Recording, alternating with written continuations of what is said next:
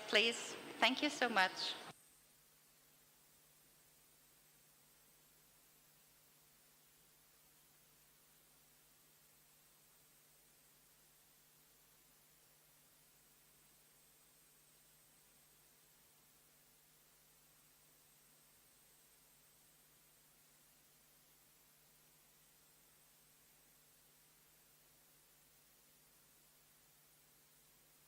Distinguished delegates, might I ask you to take your seats so that we can start the debate, please?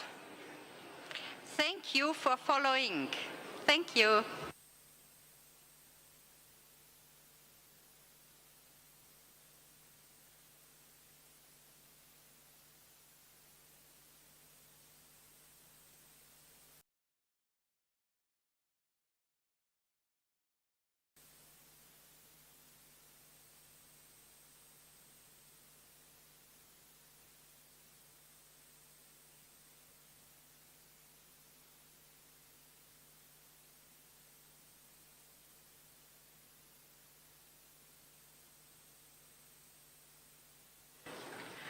This is the last call before we open the debate. Please take your seats, distinguished delegates. Thank you.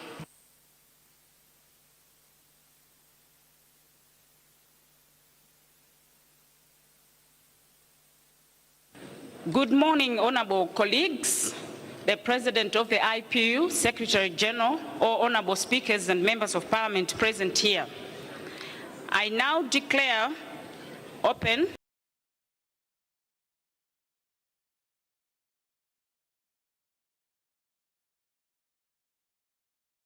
the invasions of Ukraine and the subsequent annexation of terrorists defending the territorial integrity of every country. I am Catherine Gotani-Hara, Speaker of the National Assembly of Malawi, and I'll moderate your debate. We have 60 minutes, 1 hour of debate this morning. There is no pre-established list for speakers. If you wish to take the floor, simply fill out of the inscription forms that are available in this room and pass it on to the Secretary. In order to enable the highest number of speakers to take the floor within the allocated time, speaking times are set at 2 minutes per speaker. Please make good use of your sense of time and bear with the chair when I tell you that your speaking time is over. All speakers will take the floor from their seats. I will now invite Mr. Edwards of Chile, author of the draft resolution, to take the floor as the first speaker today. At this point, I declare the debate open. The floor is now given to Chile and Gulag, to be followed by Mr. Junwiti.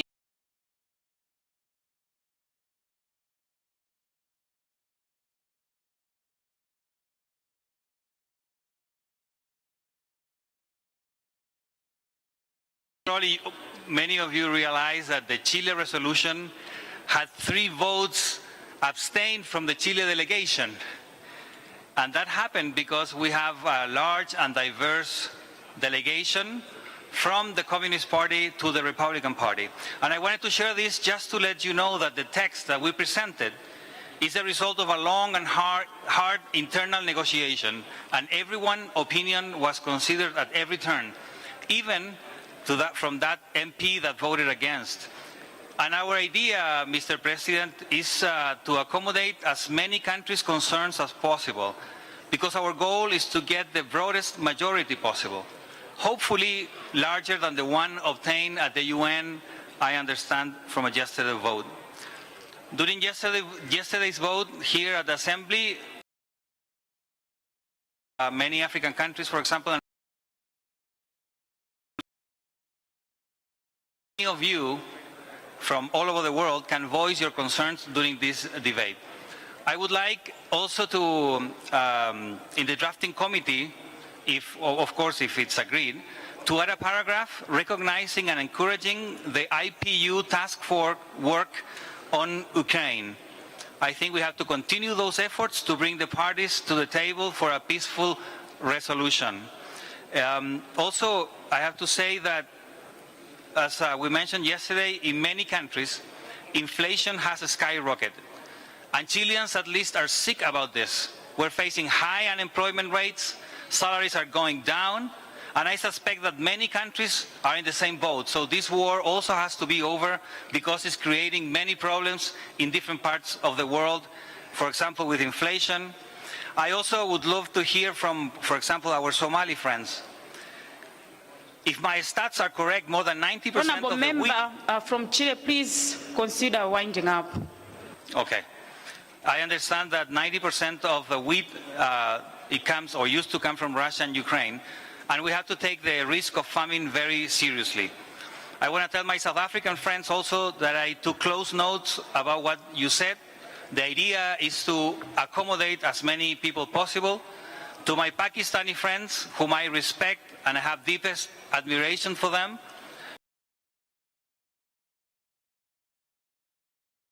emergency item proposal, not even mine. Yeah, thank you.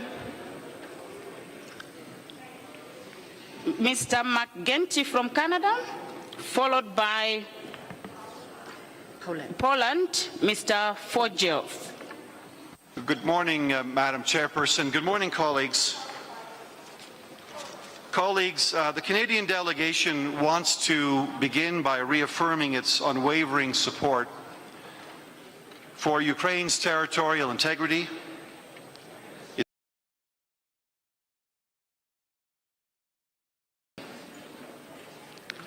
the Canadian Parliament is unanimous here this week. I think that here at the IPU this week we are, I believe, in very good company. The United Nations issued its own decision speaking very plainly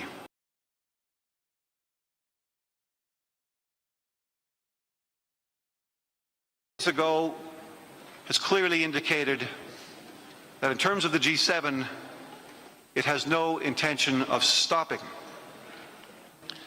The truth is, colleagues, this: no state can act with impunity and reckless abandon. No state can choose to bulldoze their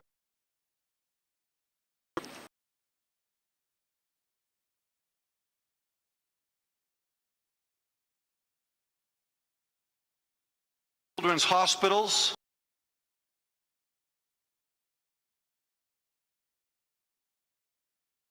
Now, and forcibly displace 7 million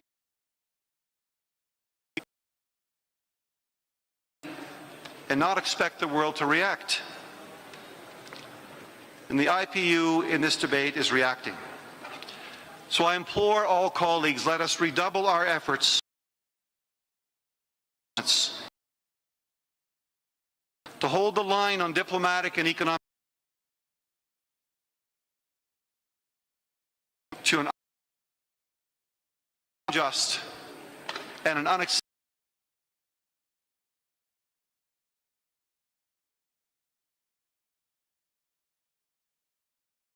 Poland,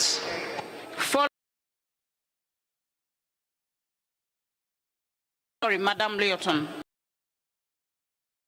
Thank you, Chair. Dear colleagues, we are debating about an emergency item today. An emergency item condemning the Russian invasion on Ukraine and the annexation of its territories in defense of territorial integrity of all states. I would like to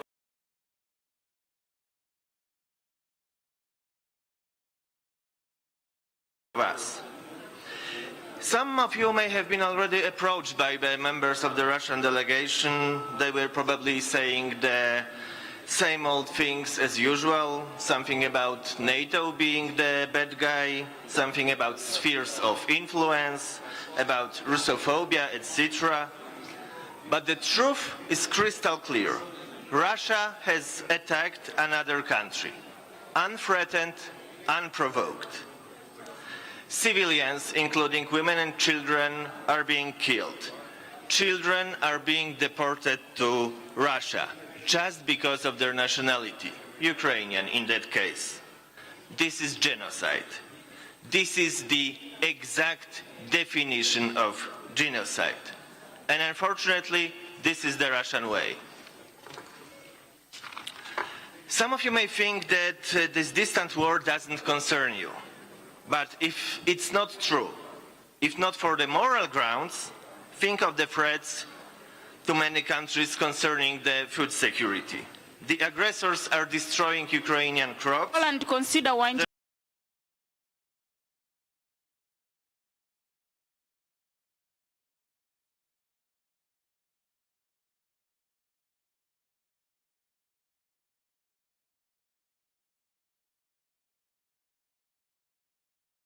proposal. But now we're voting on a different matter. Either support the aggressor or the victim. Thank you, Poland. Good or evil. Thank you. I now invite Madame Rioton, France, followed by Vietnam, Mr. Don. Madam President, Mr. President, ladies and gentlemen, speakers, dear colleagues, this morning, since the beginning of the week, we have heard there have been new airstrikes affecting Ukraine, devastating strikes that harm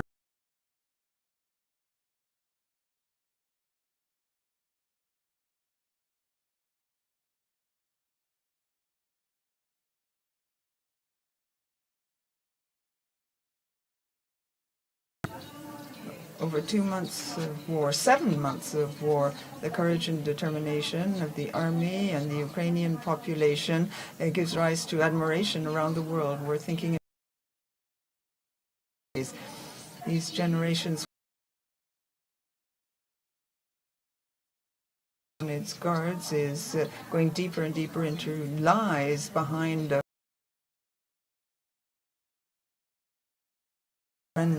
these are violations of international law. This war is not just between Russia and Ukraine. This is the war of the defense of the most sacred cause, namely liberty. And when liberty, freedom, comes under bombs, we cannot show any weakness. Therefore, Ukraine has received wide support from the international community. France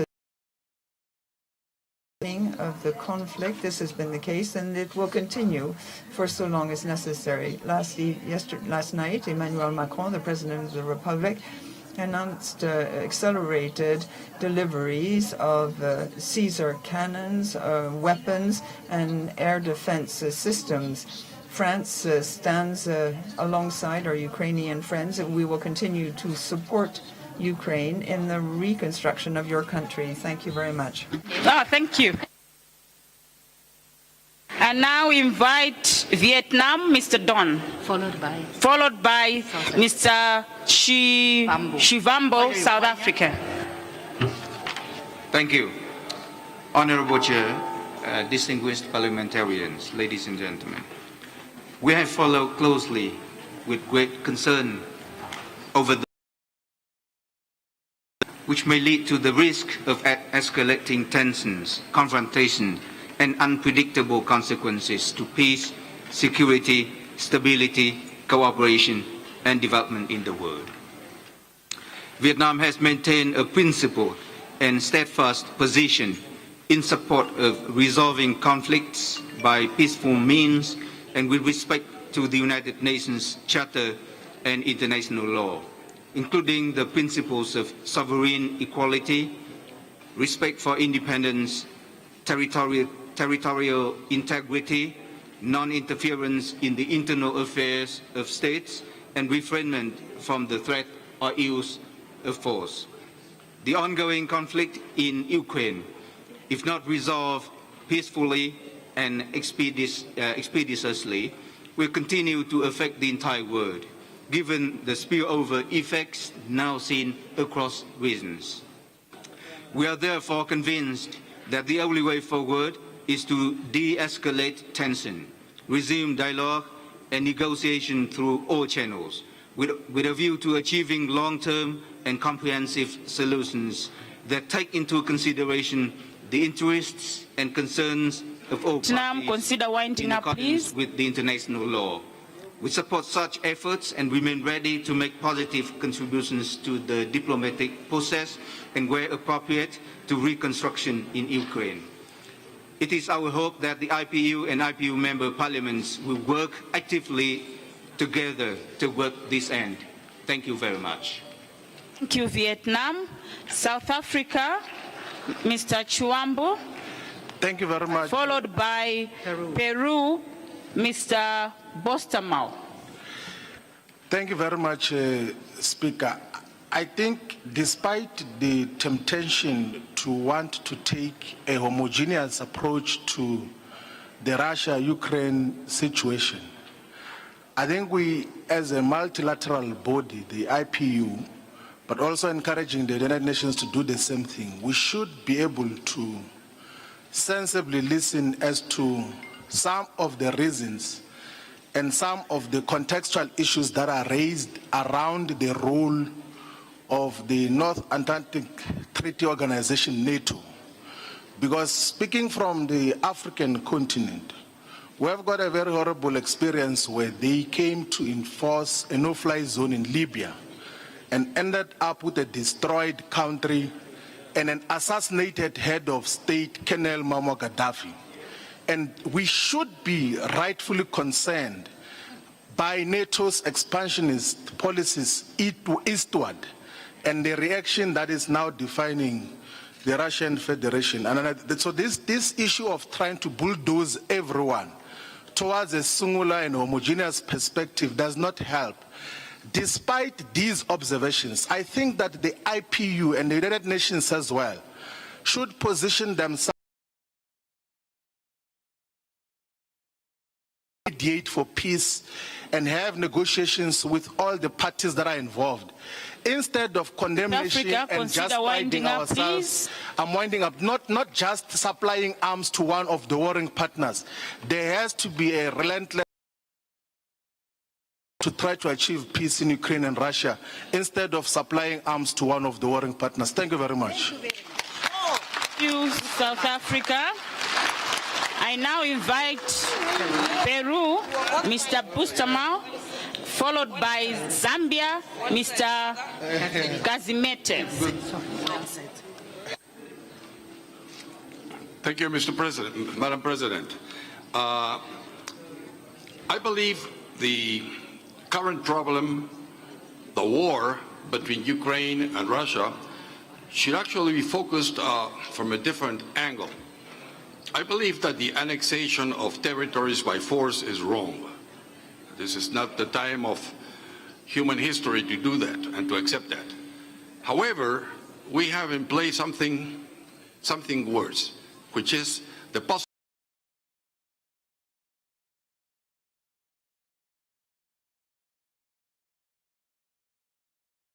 we should try to atone our statements in terms of not incentivizing countries to either be cornered so that they can have in their mind no other possibility but to use nuclear weapons, say the nuclear weapons that do not apparently cause much damage, because that would escalate immediately.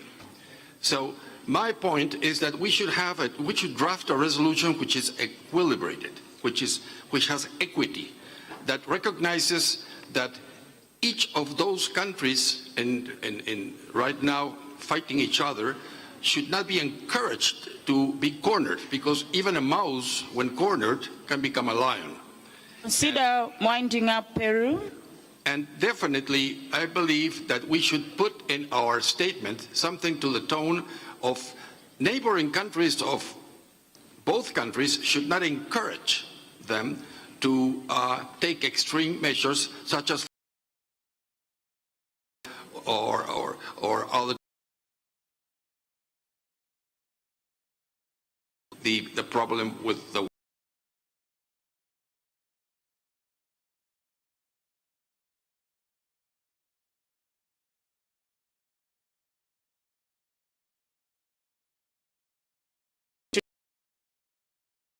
Ukraine.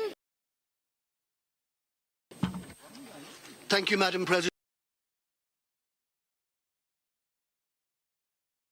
Privilege of visiting Ukraine in August of this year and seeing the killing fields of Bucha, the destroyed homes of Borodyanka, I've witnessed the consequences of the aggression of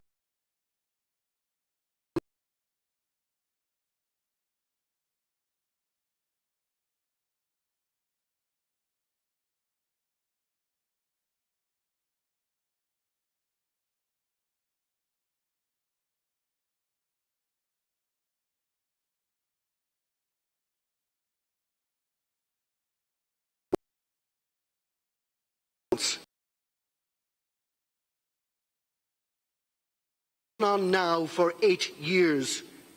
This, Madam President, is a pivotal challenge for this Assembly to stand with the attacked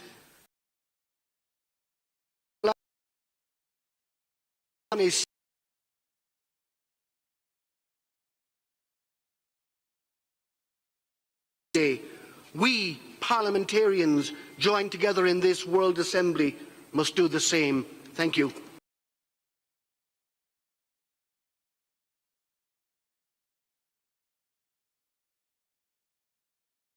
Followed by Portugal, Mr. Santos. Thank you, dear colleagues, and moreover, thank you to this Assembly that pulled together yesterday and stood in unity for the values of the IPU. In the face of the spiraling escalation of Russia's aggression, which started against Ukraine 8 years, than to keep recalling the basic principles of the statute of our organization and of the Charter of the UN, whereby nations have individual responsibility to abstain from aggression and do all possible to maintain international peace and security. The main goal we all pursue collectively is to call on Russia to cease aggressive activities. These aggressive activities, they eventually led to food, energy and nuclear being used as a weapon of war. While military activities are contained and limited to Ukraine,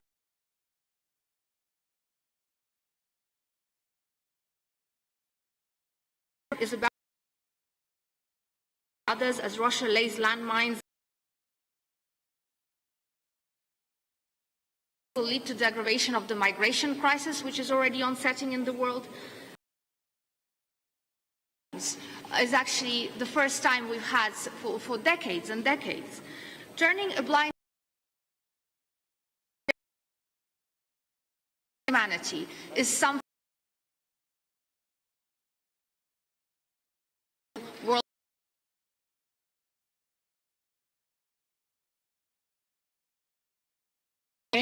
the only thing we do. We supported this group will produce a text that is dignified of this Assembly and that we can vote on. Ukraine, Portugal, Mr. Santos, followed by UK, Mr. Whittingdale. Thank you, Madam Chairperson, dear colleagues. Not in mental health and educational structure of Russia were not destroyed by foreign troops.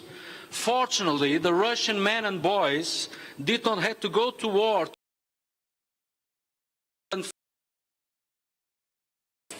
Fortunately,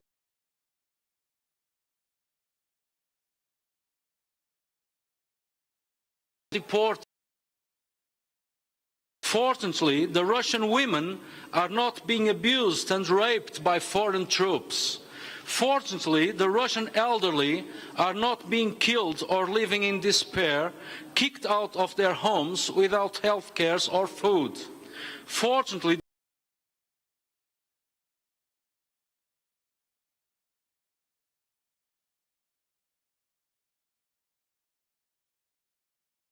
Fortunately, there is no Holocaust, no pogrom, no Holodomor, no genocide taking place in Russia. Ukraine will prevail. There is no way for Mr. Putin to win this war. and Portugal is backing up Ukraine by all means, our frontiers were opened on the first day to all the Ukrainians, and our homes in Portugal are receiving Ukrainian refugees for the time necessary to help Ukraine and to establish the world order and on the principles of the United Nations Charter. And Russia, the free people of Russia and Ukraine must be part of a world in peace, where each citizen has the opportunity to be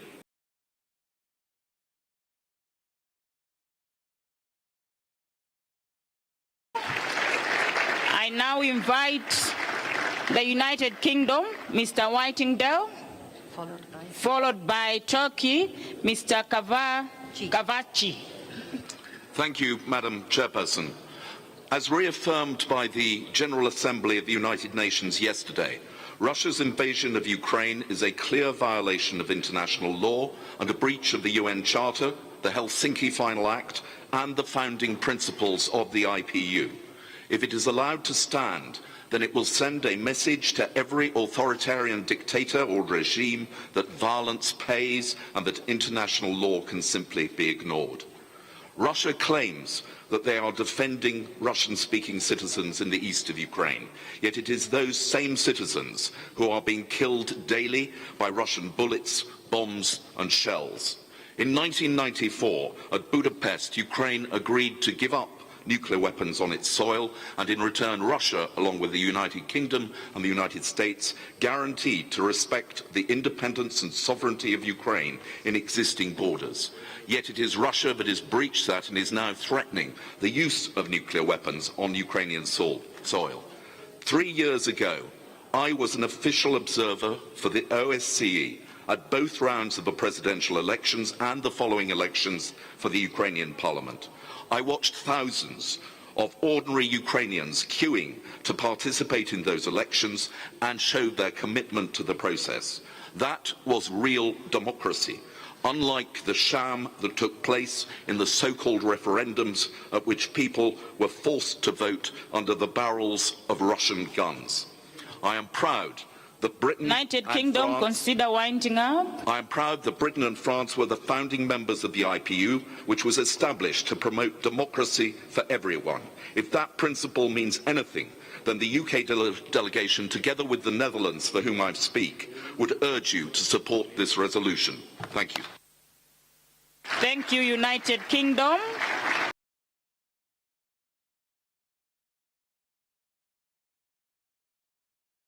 Mr. Cepeda. Thank you so much. As Turkey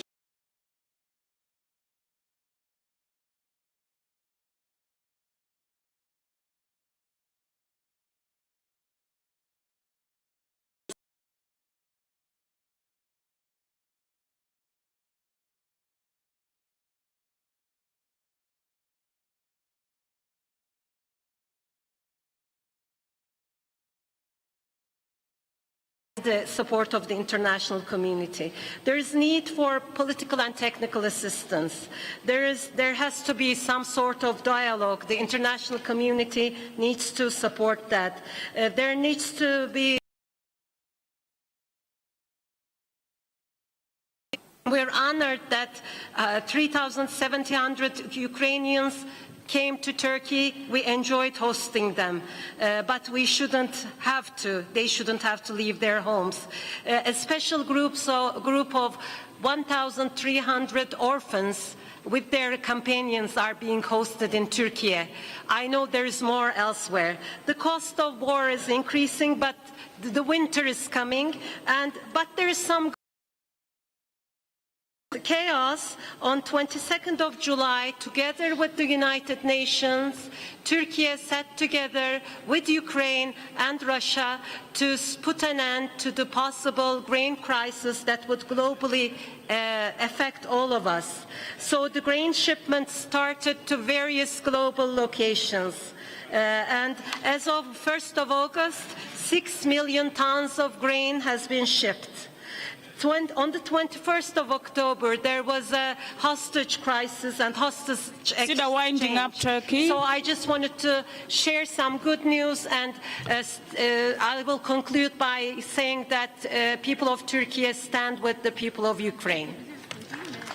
Thank you very much, Madam from Turkey. I now invite Spain, Mr. Cepeda, followed by Syria, Mr. Saleh. Thank you. Muchas gracias. Thank you very much, President. Having heard the United Nations resolution yesterday, in which the guarantee of international law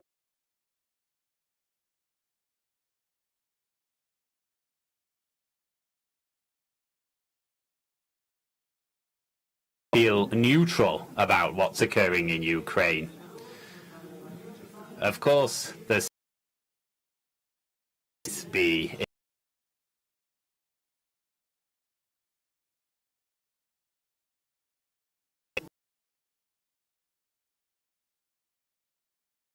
are being violated. A civilian population is being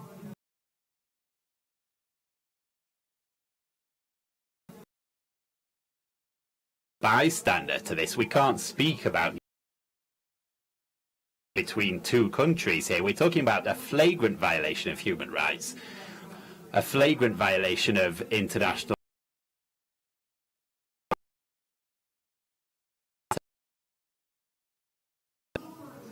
remain neutral on this. Millions of people in our parliament, when politics stops working on this,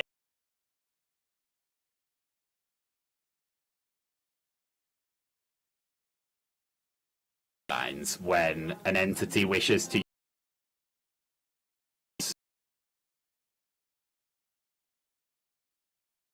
we should stand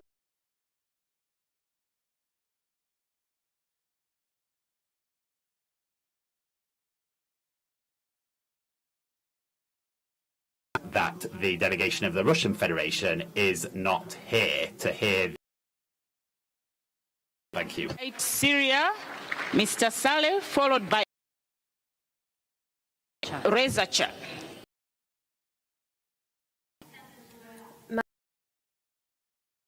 Syria, unjust war.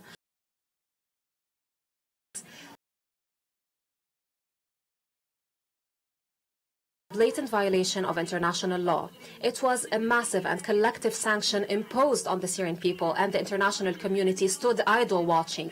Syria believes that the reason for its survival was its people, its army, and the help of its friends and allies, most prominent of which the Federation of Russia, Russian Federation, which never hesitated, which was never reluctant to support Syria in both international arena and in the battlefield. Russia was to save Syria. Therefore, we declare it publicly. We support Russia and we stand alongside Russia, because as the Syrian people, we know more than lands of our people. Syria knows that the discourse that is led by Western countries and the United States is merely an attempt to maintain chaos all over the world, so that the United States and Western Bloc can achieve their goals, starting with Lebanon, Syria, Iraq, Libya, Armenia, and other countries. Today will support themselves and protect themselves from any recidive by the United States or the Western Bloc. We are not calling for war.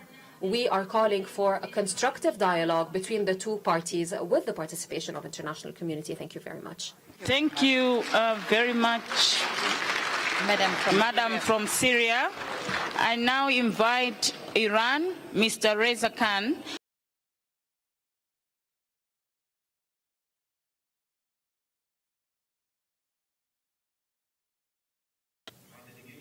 I'd like to emphasize on our principled position on opposition with any country, a specific resolution based on political motivation. Construct that attack to the Russian Federation. Furthermore, it's worth mentioning that the Islamic Republic of Iran supports any conflict in Ukraine, and it stands ready consistently to Thank you, ladies and gentlemen. Thank you, Pakistan. I now invite Zimbabwe, Mr. Mnangagwa, followed by Sierra Leone, Mr. Pundu. Thank you very much. Greetings from His Excellency, President Mnangagwa. First and foremost, I would like to show my support for our South African delegation, who were quite clear on the point that when there's a conflict, there's always need to find out the cause of the conflict. We cannot just condemn one side when in actual fact there's a history behind those conflicts. There's been sanctions on Russia for years. There have been sanctions on Zimbabwe for years. I think that's also an act of war. And people die because of sanctions. We do not support war, and we say there should be a fast resolution to this conflict. Thank you very much. Thank you very much, Zimbabwe. I now call upon Sierra Leone, Mr. Buntu, and finally Iraq, Mr. Rashad. Thank you, Madam Chair. The first fundamental principle of international law is that states must not use or threaten the use of force against each other. Thank you, Siri. This is clearly embodied in Article 2.4 of the UN Charter and is now the peremptory principle of general international law. Nor can one state acquire territory by the use of force. The IPU must always stand for peaceful resolution of disputes, but at the same time, it cannot afford to compromise the principle against the use of force, which must be condemned unequivocally. This is a war of aggression against Ukraine, no more, no less. There can be no other language to call it. I thank you. Thank you very much, Sierra Leone. Iraq, Mr. Rashad.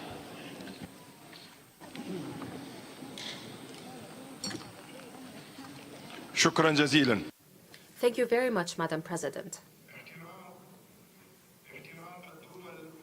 The respect of states and the respect of the principles of human rights are constants that we need to adhere to.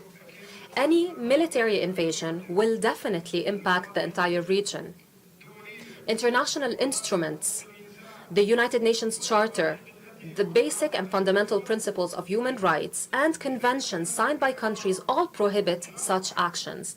Therefore, Iraq calls upon both parties to the conflict to resort to negotiations, to resort to diplomatic means to resolve this conflict, because we know all too much the devastating consequences of conflicts. In 1991, Iraq committed a deadly mistake when it invaded Kuwait, the brotherly country of Kuwait. We are still suffering the sequela of that invasion until this very day. Therefore, we call upon both parties to the conflict to refrain from resorting to any other means. We call upon them and we urge them to refrain from transforming this war into a war between two international blocs. This will impact and reflect negatively on the entire world. Food security worldwide was affected by the Ukrainian-Russian war. Therefore, we urge both parties to refrain from doing that, and we call upon everyone to establish meaningful dialogue in order to resolve this conflict at the earliest possible opportunity. Thank you. Marks the end of the speakers list. Oh, we have one more? One more?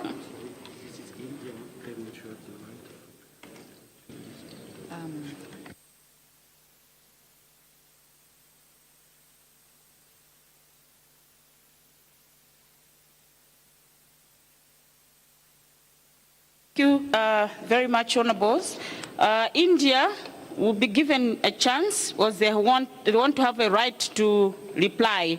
And the honorable member is Mr. Harivash from India. Thank you, Chair. It's unfortunate that Pakistan has chosen to once again misuse this august platform to propagate false and malicious propaganda against my country and distract from the theme and focus of today's discussions. We reiterate that Pakistan must immediately cease anti-India cross-border terrorism and shut down its infrastructure of terrorism, stop the grave and persistent human rights violations in Pakistan-occupied Jammu and Kashmir and Ladakh, refrain from effecting any further material change in the status of PO, JKL, and vacate the Indian territories that are under its illegal and forcible occupation. The world knows how Osama bin Laden, the face of global terror, was found in Pakistan. Pakistan's leadership glorified him as a martyr from the floor of parliament.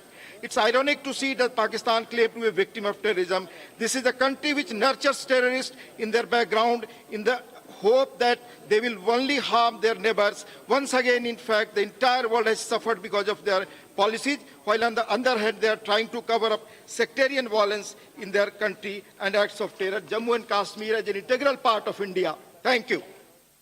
Thank you, India. That marks the end of our debate.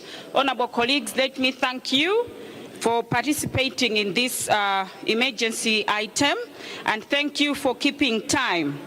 At this point, I would like to inform you about the drafting committee.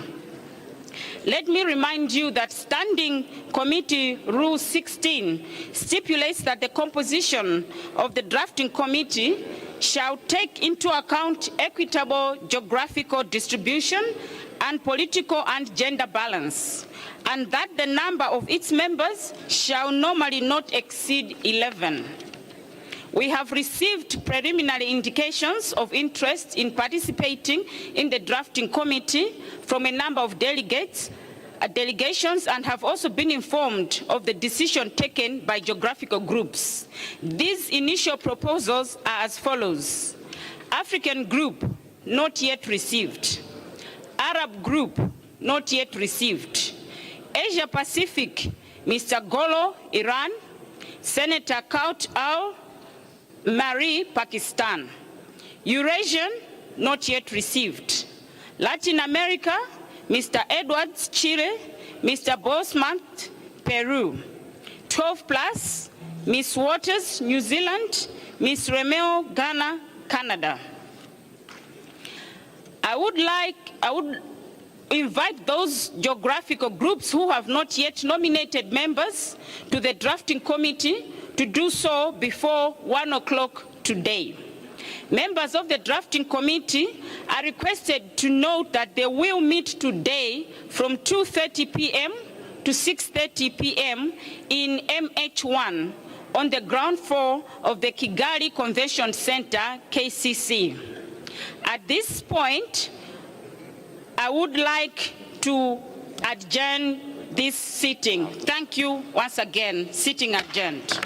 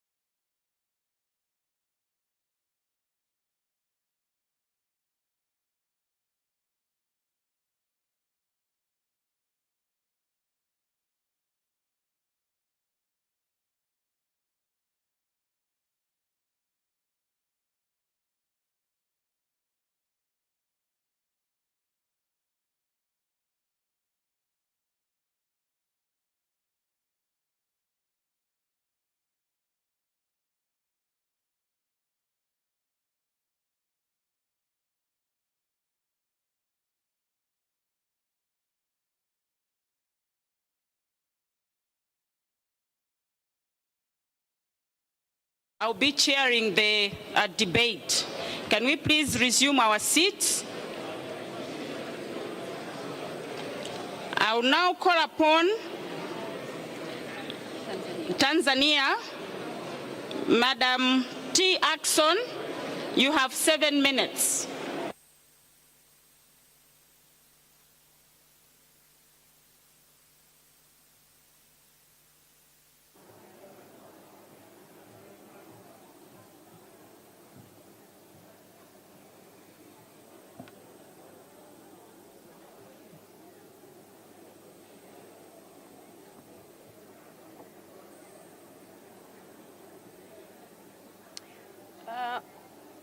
Honorable President of the IPU, Madam Chair for this session, honorable members of Parliament, dear colleagues and friends. Can I have order, honorable members, please? The background noise, please. I hope my time is being kept. At the outset, allow me to take this opportunity to thank the Right Honorable Duarte Pacheco, the President of IPU, for inviting Tanzania to participate in this important assembly. We are very grateful. The theme for this Assembly's general debate, gender equality and gender-sensitive parliaments as drivers of change for a more resilient and peaceful world, comes very timely. In the world we live in today, gender equality is at the forefront and center of all development imperatives. It is in this regard that the Parliament of Tanzania has signed, ratified, and domesticated several regional, continental, and international instruments on gender equality, women's rights, and... Honorable Speaker, sorry for 1 minute. Honorable colleagues, can we reduce the meetings, please, so that we can hear the honorable member in silence? Please, I beg you. Proceed, Honorable Speaker of Tanzania. Colleagues and friends, as I stand before you today, I'm proud to share with you a very recent effort that the President of the United Republic of Tanzania, Her Excellency Madam Samia Suluhu Hassan, has undertaken to ensure gender equality. She has graciously agreed to champion the implementation of Generation Equity Forum commitments which are crucial to achieving gender equality. An action plan for implementing the GEF has been developed to make it a reality. It focuses on achieving the following 6 areas: community early child development, entrepreneurship skills, innovation and technology, digital technology, access to land, and financial inclusion. This has definitely set the stage for our Parliament to further support these efforts through legislative action. This plan of action comes in the backdrop of what the Parliament of Tanzania has already done to solidify gender equality. In its oversight responsibilities, the Parliament has supported government in ensuring that there is consistent implementation of various policies, such as free education policy for primary and secondary schools since 2016, taking special measures to ensure that girls enroll in large numbers in science, technology, engineering, and mathematics subjects, by building at least one special girls' secondary school in every district, in every region in Tanzania. As regards land, which is a major form of property ownership, the Parliament of Tanzania has enacted legislation guaranteeing women's equal access to land use and ownership. The law requires that a minimum of 1/3 of all members of the crucial village and ward committees that deal with land governance and ownership should be women. In addressing gender-based violence, the United Republic of Tanzania has implemented a national action plan to end violence against women and children of 2016, 2017, 2020, 2021 for Tanzania mainland, while in Zanzibar, a 5-year national action plan to end violence against women and children of 2017 to 2022 is underway. The 2 plans focus on 3 key areas: prevention, creation of a conducive environment for the victims, and strengthening support services. To support the implementation of the plan, the Parliament of Tanzania has put in place the Legal Aid Act of 2017, which recognizes and registers paralegals at the community level to provide free legal services to the most vulnerable and needy groups. Over time, the Parliament has, on its part, done the following. In 1998, the Parliament enacted the Sexual Offences Special Provisions Act to address, among others, issues of gender violence and protection of female victims. In 2004, the Constitution of the United Republic of Tanzania was amended to provide for affirmative action to guarantee a minimum of 30% women's representatives in Parliament and 33% in local councils.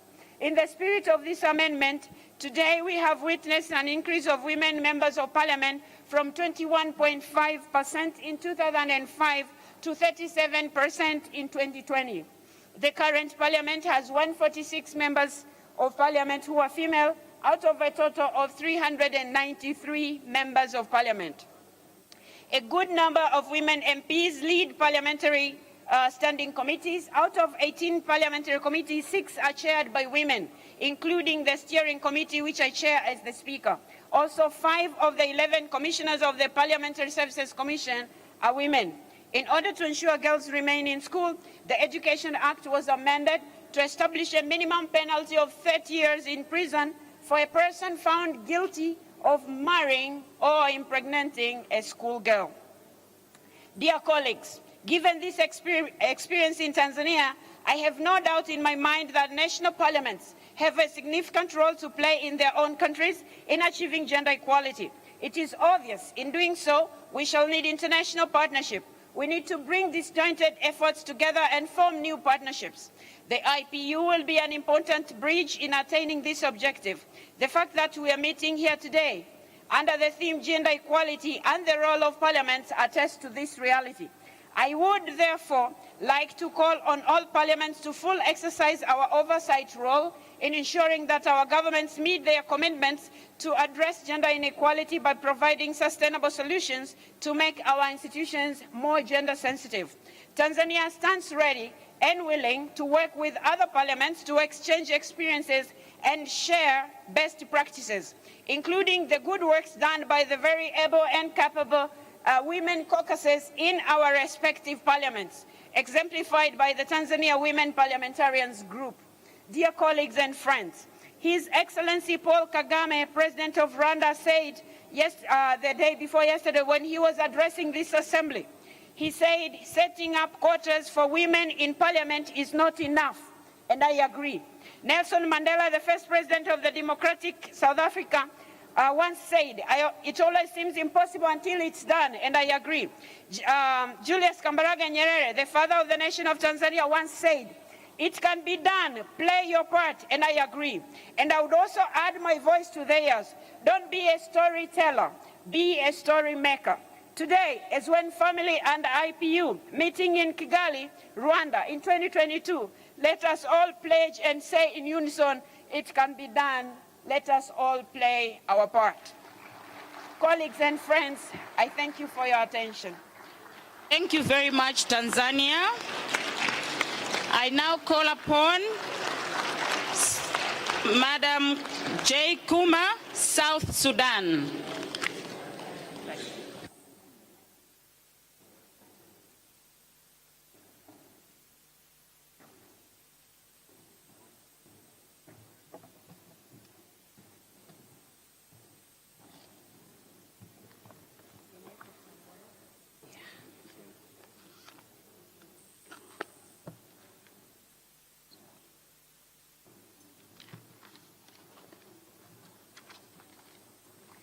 Mr. President of the IPU, Chairperson,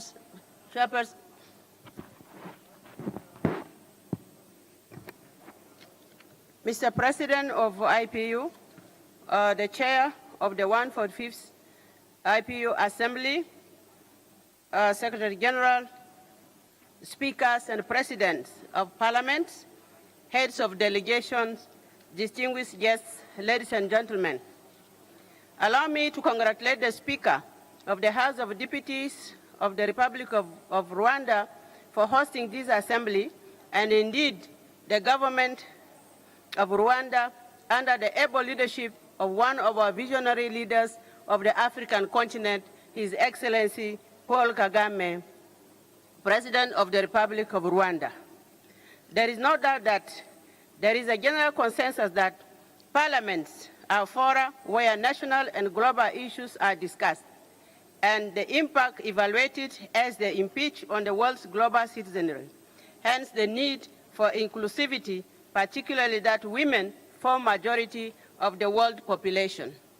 The choice of the 145th Assembly theme, gender equality and gender-sensitive parliaments as drivers of change for a more resilient and peaceful world, is therefore timely and relevant.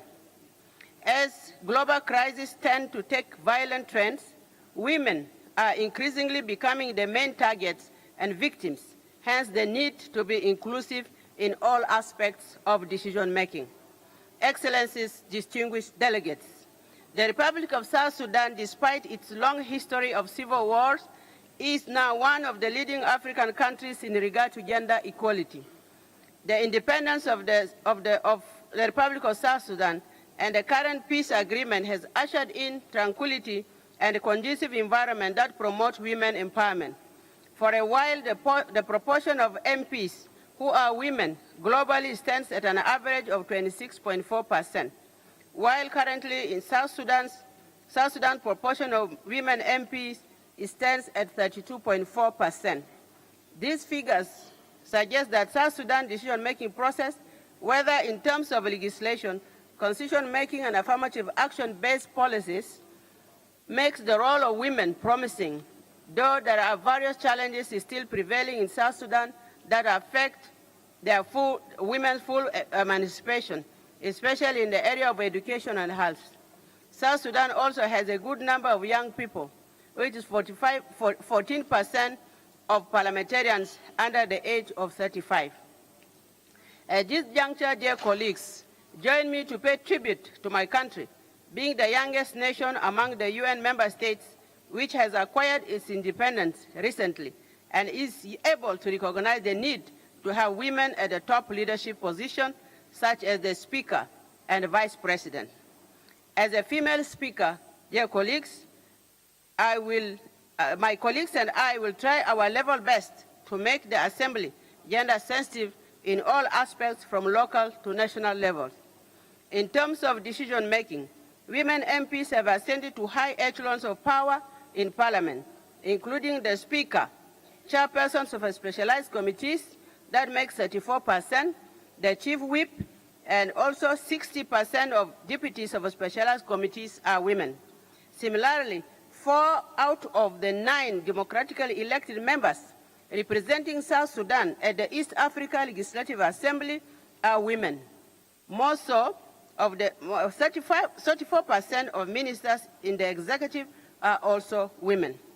Despite the many challenges women the world over have been facing due to conflicts, natural disasters such as floods, droughts, gender-based violence, the impact of the recent pandemic of COVID-19, women have demonstrated a high level of resilience as they grapple with the need to feed, clothe their families, and take care of vulnerable groups like people with special needs and elderly across their communities. This clearly shows that gender-sensitive institutions and communities need to be encouraged so to build a strong, resilient, and peaceful world that leaves no one behind. Furthermore, as parliaments, we should also play a key role in enacting legislations to address the issues of immigration, human trafficking, and human rights abuse, and its effect on women, boys, and girls. All these efforts are aimed at creating a conducive environment for a peaceful world. Excellencies, ladies and gentlemen, on a final note, I would like to appreciate the host speaker, Right Honorable Mukabalisa Donatil, the people of Rwanda, for the warm welcome and hospitality that feels like Christmas we have enjoyed in the course of being here in the last 6 days. I thank you very much for listening. Murakoze. Thank you very much, South Sudan. We're now moving to B list. First speakers from delegations and invited organizations. First on the list is Austria, Mr. Lopkata.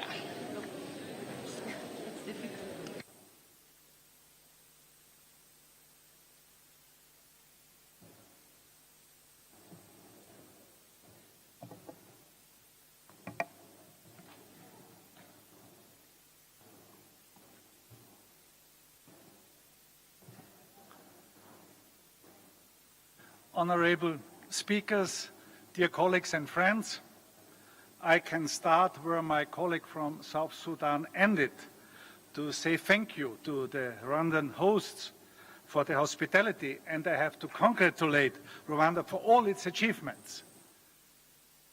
Yes, we are currently facing a multi-crisis.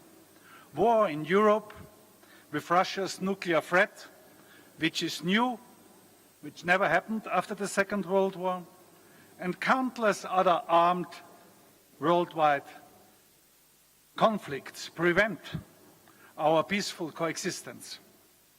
In Iran, innocent protesters and human rights activists and defenders were killed, especially brave women. I would say they deserve our full solidarity in these days. The COVID pandemic and its social and economic consequences are yet to be overcome. We experience the highest inflation rates in decades, while climate change has simultaneously led to extreme droughts and floods in many countries like Pakistan or Nigeria. All of this crisis involves stronger gender dimensions. Since the start of COVID-19 pandemic, women have been impacted by increases in gender-based violence, unpaid care work, and also poverty. In this context, let me mention that the Austrian Parliament has addressed gender equality issues in numerous ways. In 2021, the National Council anonymously called for women-targeted support measures in the COVID-19 pandemic. In April 2022, parliamentarians of all parties anonymously agreed on the need for a women's health report with the aim of improving women's health and gender-sensitive medicine. Finally, the last federal budget approved by the Austrian Parliament increased the women's budget for the third consecutive year. Over half of this financial resources will be allocated towards protection against violence, which is still a problem in my country, violence against women. Austria has made remarkable progress in the past 10 years since the IPU released its 2012 plan of action for gender-sensitive parliaments. Austria has taken a great stride in strengthening gender equality legislation and policy. I am happy that I can report that our Federal Budget Act of 2013, gender budgeting, has been enshrined in our law, ensuring that the budget is gender sensitive. Gender equality is taken into consideration in all phases of public administration, starting with the goal setting, over implementation to the evaluation.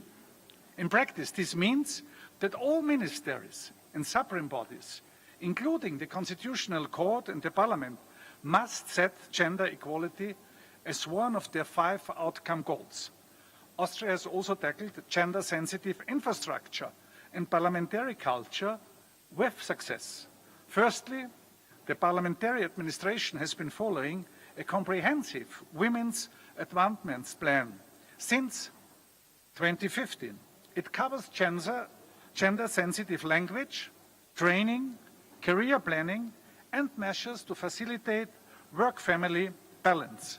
Secondly, since 2018, a contact point offers men and women working in Parliament comprehensive support regarding sexual harassment and abuse of power. Democratic parliaments must represent their citizens, all groups of the population, young people and elderly ones. More than a half of our population is female, exactly 50.8% out of 9 million Austrians. We have come a long way, but have not yet reached equality. We note with delight that the current number of Austrian female MPs in the National Council is at a historic high of 75 out of 183, having increased from 29% women MPs to 41 between 2010 and 2020. This places Austria well over the world and the European average, but there is still room for improvement, of course, especially if we look at the number of Rwanda, our host, with 60%. And we do a lot to support women. So the Austrian Parliament amended its parliamentary group financing law. Since then, parliamentary groups with more than 40% women MPs receive a financial bonus. To conclude, we are going through difficult times. Let us seize the momentum of change to drive forward gender equality for a better future for all of us. Austria tries to do its best. Thank you. Thank you, Austria. Next, Ukraine, followed by Jordan.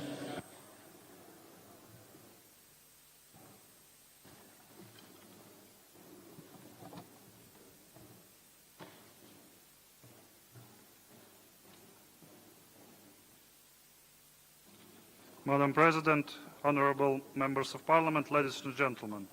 The topics of today's debate is very important, gender equality. As a deputy and party leader who defend gender quotas for our election to local self-governments 2 years ago, I have a lot to say about this. Thanks to that decision, for 2 years now, our local councils have been almost having a post of representative of both genders.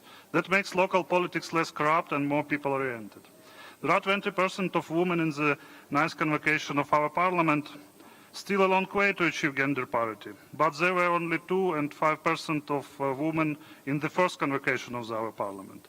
What I'm trying to say is that gender equality in representative bodies does matter. The society as a whole benefits from equality and diversity. This is the right way to a peaceful world. But let me ask you a rhetorical question. Are we doing everything for peace and stability all over the world right now? My answer is no. Because I'm from Ukraine and right now a terrible war is taking place in my country. The Russian aggression against my country does not leave me and every Ukrainian in this hall and all over the world the opportunity to discuss anything beside it. Today, almost 7 months after the adoption of the emergency resolution 144 of the IPU Assembly on Ukraine, Russia demonstrated complete unwillingness to seek a peaceful solution to the conflict. The Russian escalation must be met with a tough global response. Ukrainian calls on the entry world and international organization to immediately condemn the illegal action of the Kremlin and further isolate Russia, as it has shown extremely disrespect to all those who called for diplomatic settlements. Russian parliamentarians who anonymously voted just weeks ago to ratify the annexion of our Ukrainian territories don't deserve to stay in this honorable assembly. Therefore, we call on the IPU to immediately expel the Russian representatives. Let me be clear. Ukraine will not agree to any proposal regarding a temporary truce, demilitarization, disbandment of troops, etc. Russia will only use them to accumulate forces and resume aggression. Instead, we must ensure the complete withdrawal of Russian troops from the sovereign territory of Ukraine. 100% of Ukraine's citizens see this as the only option for ending the war. 6 million refugees inside and outside of Ukraine, food crisis, energy crisis, inflation, and the threat of recession. That's what Russia is doing for the whole world. However, this is not enough for Russia, and now it's conducting nuclear blackmail of the anti-war community.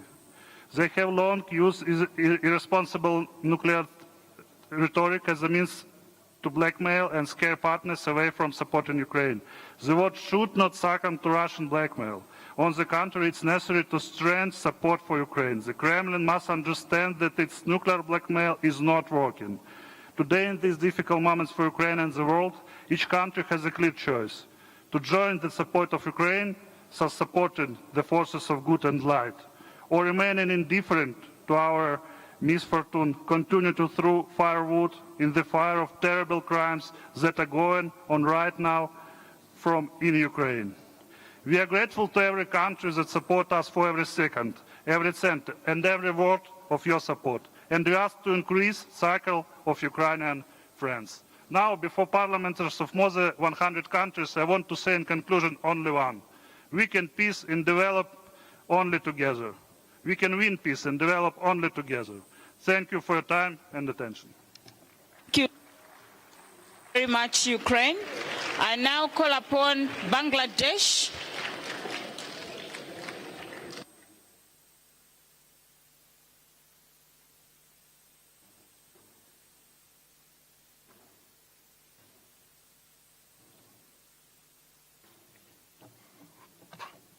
Bismillah ar-Rahman ar-Rahim. Honorable President of the Assembly, Honorable President and Honorable Secretary General of Inter-Parliamentary Union, Honorable delegates from the IPU members countries, distinguished guests, media personalities, ladies and gentlemen, Excellencies, Assalamu alaikum and a very good morning. It is a great honor and privilege for me to address you all in the 145 IPU Assembly here in Kigali.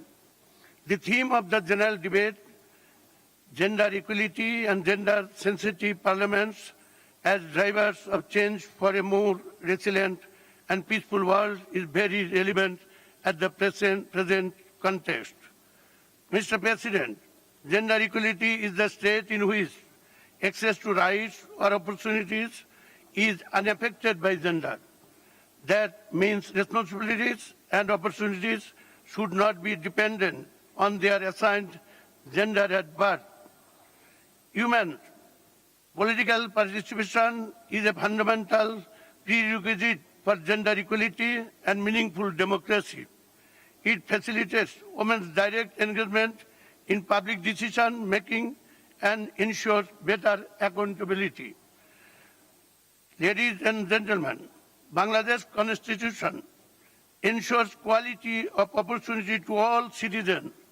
In 2011, we had the 15th Amendment of our Constitution to add a clause 19, Section 3. The state shall endeavor to ensure quality, equality of opportunity and participation of women in all spheres of national life.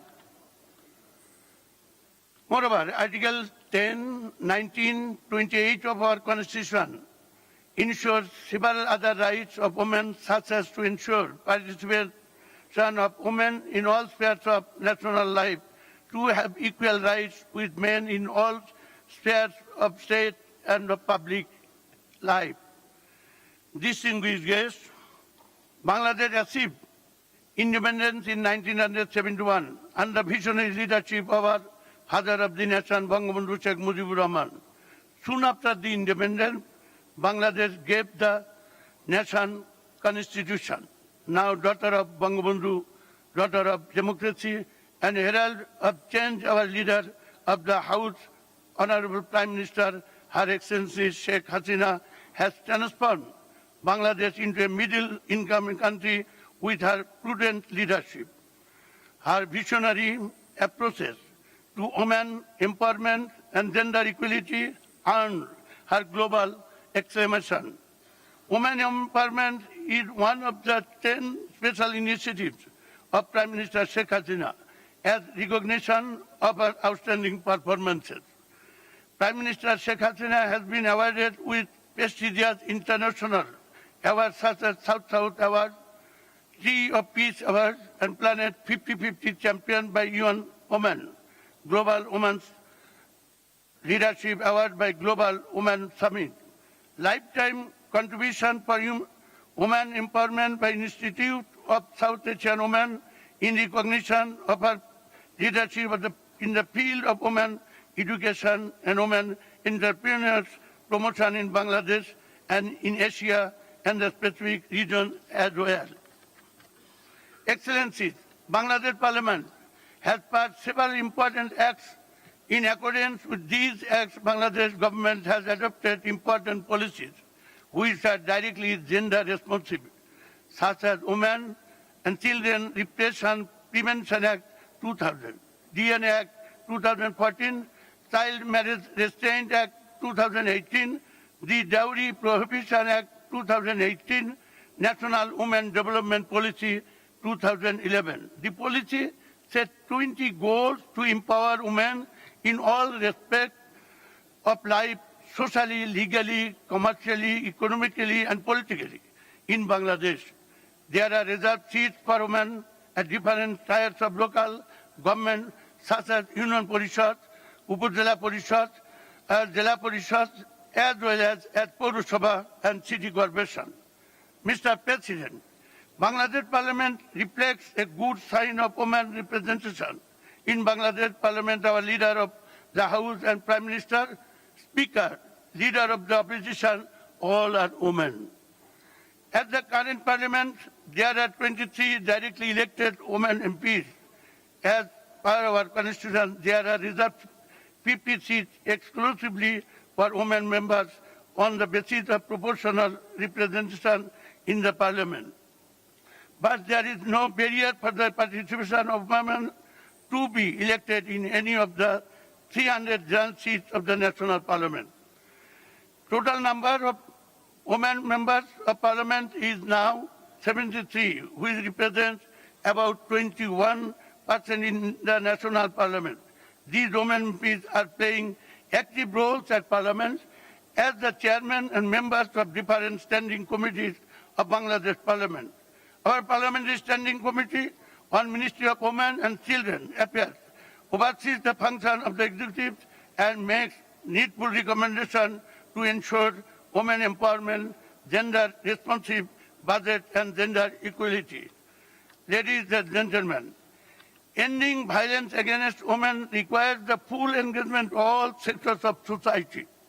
Parliamentarians may take the opportunity to bring police, prosecutors, judges, healthcare providers, social workers, and religious and community leaders on board to wage the battle together and hold each other accountable. Our members of Parliament made a concerted report to raise awareness regarding the girls' education to prevent child marriage in Bangladesh. Under the leadership of our leader of the House and Prime Minister, Sheikh Hasina, Bangladesh is committed to integrating gender equality and women's empowerment. Under the direct supervision of Honorable Speaker, Dr. Shirin Sharmin Chowdhury, MP, Bangladesh Parliament formed a high-level committee named Bangladesh Association of Parliamentarians on Population and Development to act on 3 important issues such as child marriage, maternal health, and youth development. Excellencies, to conclude, I would like to say that as parliamentarians, we have a vital role to play in ensuring meaningful and balanced debate on gender equality and women empowerment issues. We should work with parliamentarians around the world in coherent and practical way with a consensus to address these issues fruitfully. Thank you all. Joy Bangla, Joy Bangabandhu, love Ling, IPU Jot, long live our great Bangladesh. Thank you all. Thank you, Bangladesh.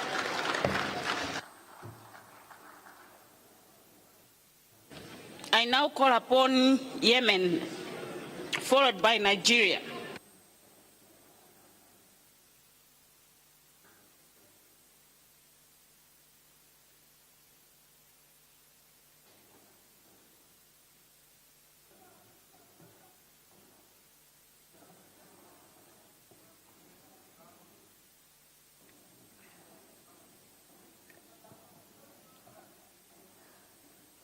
بسم الله الرحمن الرحيم السيدات. In the name of God, the merciful, the compassionate. Madam Chair, distinguished heads of delegation at this Assembly of the Inter-Parliamentary Union, good morning. My country's parliament would firstly like to thank Rwanda for the excellent preparations and the hospitality that's been extended to us, and we congratulate it on its extraordinary development. It's a great pleasure to participate at this assembly in Kigali. The IPU has achieved significant forward steps and is now the international forum in which parliamentarians can continue working to achieve a much more equal humanity and to achieve an increasingly balanced environment. I come from a country that has been ravaged by war.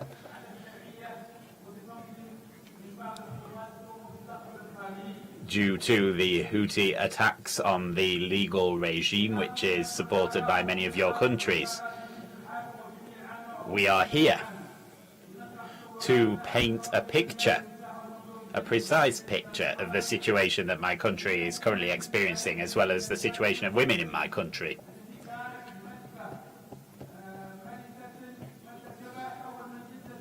Historically, in Yemen, Queen Malkis was the famous Queen of Saba. Further down the line, Queen Arwa was also one of the most significant queens to take the reins of power in my country.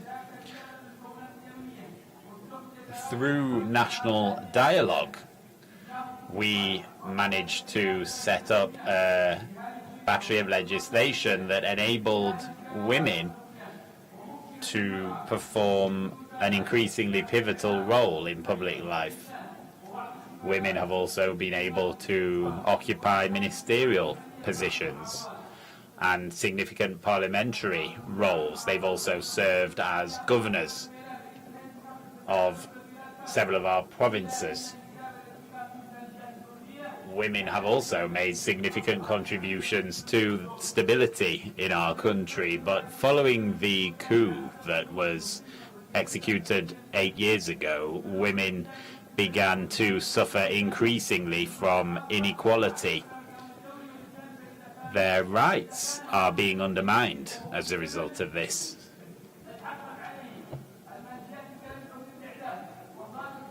This is the current situation that our country faces.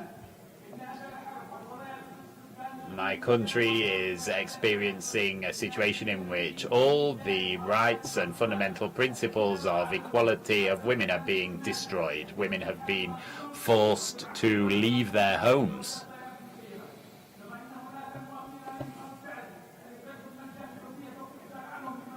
In the province of Tahaz, we've also seen widespread destruction of civilian centres where assistance was offered to women, particularly in the medical field.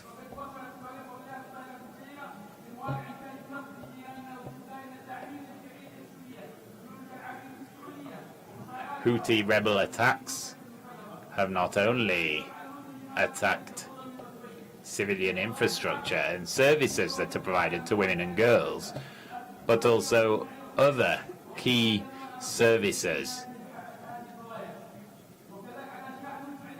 This has had a negative impact on the position and situation of women. United Nations centres operating in our country have detailed reports on these situations.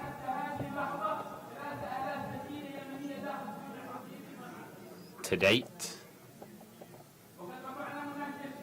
3,000 Yemenis are imprisoned in the country, according to latest reports, and these women are almost being treated as slaves.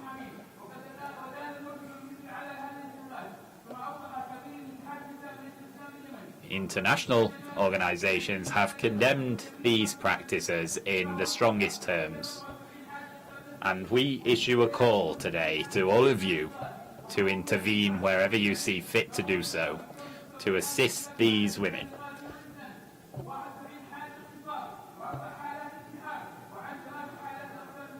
Many cases of violations of rights and sexual violence against women have been documented, particularly against Baha'i women.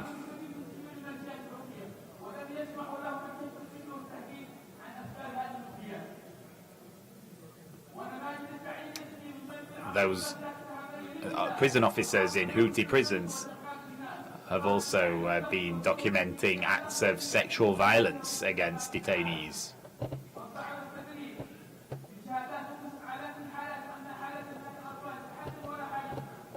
Reports by international organisations refer to many cases of violations of the rights and principles of equality. More than 21,000 cases of harassment and sexual violence against girls have also been documented over the course of the past 4 years.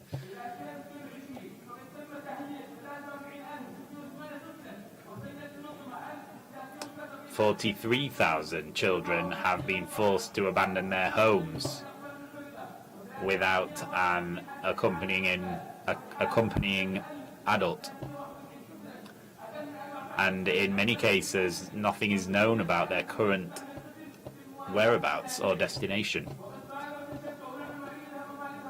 Many children are also being forced to participate in some of the battles being waged as part of this war.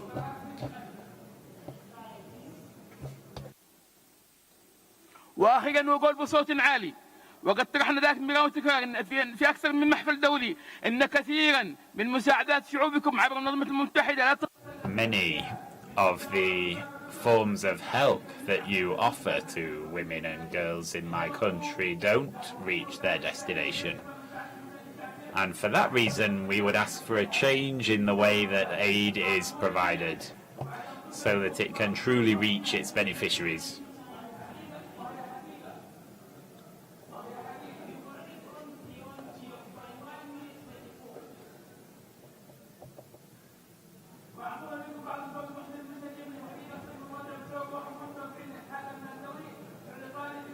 I hope that this IPU assembly will take the necessary measures to ensure adequate distribution of aid.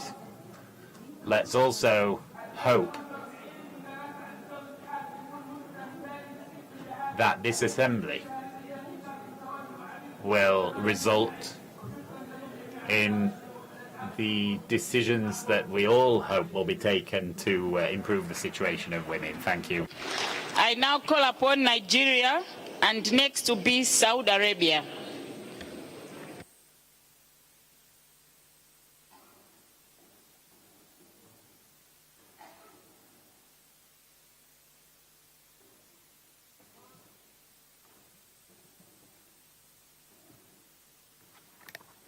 In the name of Allah, the Beneficent, the Merciful, all thanks be to Allah, the Creator of the universe. The President of the Assembly, Secretary of the Assembly, and President General of the IPU, Secretary General of the IPU, distinguished members, ladies and gentlemen, welcome to this August gathering. Let me first of all appreciate the host country, that's Rwanda, of course, for hosting this event. And it's very, very important event, everybody knows, because all over the world, the representations are here.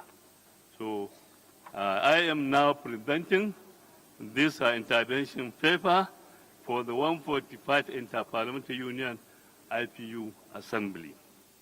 That's on gender equality and gender-sensitive parliaments as drivers of change for a more resilient and peaceful world, holding at Kigali, Rwanda, from 11th to 15th October 2022. Permit me, Mr. President and Secretary General, to present this paper to the governance. The quest for equal ease of access to resources and opportunities, economic participation, decision-making, as well as key leadership positions, regardless of gender, will continue to dominate public debate among policymakers globally. According to the UNICEF, to achieve gender equality, women and men, girls and boys should enjoy the same rights and opportunity. However, the topic gender equality has received an unprecedented push in recent times, though with its attendant challenges.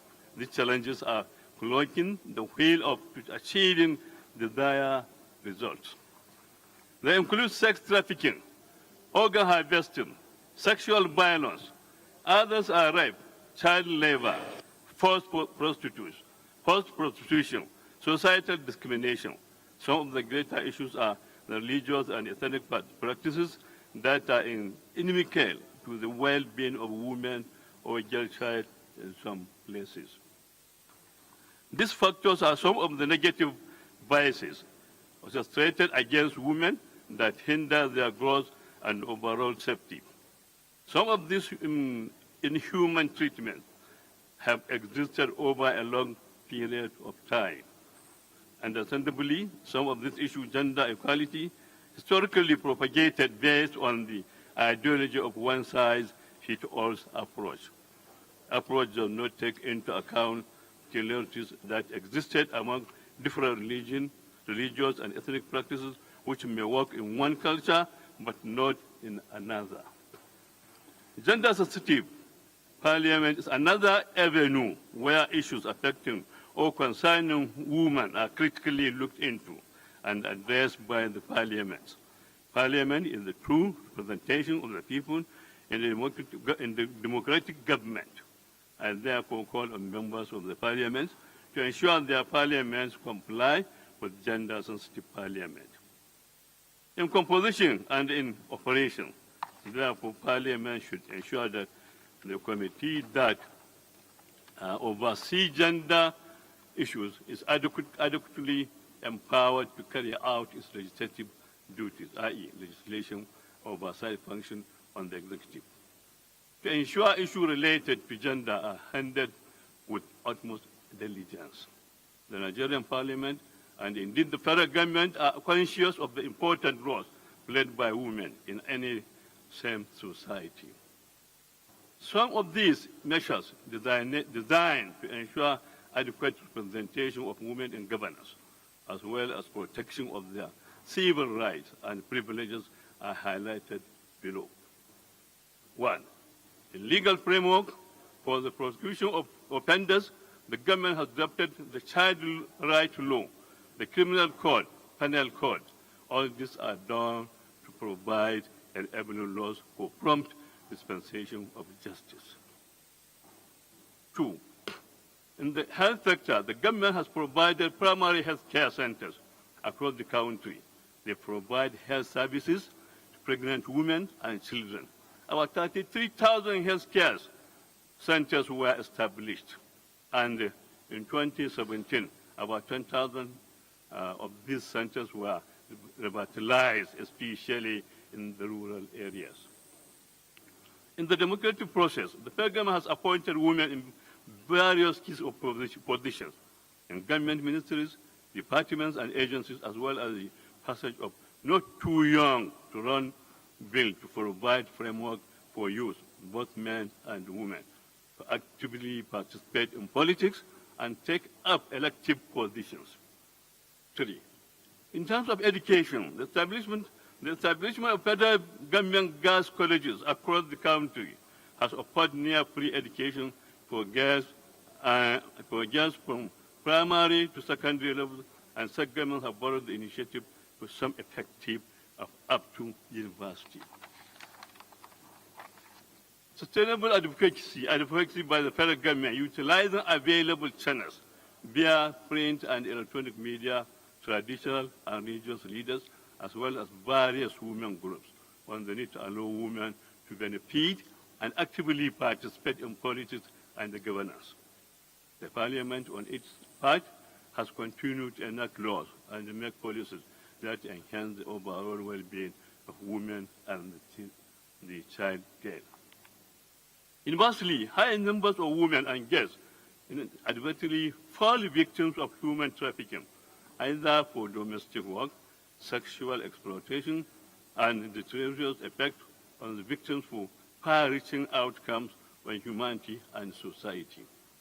These abuses include physical and psychological torture, which have negative effects that hinder the positive development of women and girls.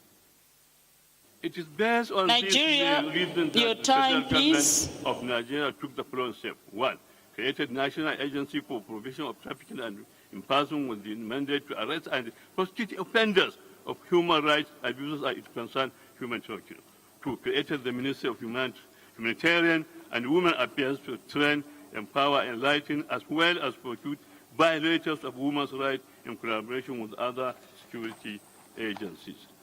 3. Massive enlightenment campaign on the dangers of human trafficking by the Ministry of Information as well as the National Orientation Agency. Thank you very much, distinguished members. Thank you, Nigeria. Thank you very much. I now call upon Saudi Arabia,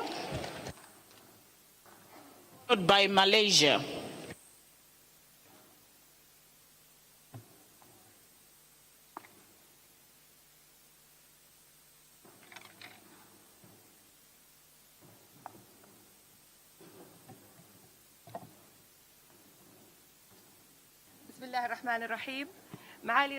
In the name of God, most gracious, most merciful, Honorable Speaker of Rwanda, Madam Donatelle Mukabalisa, Your Excellency, President of the IPU, Mr. Duarte Pacheco, Excellencies, Heads of Delegations, Heads of Parliaments, ladies and gentlemen, may the peace, mercy, and blessings of Allah be upon you.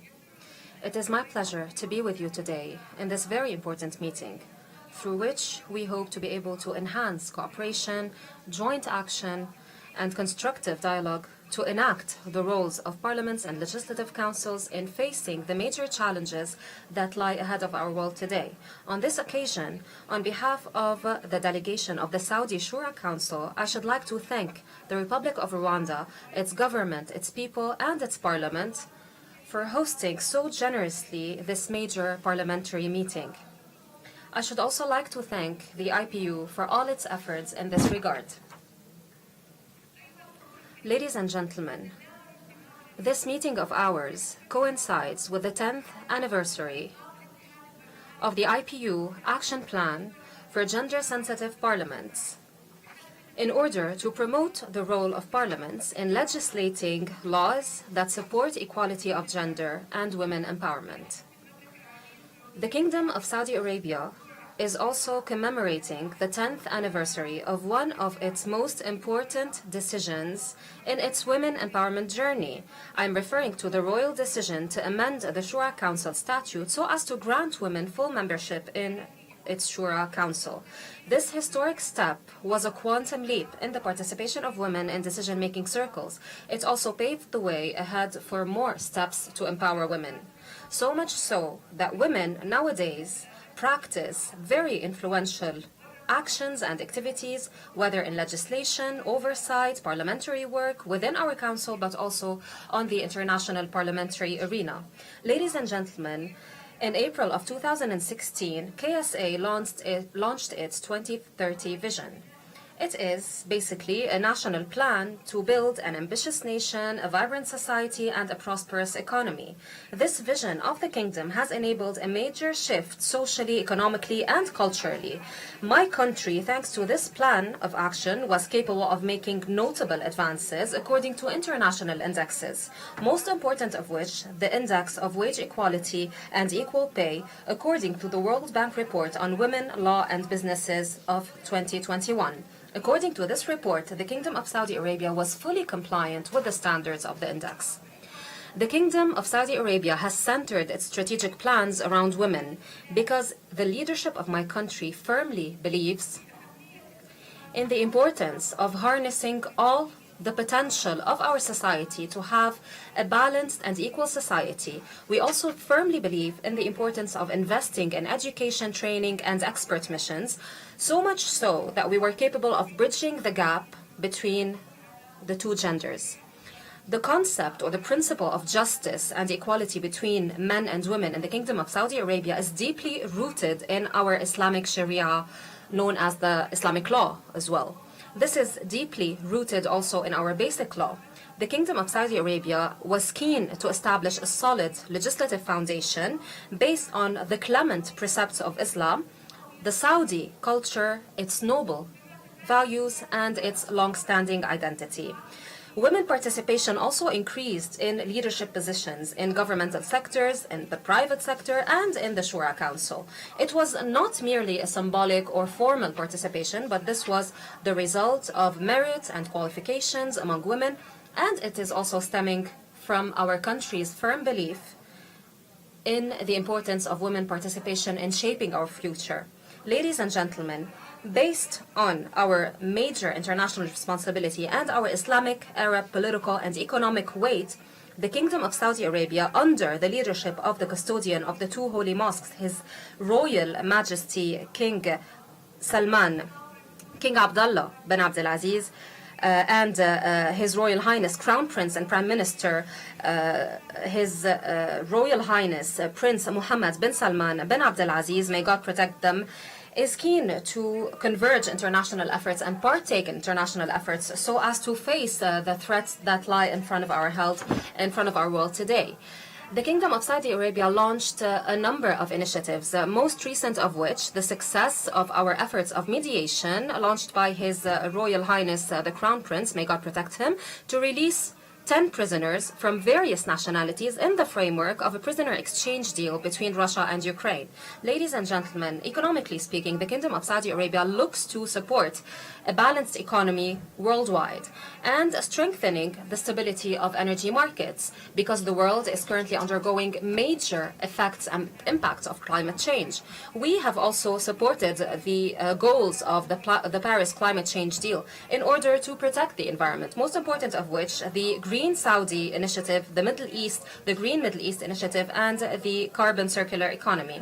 In the humanitarian field, the Kingdom of Saudi Arabia was classified as one of the biggest 3 countries that donate assistance and aid to peoples and states most affected by natural disasters and crises. We do not discriminate in this assistance based on ethnic, religious, or racial bases. The assistance provided this year alone in 2022 has reached $6 billion. Excellencies, ladies and gentlemen, the Kingdom of Saudi Arabia has adopted firm stances when it comes to international causes. We support the right of Palestinians to establish their independent state within the borders of 1967 with East Jerusalem as its border. We would also like to reiterate our full adherence to the political solution in Yemen. We support the United Nations efforts in this regard. The Kingdom of Saudi Arabia has formally submitted its application to host the 2030 Expo under the slogan, "The Era of Change, Leading the Planet to a Foresighted Tomorrow." This is a golden opportunity for us to share with the world our lessons learned, and we hope to obtain your support in this regard. In conclusion, I would also like to thank the efforts exerted to bring this important conference to success. And we wish you positive outcomes. Thank you very much. May the peace, blessings of Allah be upon you. And I would actually like to invite you to come and chair the next session, Saudi Arabia. Honorable colleagues, thank you very much. I will now hand over the chairpersonship to Saudi Arabia. Thank you.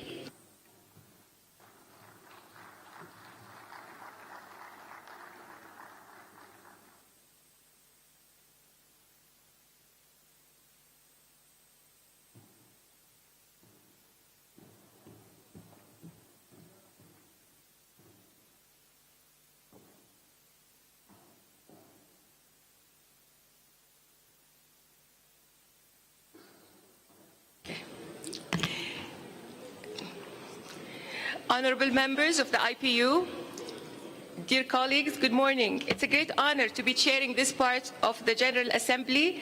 I'm Hanan Al-Ahmadi. I'm the Assistant Speaker of the Shura Council in Saudi Arabia. It's a great honor and great pleasure to be here with you today. I'm very grateful to the opportunity, and I would like to thank Ms. Donatelli Mukabaliza for this opportunity and for the great organization of this conference. I thank you as well for your insightful speeches. I learned that we all have so much in common to share. And allow me to start and call the next speaker is Malaysia. Malaysia, followed by Ghana.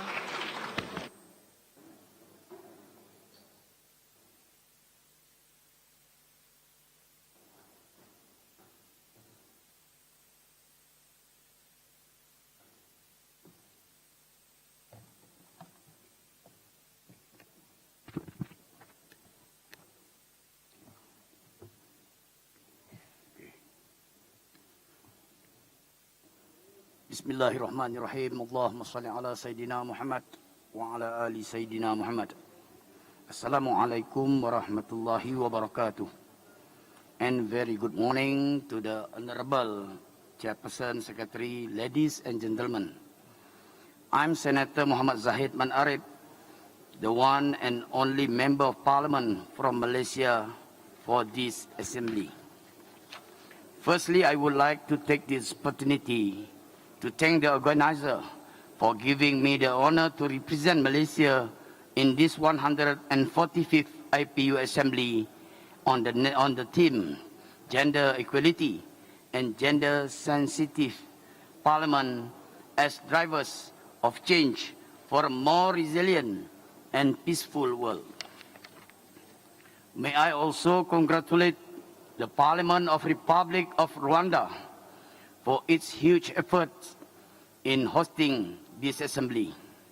I believe this meeting will serve as a valuable platform for all members of parliaments to identify and discuss matters of common concern across the world.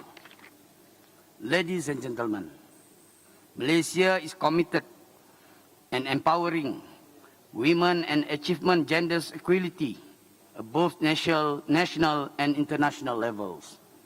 In our federal constitution, for example, under Article 8.1, which provides equitable treatment for all individuals, and Article 8.2, which prohibits any kinds of discrimination on the basis of gender, both as the basis for the ongoing initiative by the Malaysian government in its effort to eliminate gender-based discrimination. Malaysia is also committed of its international obligation as a party to the Convention on the Elimination of all forms of discrimination against women, as well as commitment in SDG 5 and Beijing Platform of Action. The Malaysian government has launched its national policy for women in 1989, and review was made in 2009 with the outcome of Plan of Action for the Advancement of Women. Its aim to secure women's development and capabilities by prioritizing women's interests and potentials in national planning and development. Ladies and gentlemen, Parliament of Malaysia plays an important role in women empowerment initiatives through the parliamentary select committees. As of 2020, there was special select committee on women and children affairs and social development, and we have special select committee on fundamental liberty and constitutional rights. In 2 years, there is an increase of 0.5% female representation in Parliament of Malaysia from 14.4% in 2019 to 14.9% in 2021. There were 33 female MPs in lower house and currently 8 female members of the Senate. Ladies and gentlemen, the Malaysian government also recognized the important structural reform in ensuring efforts to empower women and gender equalities can be done more effectively through legislative mechanism in addition to the existing instruments. Last but not least, I wish to call upon IPU members countries, particularly IPU women parliamentarians, to give strong support to gender equality and gender-sensitive parliaments as driver exchange for a more resilient and peaceful world. I would like to end my speech. Let me share with you a Malay poetry. Kalau ada sumur di ladang, boleh saya menumpang mandi. Kalau ada umur panjang, lain masa berjumpa lagi. Ladies and gentlemen, wabillahi taufiq wa hidayah. Thank you very much. Terima kasih banyak-banyak. Assalamualaikum warahmatullahi wabarakatuh. Alaikum assalam wa rahmatullahi wa barakatuh. Our next speaker is from the A-list, Ghana.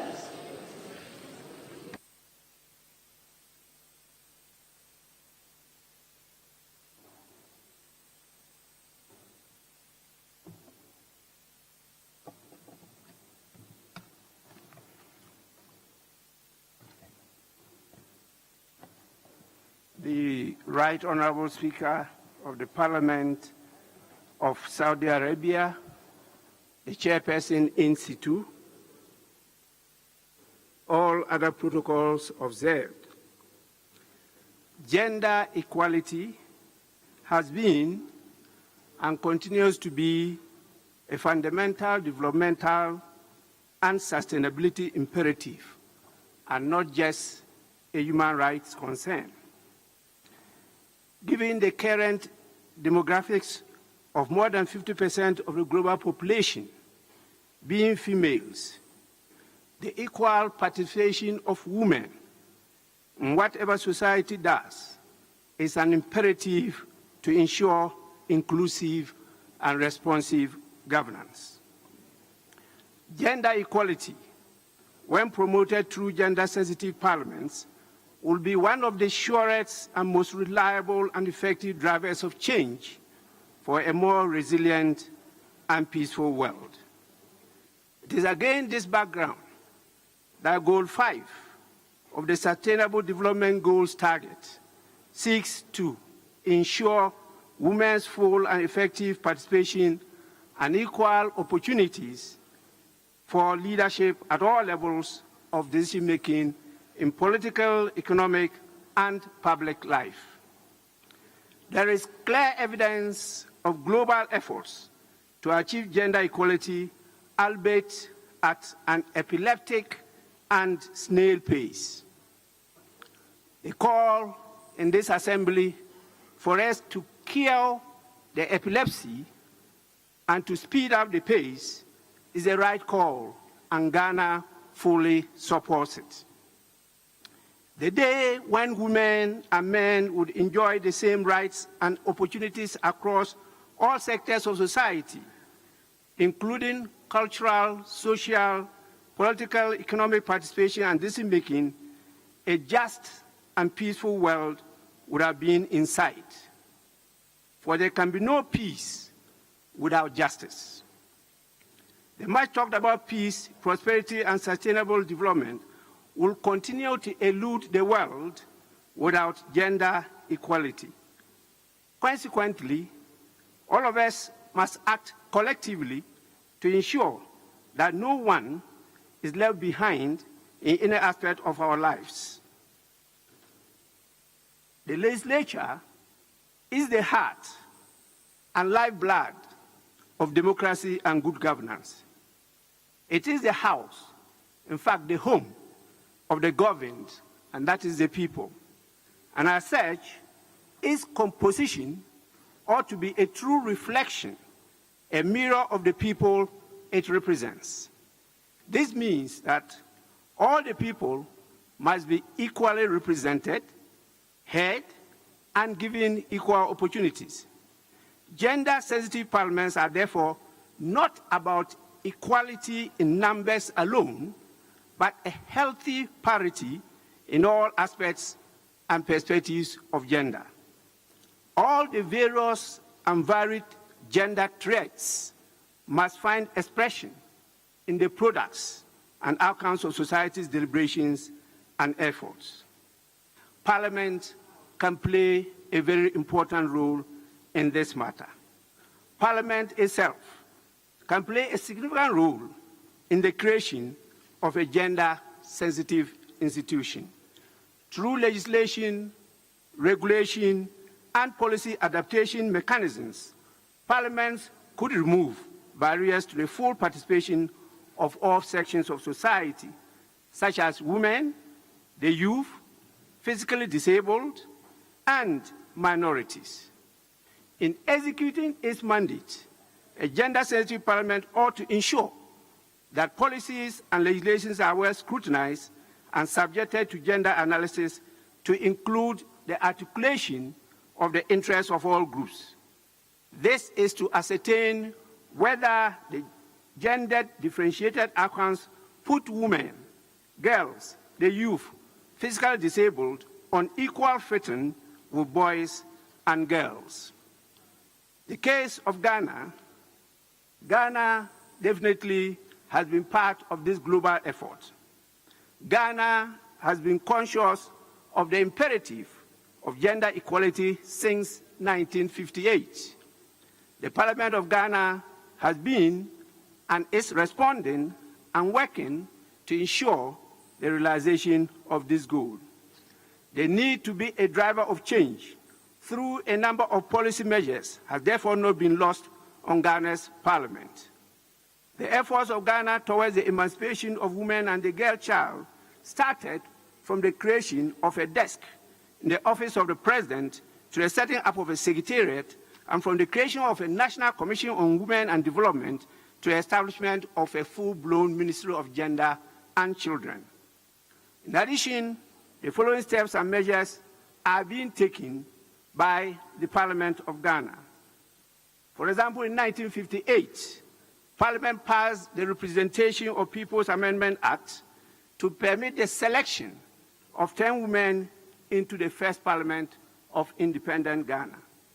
The resurgence of instability immediately after that, and more importantly, the 1966 coup blurred the focus of governments and parliaments from vigorously pursuing that initiative. It was not until the early 1980s and the Beijing Conference of 1995 that the initiative was brought to the forefront and to the front burner. Thereafter, a number of legislations were made to remove social, cultural, and political barriers to gender equality and women empowerment. These initiatives found expressions in the provisions of the 1992 Constitution and has produced 2 women Chief Justices in a row and a First Lady Speaker, one of my predecessors of Parliament. Since 1993, legislations on women, property and spousal rights, financial inclusion, and leadership gained prominence in the government and Parliament's agenda and in daily national discourse. And Parliament is currently working on a number of legislations in this direction. The increase in the number of women in Parliament from that of 11% to the current 14.5% is part of the efforts.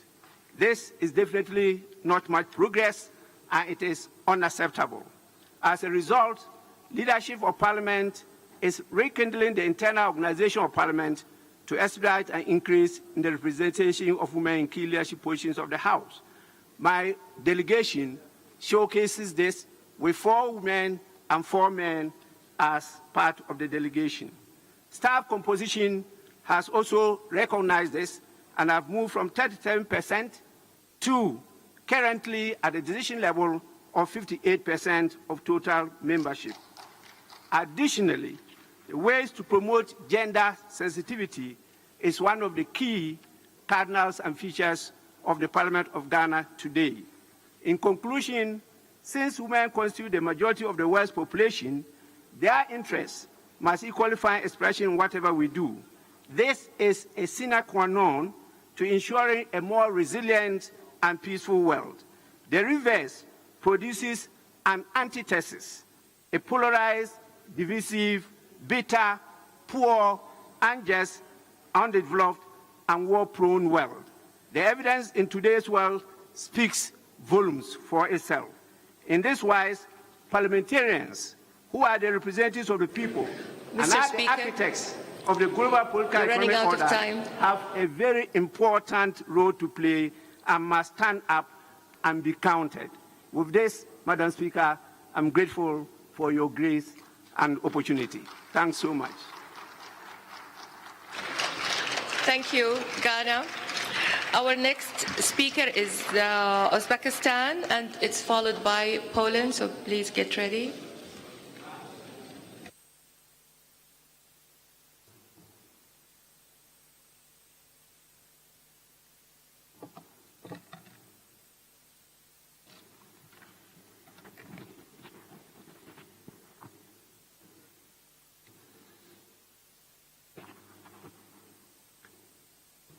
Dear Madam President, Excellencies, distinguished colleagues, ladies and gentlemen.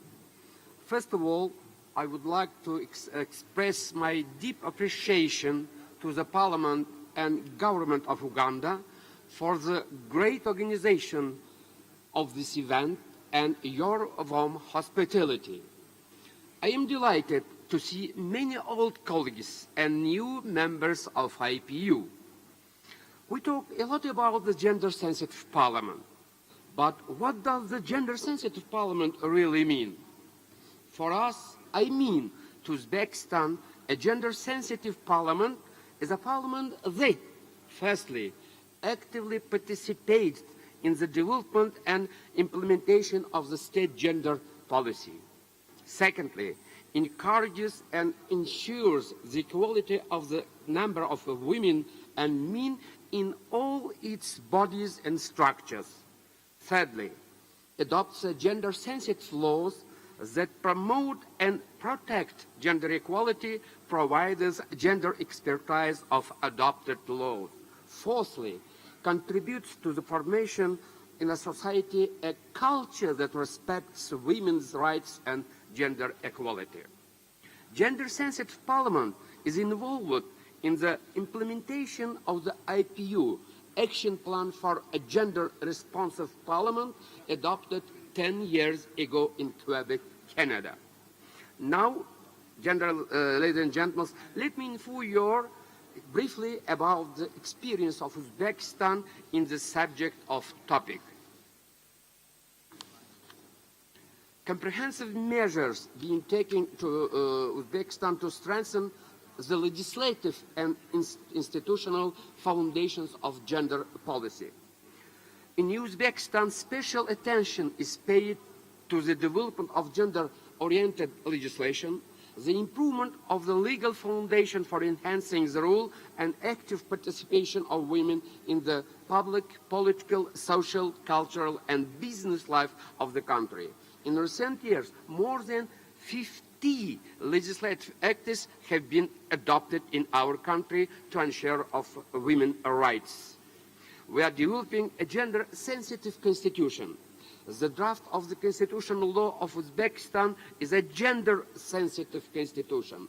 It provides for the implementations of the provisions of UN CEDAW.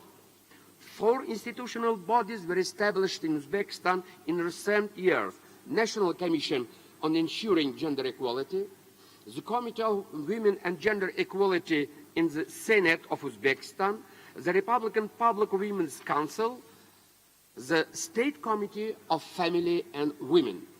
The trends observed in Uzbekistan are in line with the global processes of expanding the representation of women at the highest levels of government, eliminating gender inequality, increasing their number in parliament, government, and the judiciary. Uzbekistan, where the number of women in parliament exceeded 33%, ranks 55th in the world. Ladies and gentlemen, the second part of my speech is about Tashkent Summit of Women Leaders. More than 120 representatives of women parliamentarians and 17 women speakers from the more than 30 countries, as well as representatives of IPU, United Nations, Parliamentary Assemblies of OIC, CIC, Inter-Parliamentary Assembly participated in this event. The Tashkent Declaration, Parliamentary Leadership, Prevention of Risks in order to increase resilience and prosperity was adopted at the end of the summit. The Tashkent Declaration defines priorities related to the formation of the gender-oriented parliament, ensuring the sustainable development of society, peace and well-being of the population in the population. Ladies and gentlemen, in my opinion, there is no boundary for gender equality. It is a long-lasting process. Gender equality should not remain as a fashionable expression which we use our speeches and papers. We must achieve concrete results in life. In conclusion, I want kindly ask for you a report of United Nations General Assembly resolution on strengthening the role of parliaments in implementation of SDG and protection of human rights initiated by the President of the Republic of Uzbekistan. The Tashkent Declaration and the draft of the UN resolution will be disseminated among the participants of our Assembly. Thank you for kind attention.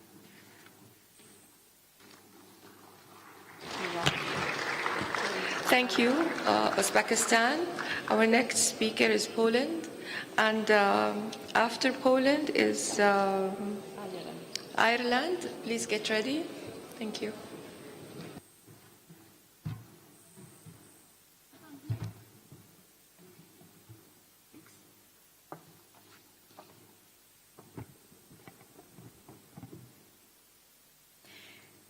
Dear Madam President, dear fellow parliamentarians, ladies and gentlemen, talking about gender equality today and not mentioning about the Ukraine fighting seems totally senseless.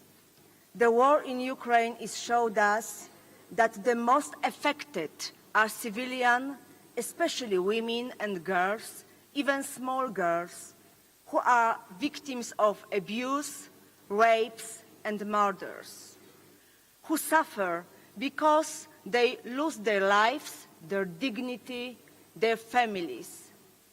Each day, women and men in this country fight to protect their homeland, their cities, their homes. They are forced to defend their rights, language, culture, equally, men and women. After the 20th century wars, we believed it will never happen again.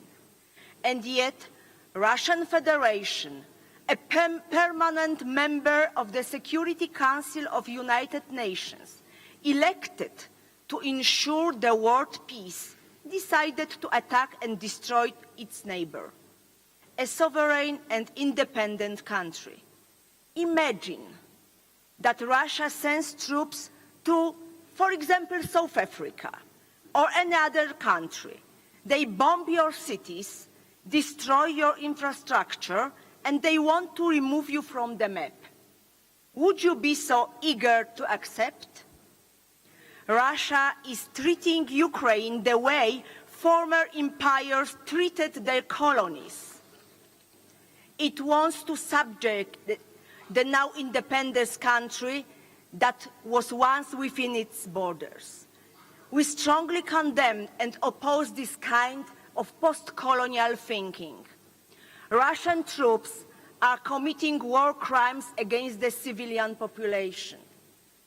As an eyewitness, I feel obliged to give a testimony, the testimony of what I saw around Kiev.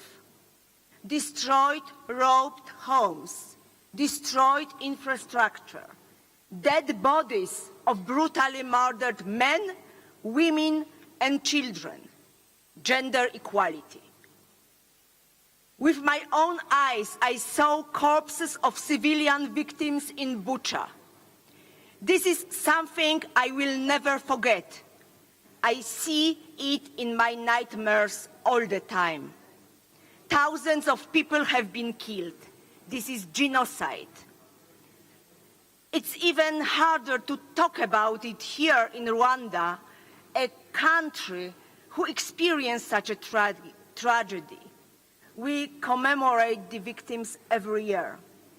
But the lesson has not been learned. Some countries still violate the basic human right, a right to live. This is why I strongly urge to support all resolutions that say about this war, that condemn the unprovoked aggression, even if we have to adopt such resolution over and over again. This is a real emergency. I call every member of our assembly to condemn Russia, to vote in your parliament in favor of as strong sanctions as possible. Every day, I see Ukrainian women and children on the streets of our cities. They are war victims as well. They were lucky to live before the attacker found them in their homes. They are devastated because they don't know if they will ever see their fathers, brothers, sons again.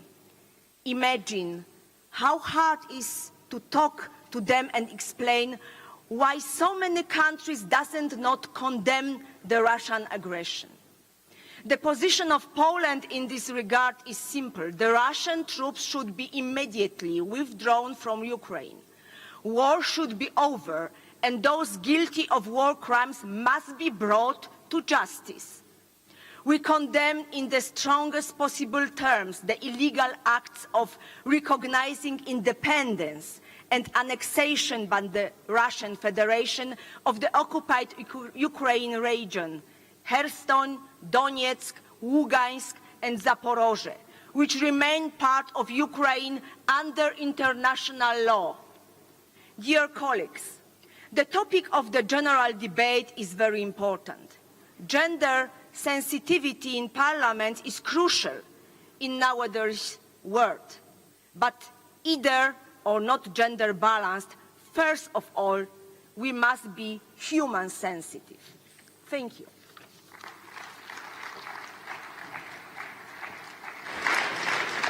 Thank you, Poland. Next speaker is Ireland, followed by Jordan.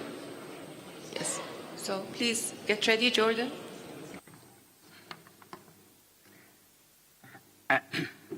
Madam President, may I at the outset congratulate the President of the IPU, the General Secretary, and all the organisers on this extraordinarily well conducted global conference. May I thank the Rwandan people for the warmth of their welcome and the efficiency with which they've gone about their part of the conference. A focus on gender equality could not be more relevant than at the present moment. COVID has eroded women's rights, casting them as carers, reducing and halting participation in education, increasing violence against women. Secondly, the effects of climate change impact mostly on women. 80% of displaced persons due to climate change are women. War and genocide, so eloquently testified to by the last speaker from Poland, are casting women as carers, as sole providers for families, and uprooting them from their homes, and often sending them to new environments, sadly sometimes hostile. In the English-speaking world from which I come, the Oxford English Dictionary is the established authority on meanings of words, and it defines democracy as a system of government for and by the whole population. The full participation of women is axiomatic to that. If women are not members of Parliament, they cannot be part of a gender-equal Parliament. So for that reason in Ireland, and I'm proud that it was my party, we introduced a quota system where a constantly increasing percentage of candidates in each election must be women. We had 30.6% in 2020. We will have 40% in 2 years' time at the next election, and that will go on to 50% at the subsequent election. To break through the glass ceiling for women, we need quotas as legislated for by the government, and there's no escaping that, and I would commend it to all your countries. In 2021, a committee on gender equality was established in our Parliament to consider the outcome of a citizens' assembly on the topic of equality. In 2021, the Speaker of the Irish Parliament set up a forum on a family-friendly and inclusive Parliament. Wide consultations with members of Parliament, academia and civil society took place.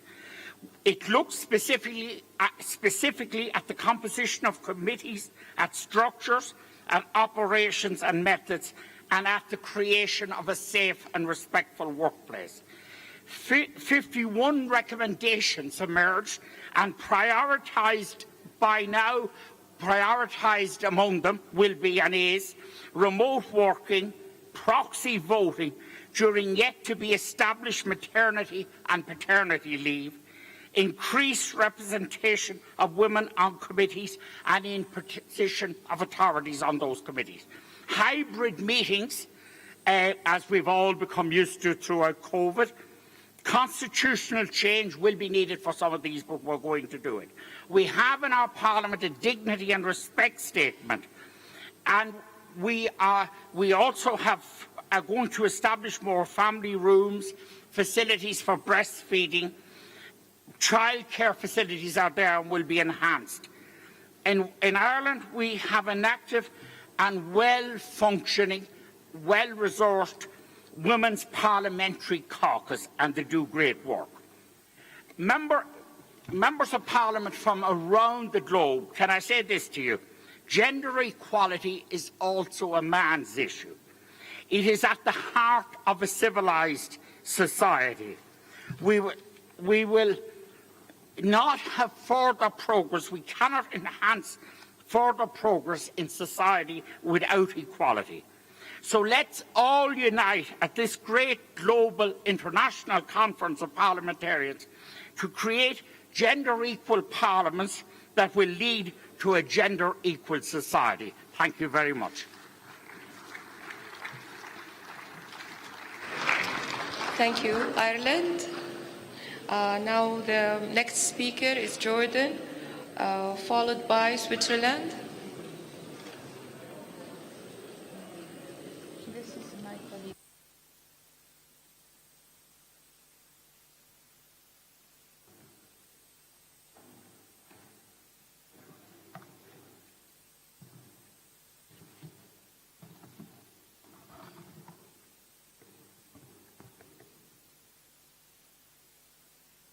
السيدات والسادة رؤساء وممثلين. Ladies and gentlemen, heads of delegation, delegates and representatives, allow me firstly to greet you in my personal capacity and on behalf of the Jordanian delegation and the colleagues of mine that make it up, but also like to express our thanks to the Presidency of the Inter-Parliamentary Union and the Secretary General of the IPU. We'd also like to express our thanks to the Parliament, Government and people of Rwanda for having organised this assembly so competently. We meet today at a time when the world is witnessing constant change. Unfortunately, today we are facing even more difficult times than previously. Challenges are becoming increasingly significant. The COVID-19 pandemic, for example, and the consequences that that pandemic has left behind. We can also think about climate change, the lack of water, the various crises unfolding around food security, and all of this has been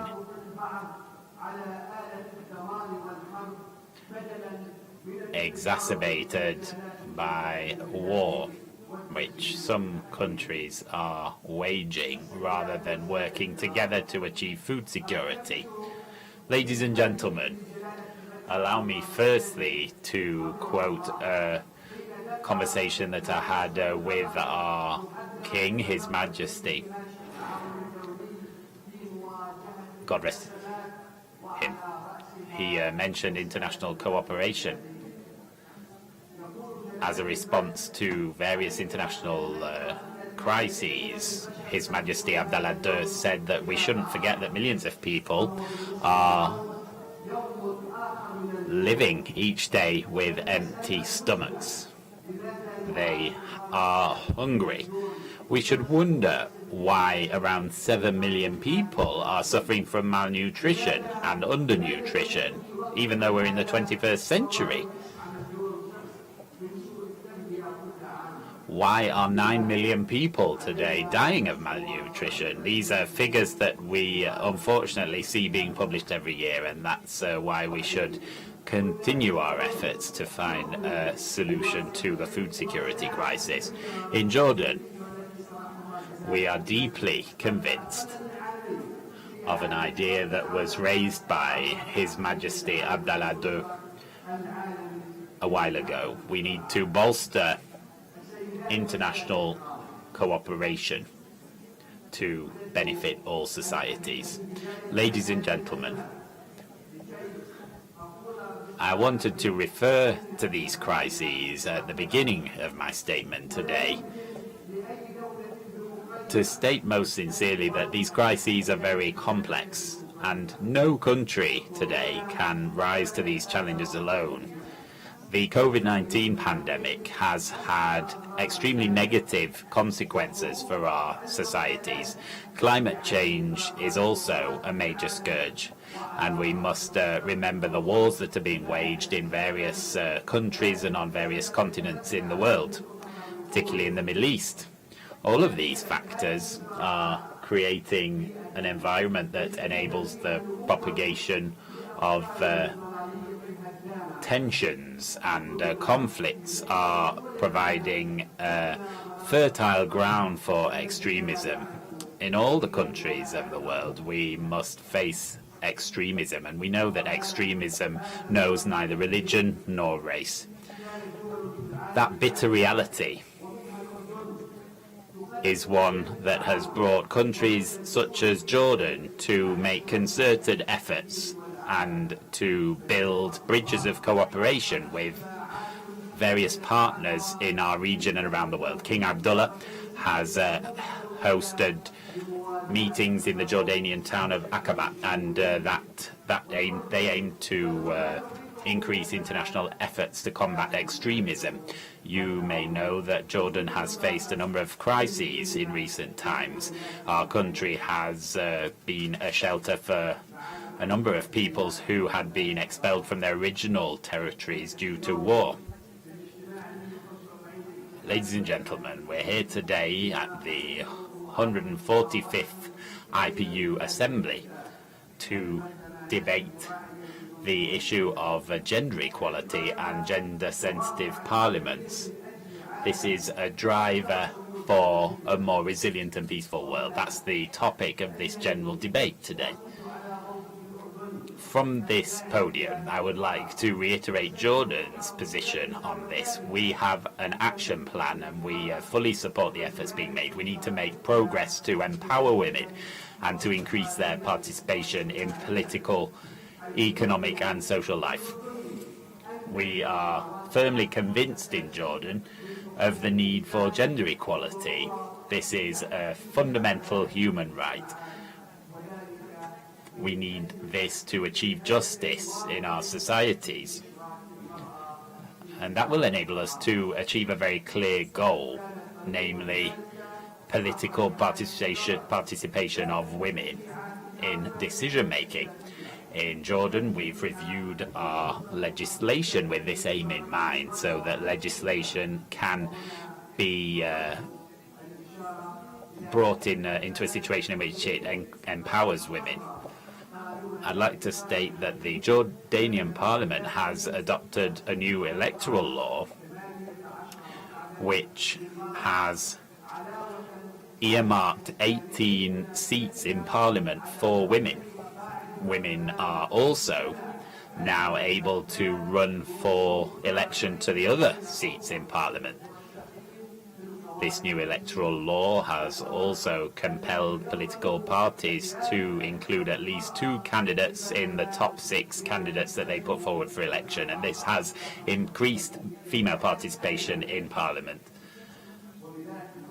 We hope that the level of participation will reach at least 25%.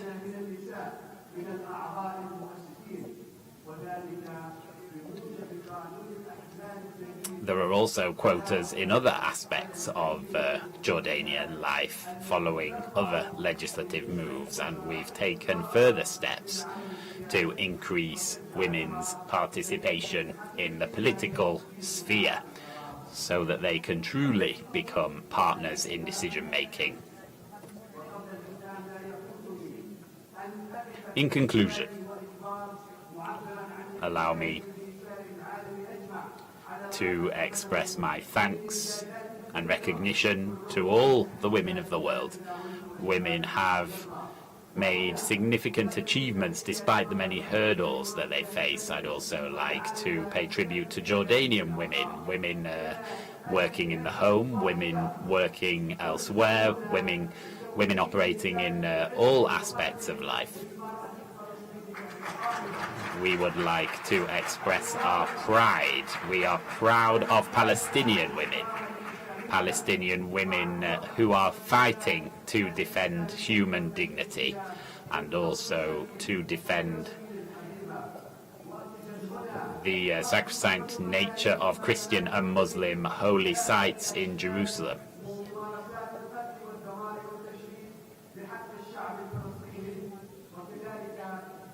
We denounce any action against the Palestinian people. I would also like to take this opportunity to thank our brothers in Qatar. Qatar is hosting the World Cup. We trust. Madam President is interrupting the Jordanian speech. Thank you.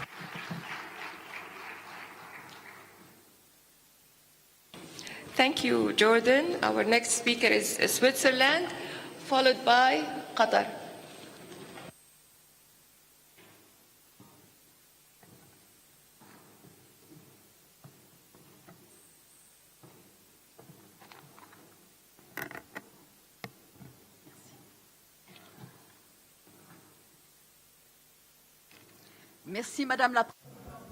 Thank you, Chair.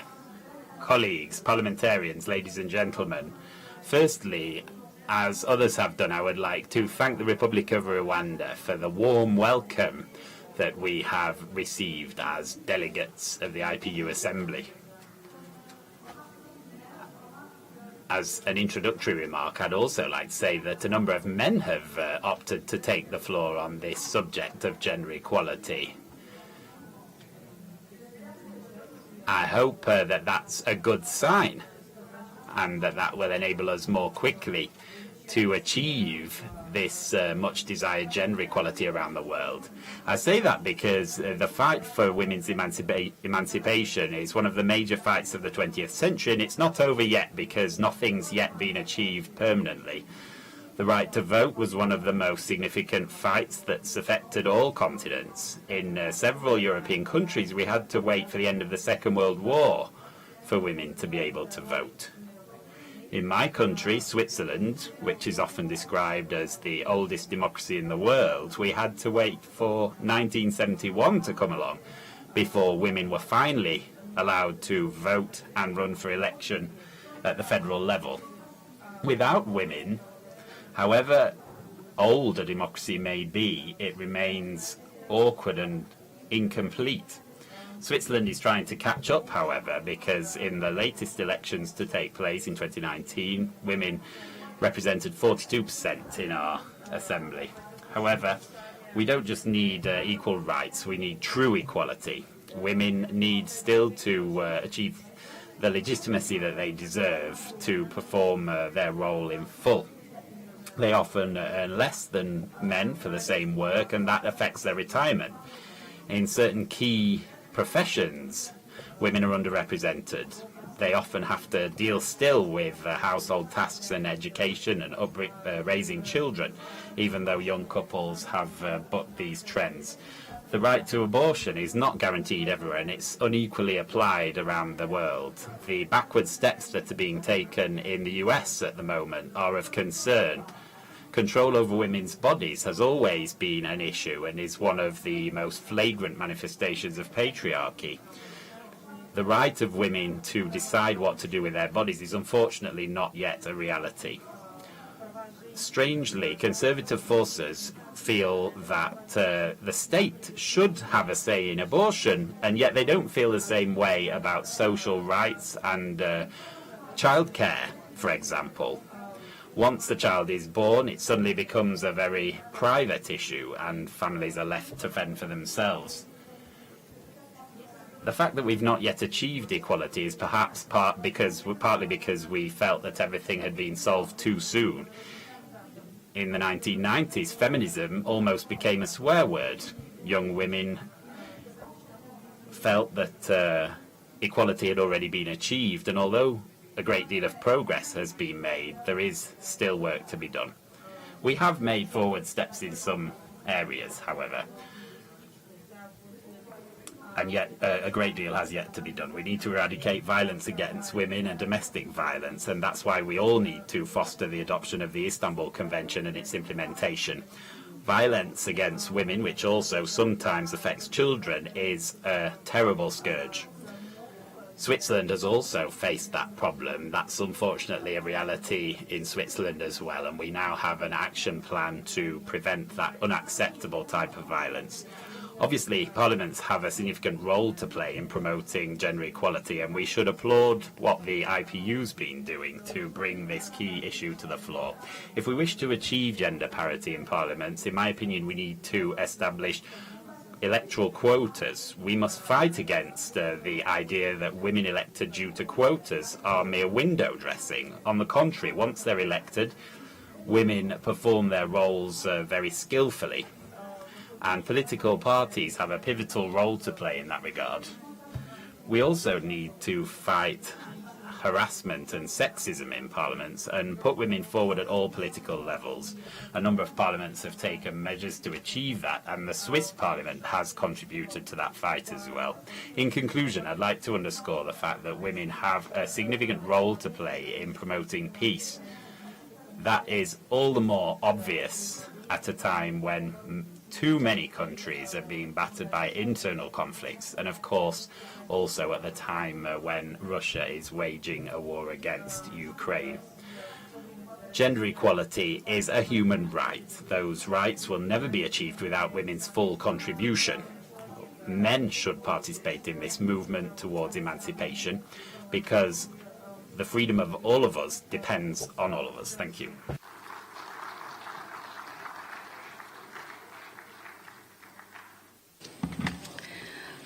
Thank you, Switzerland.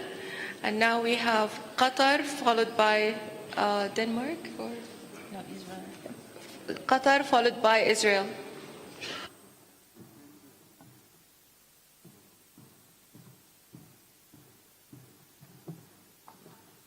بسم الله الرحمن الرحيم الحمد لله رب العالمين God, the compassionate and the merciful,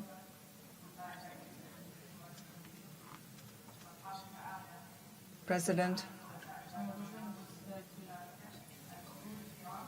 speakers of Parliament, may the peace of God be with you. It is a pleasure to address you in my personal name and representing the Consultative Council of Qatar. May I convey the greetings of the President of our Council, Mr. Hassan bin al-Hanani,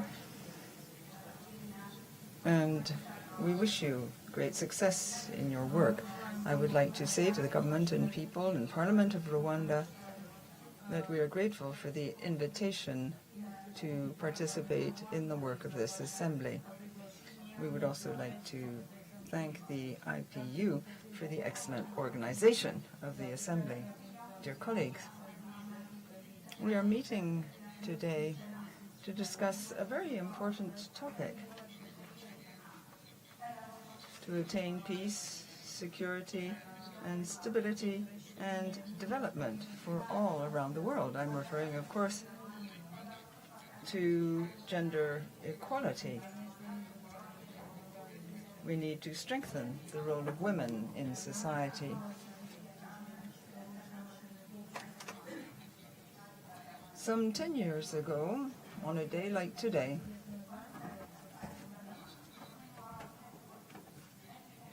the IPU Assembly adopted a plan of work to improve the status of women in Parliament and their participation in public life. This plan of work was adopted in Quebec, Canada. We know the difficult status of women in many countries in terms of lack of education, poverty, disease, war, pandemics, economic crisis, climate change, and so on. And this complicates our life in all spheres. We mustn't also forget the role of women Palestinians who are fighting and have to contend with all these difficulties.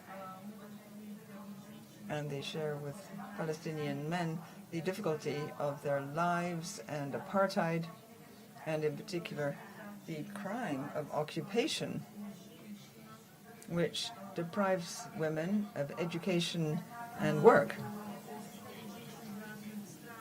and which does not make it possible for women to fulfill their rightful role in society. We are discussing the achievements of parliaments in this area. It is an honor for me to refer to what my country has achieved in this respect. Starting with myself, if I may, I'm the first Vice President of the Consultative Council to have been elected. And this points the way to an ever more promising future when it comes to the role of women in the society of my country. Thanks to equal opportunity, Qatari women play an ever greater role in the administration, in the executive, in many areas of justice, and the civil administration of my country. Women account for 40% of the labor force across the board. My country has not only implemented plans to improve social justice in the administrative sphere, and we have also helped many countries suffering from wars, conflicts, and disasters. Above all, particular, we've given support to Afghan women based on the need to promote peace and security. Dear colleagues, social justice and the interdependence of men and women is one of the foundations of the Qatari Vision 2030. In the constitution of my country, under Chief Al-Thani, we have adopted a series of measures and policies designed to improve the status of women in the areas of education, medical services, and participation in the labor market, in addition to exerting their rights in the political sphere. We know that social justice is intimately bound up with peace, security, war, conflicts, migration, climate change, and many other themes. We therefore work with many other countries to improve food security and medical services for those countries suffering from crises. My country, for example, has helped towards the signing of a peace agreement in Chad.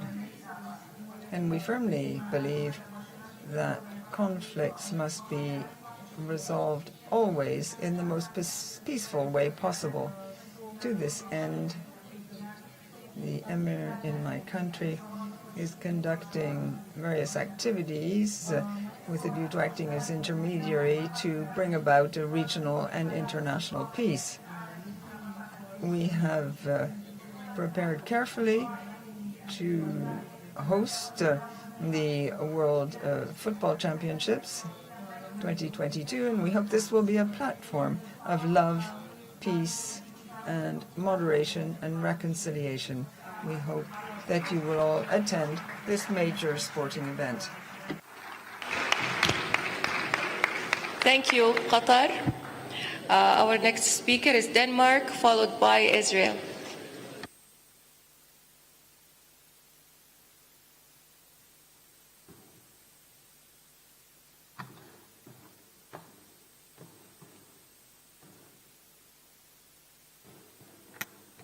Thank you. Chairpersons, fellow parliamentarians, ladies and gentlemen. I'm very pleased to address this assembly, not at least because this month marks the 10 years anniversary of IPU Plan for Action for Gender-Sensitive Parliaments. So this is a unique opportunity for us to discuss what we have accomplished during the last 10 years. As Rapporteur for Equality, the topic for this debate is of great concern to me. It truly is a global challenge, especially because to this day, human rights are being violated on a daily basis. One of these is the right to education. The right to education is a fundamental human right and indispensable the exercise of human rights. Is one of the most powerful tools in lifting socially excluded children and adults out of poverty and into the society. Yet, 17% of the world's adults can neither write or read. 2/3 of these, almost 500 million, are women. This large share has nearly not changed during the last 20 years. We must do better. Around the world, women and girls trying to exercise their right to education are facing many obstacles. Forced marriages, pressure to take domestic responsibilities at young age, or discrimination at the labor market. We must strengthen our focus on women's right to education, regardless where they live or where they come from. In many countries, women are still fighting long and hard for fundamental rights. Luckily, many women have succeeded not only breaking through barriers, but also in making their voices heard and reminding us all of the injustice women face worldwide. This tendency we are witnessing in Iran, where women right now are fighting for more equality. We see it in Ukraine, Right now, where women are fighting for democracy, for peace, and for human rights. And as we heard yesterday from the Afghan speaker, right now, girls and women in Afghanistan are fighting for the right to go to school. I stand in great solidarity with these women and men. They fight, and their fight is important. Because history tells us that equality between women and men benefits not only the woman, but also the whole society. The fact that these individuals are willing to take the streets around the world tells me that everywhere the demand for freedom, equality, and democracy is not only strong, it's loud and it's clear, and we all have to hear it. It's also healthy for the democratic conversation when all perspectives are considered, women's included. And Rwanda is a prime example of this. Through a gender-responsive constitution, Rwanda has achieved gender parity in parliament with over 60% female members. This achievement has a positive impact on women and girls' empowerment. In my country, Denmark, the fight for equality has been long and hard, and it's not over yet. With our constitution back in 1849, Denmark became a democracy. In reality, however, only a small part of the Danish population benefited from this civil rights. In fact, a crucial part of the population were left out, the women. The situation did not change until 66 years later, when a constitutional amendment in 1915 ensured equal rights to vote. Then Danish women were allowed to vote in general elections. For more than half a century, Danish women and men fought in a united front for equal voting rights. And a lot have happened since. Today, we have almost 40% women in the Danish parliament. Out of 13 parties, 8 of them are led by women. We have a woman prime minister, and we have a queen. Progress has been made in several areas concerning equality during the past 10 years in Denmark. Fathers have been given right to a greater share of the maternity leave. Greater attention has been paid to the many problems of sexual harassment, and legislation has been introduced to better protect victims of rape, psychological violence, and stalking. But we still have challenges. Therefore, in Denmark, the Danish context is the main goal should be to reduce any hidden inequality, because still women lag behind in working life. They lag behind in government, in politics, in management, and in research. At the same time, men's health is worse than women's. A larger share of men are criminal. More men are homeless and less educated. As I see it, so far, no country has achieved full gender equality. It can be achieved if, and only if, we embark on this journey together.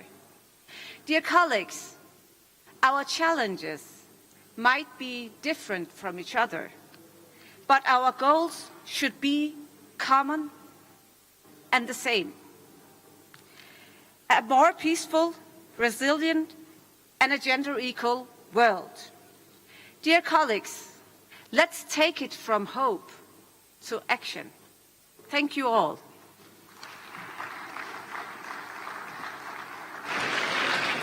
Thank you, Denmark. Next is Israel. And after, please, Cambodia, get ready.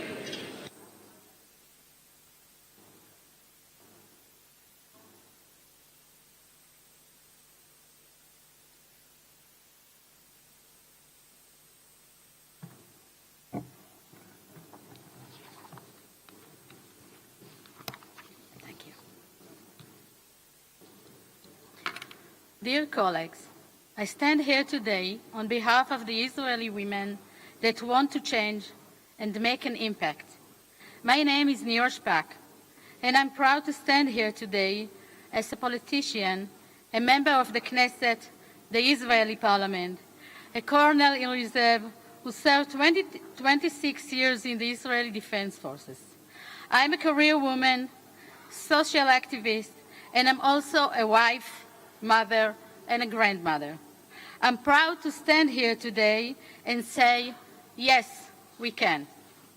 We can identify ourselves with all above mentioned definition and still have a free time. We are Wonder Woman. We have developed these abilities because reality did not allow us to develop and succeed in any other ways. And so we have no choice but to become that way. When I look back at Nira, the little girl who dreamed of what she wanted to be, I know she would be proud of where I am today. I still have the curiosity, strength, and ability to learn, and the willingness to influence. I also know that I have no intention of letting others put me down. My fellow parliamentarians who are sitting here know from their experience that there are no easy way to reach an achievement as a woman. We are required to higher standards and many more obstacles to reach our destination. I was one of the first women who broke the glass ceiling and held forth the top position of the Israeli Defense Forces. At the last and a half year, I had the opportunity to take a part of decision-making as a member of the Foreign Affairs and Defense Committee and the Finance Committee in the Knesset. My personal story is one of many stories of women who decided to fight the reality detected by discrimination based on their gender, nationality, or faith. World orders is changing before our eyes. The time has come to change and to be faster also in promoting women and their participation in decision-making in foreign policy, security, economy, and other issues. The time has come to shatter and transfer the myths that legitimize and justify the ongoing discrimination that harm the integration of women even today. Myths that design to create a wrong narrative about women, to explain asymmetric reality of not including women in decision-making center, like the one that when women get married, they prefer family life over career, or that the women choice professional that will allow them to be at home and take care of the children. One of the most important decisions made is the UN Security Council Resolution 1325. However, 22 years have passed since the Resolution 1325. 22 years since the Declaration of Commitment protecting women and ensure their representation in peace process and international policy. 22 years have passed and the struggle is not over. We have a long way to go. We can paint beautiful pictures, define catchy slogan, but a real look in the mirror without filters or manipulation show us a sad picture in which women still don't have a place near the decision-making table. Her place is lacking, very lacking as we go senior position. The data shows that gender divide continues to exist. And as always, in each individual case, there are always an explanation. Reducing the gap between women, what women want and what they are capable of, and what the establishment allows them is a long-standing struggle. I will end my remark with the word of Mary Jackson, the NASA scientist who broke through with her determination and belief in her ability despite the limitation of her time. And sir, I plan to be an engineer in NASA. I can't do it without studying the professional intended only for white. I can't change my color of skin. but I have no choice but to be the first black women to study engineering. It's time we stop being the first women at a position. It is for us to make a decision and work together to a better gender representation in all walks of life, in a way that, for us, it will be obvious that women should be in a leadership role. Thank you. Thank you. Our next speaker is Cambodia, and followed by Estonia.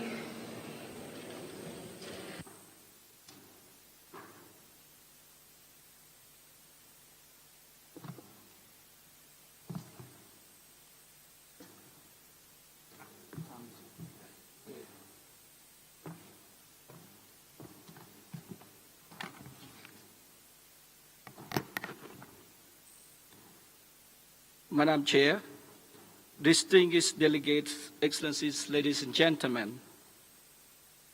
At the outset, I would like to express my deep thanks to the IPU and the Parliament of Rwanda for your invitation, and my sincere appreciation for the excellent organization of this event.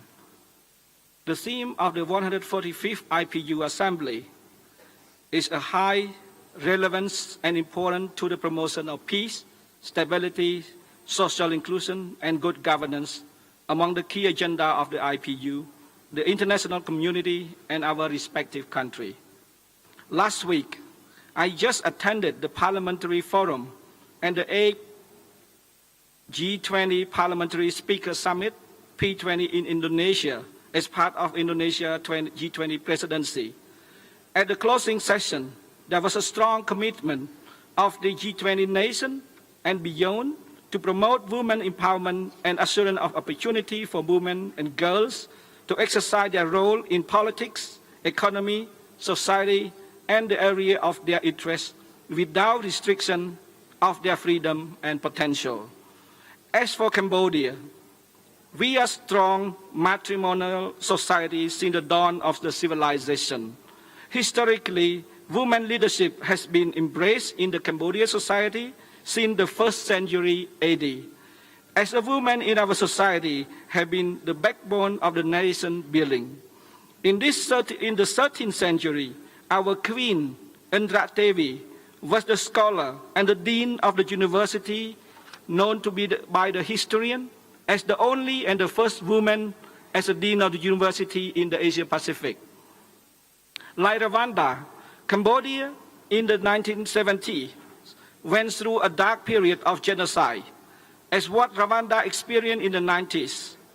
However, history shows that humanity stands the test of the adversity and challenges to rise high above the dark period to exhibit the strong and robust resilience.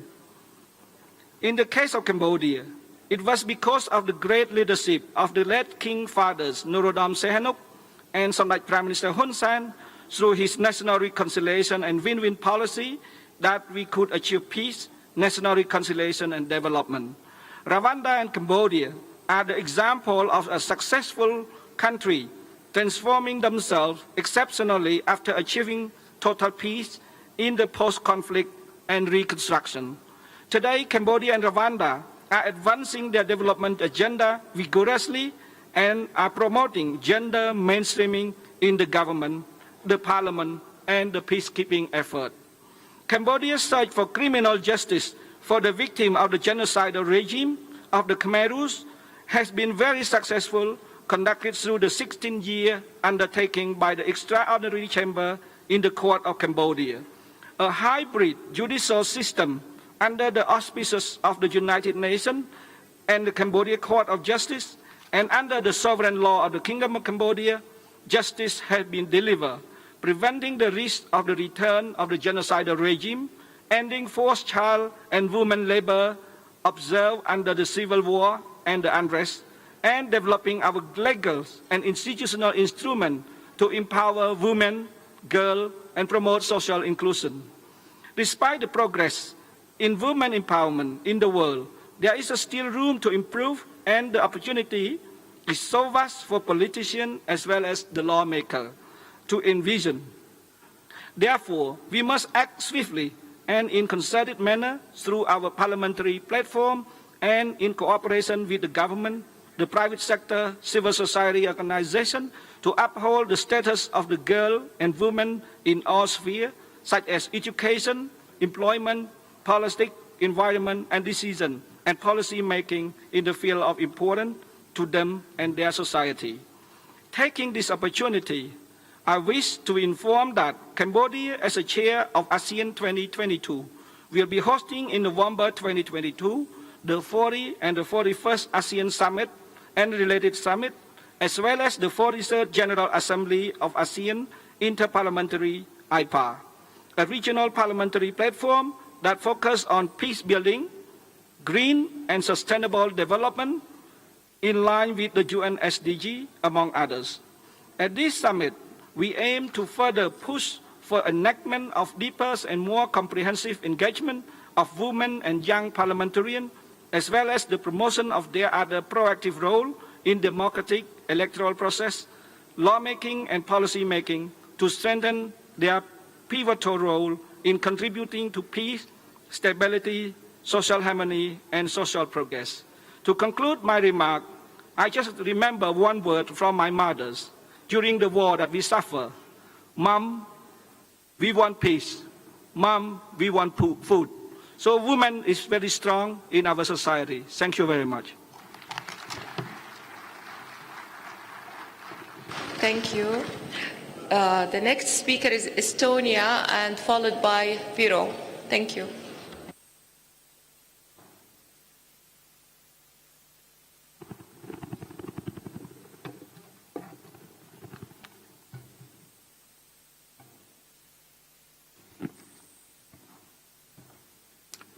Madam Chair, dear colleagues, honorable hosts, equality between men and women is an essential issue without any doubts, but it should not be a thing in itself or an aim in itself, because let's not forget, men and women are different, and thank God for that.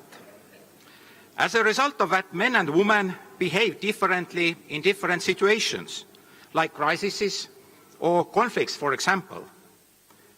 Without relying on specific scientific evidence, it can still be argued that the higher proportion of women in parliaments is an additional guarantee for peace and a happy future. Women value both peace and happiness more highly than men, and generally more peaceful. In this context, the focus of the Assembly is more than relevant in today's conflict-ridden world. However, it must be acknowledged that the road to achieving a reasonable balance is long, both in politics and in many other areas. It is important to create preconditions for equal opportunities.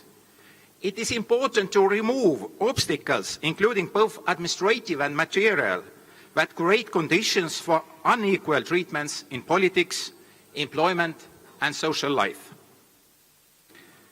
At the turn of a century, well-known Irish futurologist Charles Handy said at the management conference held in my hometown Pärnu that during the last 25 years, the world had changed a lot, but it was likely to change even more in the next 25 years.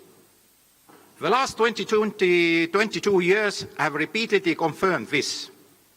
Without doubt, exactly the same words are relevant also today. The world has changed a lot in the last 25 years, but it is going to change even more in the next 25 years. I hope you will be quoting me in 25 years like I quoted Charles Handy. One of the most important impacts of changes in the context of equality is that the location of working place is no longer primary. Much of work can be done as remote working, as teleworking. The Corona period showed that it's also possible to make politics as remote work, and it is also environmentally friendly either. It enables women to return to the labour market much earlier in the period when they are raising young children and to be more competitive with their male colleagues. We also have to think of ways for creating possibilities for parents of young children to participate in in-person meetings with their children. I believe that this would also contribute to reducing the pay gap that results from staying at home for long periods. Taking these changes into account, it can be said in conclusion that equality between men and women does not necessarily mean 50-50% ratio. There are fields of life where men are better, and there are fields of life where women are more successful. If we interfere in this with gender quotas, for example, we will undermine the end result and the aim. That would be a mistake. This can take place only in very exceptional cases. At the same time, however, administrative as well material advantages for or obstacles to equal competition that are based on gender must be removed. And if anyone has doubts, let us think again about the focus of Assembly. If we want peace, we must make more room for women in politics. I want peace, and therefore I also support greater representation of women in politics. The good example for that can be found here in Rwanda. Let us learn from the best. And last but not least, my speech wouldn't be complete if I, on behalf of a delegation of Riigikogu, the National Parliament of Estonia, did not express our full support and unfortunately also sympathy to the Ukrainians, the bravest nation in the world in the fight against the Russian aggression.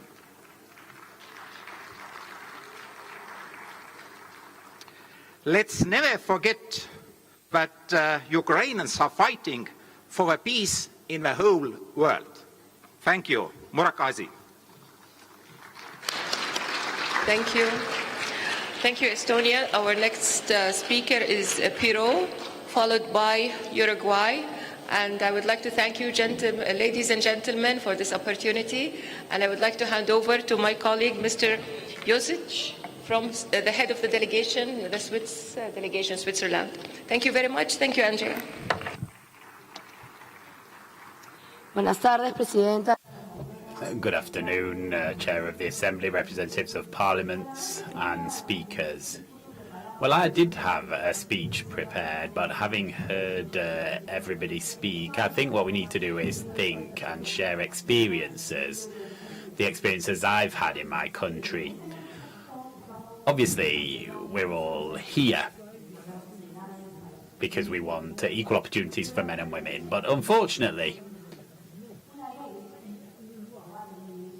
a law or a set of laws are not going to change a culture, the culture that we have in our countries. And for me, the most important part of that is education. Education in the home, education in schools. Because we know that education is something that women do.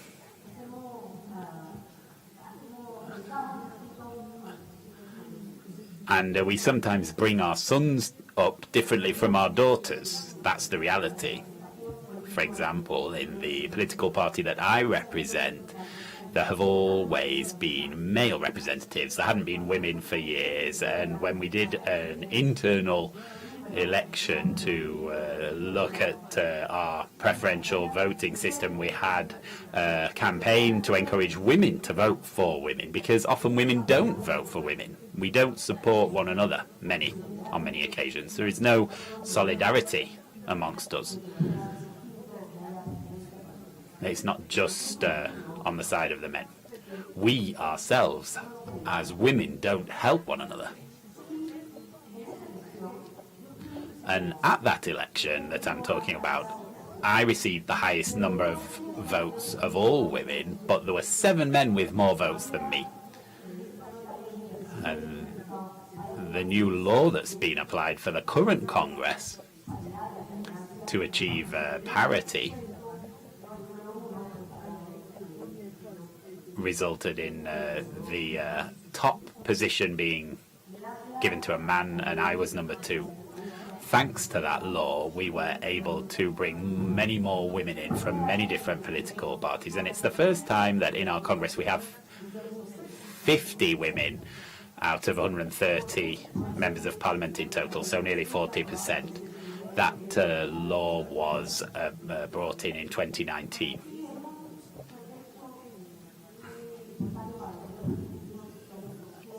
This year, our Congress has existed for 200 years, so it's a key point in our history. As well as having 50 women in our Congress, last year,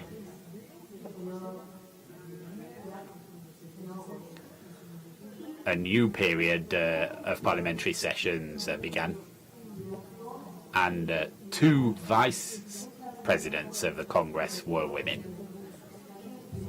So a very high level of representation at that level, and that's the first time in history that that's been achieved. We've also reactivated a parliamentary roundtable for women, which also obviously focuses on the issue. We have a commission for women, and in the executive we also have provision made for furthering the position of women. So we've taken forward steps, 50 female parliamentarians.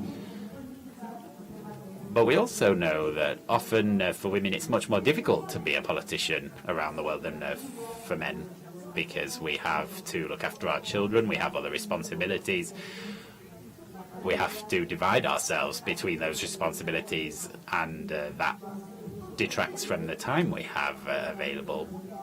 We also have to devote time to our partners, and often they're away from the home attending meetings all day long. So that's why it's difficult, and that's why we carry out these campaigns for preferential voting, and that's very difficult.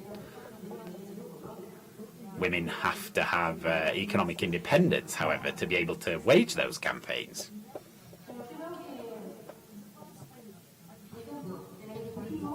Another example, in the executive branch,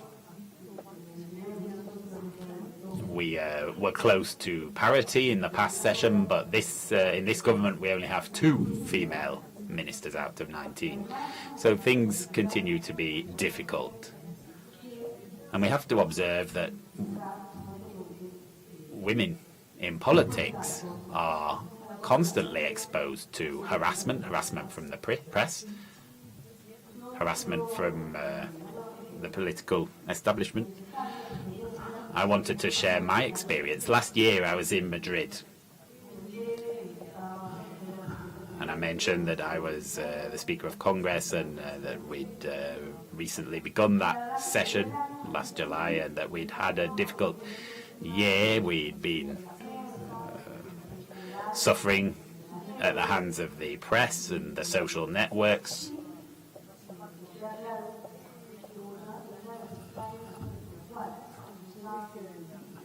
And it was clear to me that one of the main reasons why we were being attacked by the press was precisely that we were women, because when we have a male Speaker of Parliament, that doesn't happen. So I think the first thing we need to do is change our mentality, as well as laws. Of course, legislation is important. The law on parity that I mentioned is important. Political quotas are important in many countries. But I think there's also a great deal that's left to be done. Thank you very much. Thank you, Peru. It's a pleasure for me as a representative of Switzerland to take the chair for a few minutes and to give the floor to the next speaker from Uruguay, followed by Iran.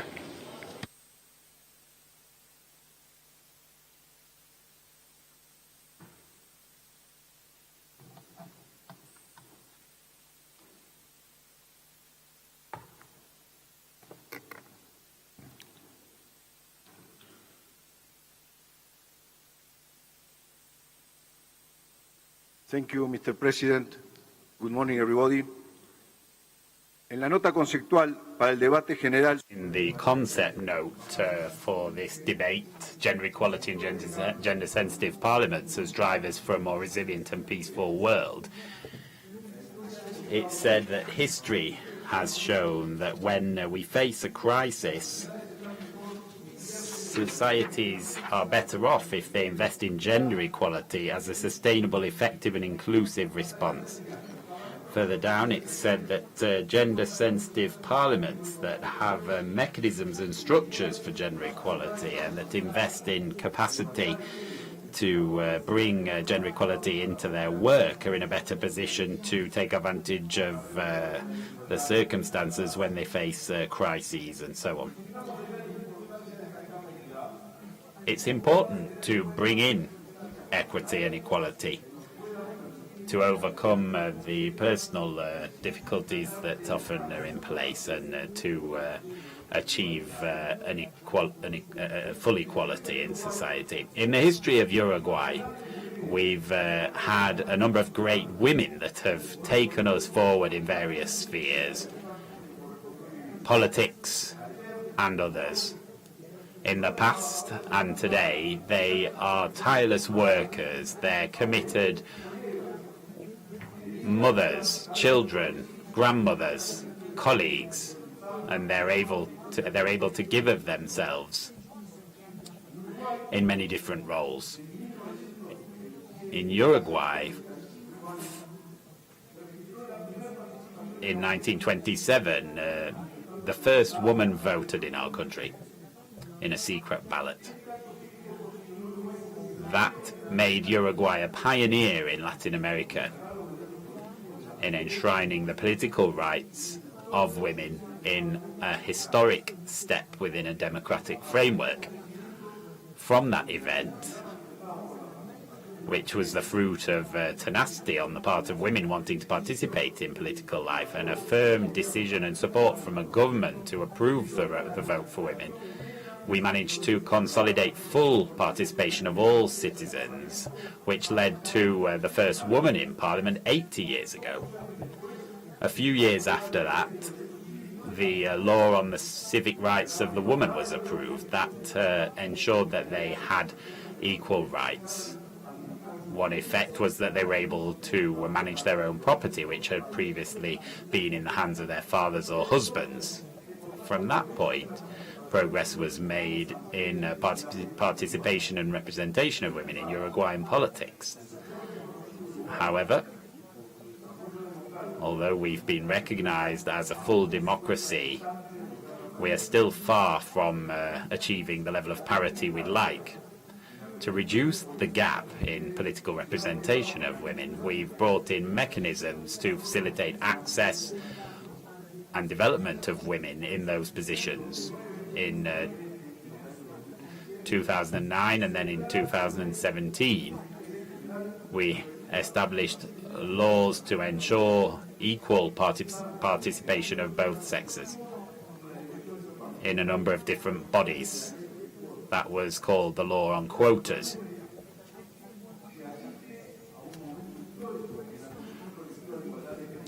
We also saw key forward steps with 2 bills on parity in political life in Uruguay more recently. We've also set up programs in different parts of the country to facilitate the participation of women with a view to contributing to increased presence of women in decision-making roles at all levels of government in a framework that fosters an equality-based culture in our national political system. Through the law on quotas, we've striven to include the female and male visions in Parliament. These 2 perspectives can enrich us in our imagination and our complementary experiences as a way of solving problems and rising to daily challenges.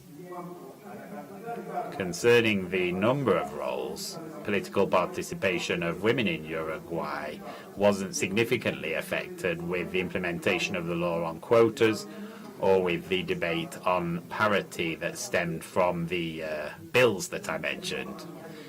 In our 2-chamber parliamentary system, we have around 25% in the lower chamber and over 30% in the upper chamber. In Article 8 of our Constitution, we're told that all people are equal before the law, and there is no distinction between them other than their merits. We believe in the ability of women to fulfill high-ranking positions, and we've set up a number of strategies to achieve that, based around democracy and education. Our state is a full democracy, and our history and tradition has led to that, because we've always had democratic parliaments that have been sensitive to the importance of using education to achieve social equality. That synergy between democracy and education has enabled us to serve as pioneers in the 20th century in achieving the participation of women in public life in our country.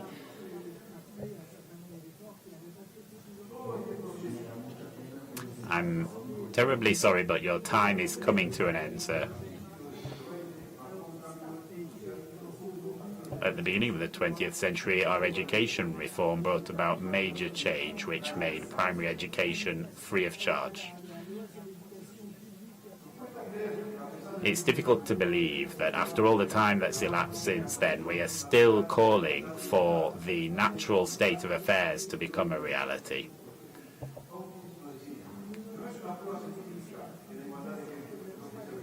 We don't need a scientific proof of gender equality. We need a real situation in which women are equal to men. Thank you very much. Thank you.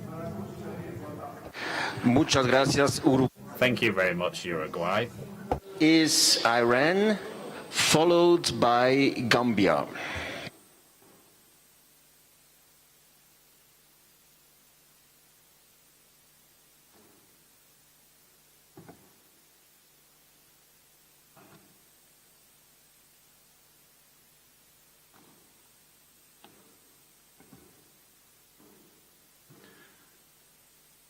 Bismillah ar-Rahman ar-Rahim. Mr. President, distinguished colleagues, the most important first step to help women is perhaps to listen to their stories and wonder how the end could have been different had they been given the chance to think and start differently. Like the story of the South Asian woman migrating alone to a Persian Gulf country to help provide for her family, but finds herself stuck and her employee's house enslaved, abused, and unable to return home. Or the story of the misguided American woman joining the military hoping to gain strength and serve her country, but is made to face a whole different battle when she is raped by her officer. Or the story of the European woman joining a well-known company to become economically independent, but then she is expected to do different tasks and favors than her male counterparts. And these, ladies and gentlemen, are not the exception. Reports show that 1 in 4 American women in military are assaulted by someone in their chain of command. When it comes to the workforce, according to one survey, 38% have been harassed. We also know that these violent crimes largely go unreported, and so the situation is much more dire than shown by these numbers. Now, steps have been taken by governments and international organizations to decrease these instances through ways such as helping more women reporting instances of abuse. And yet, despite all these efforts, we continue to face a global crisis.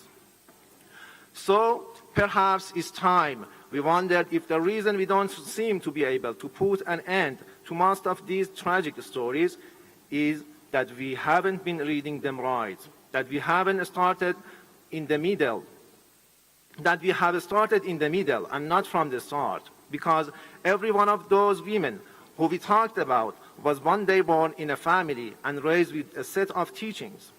And as the world becomes more and more global village, and these teachings come from the mainstream media propagating liberal ways of life, many young girls are being raised with a different selection of ideas, values, and fears than the ones in their own often rich cultures and wise traditions.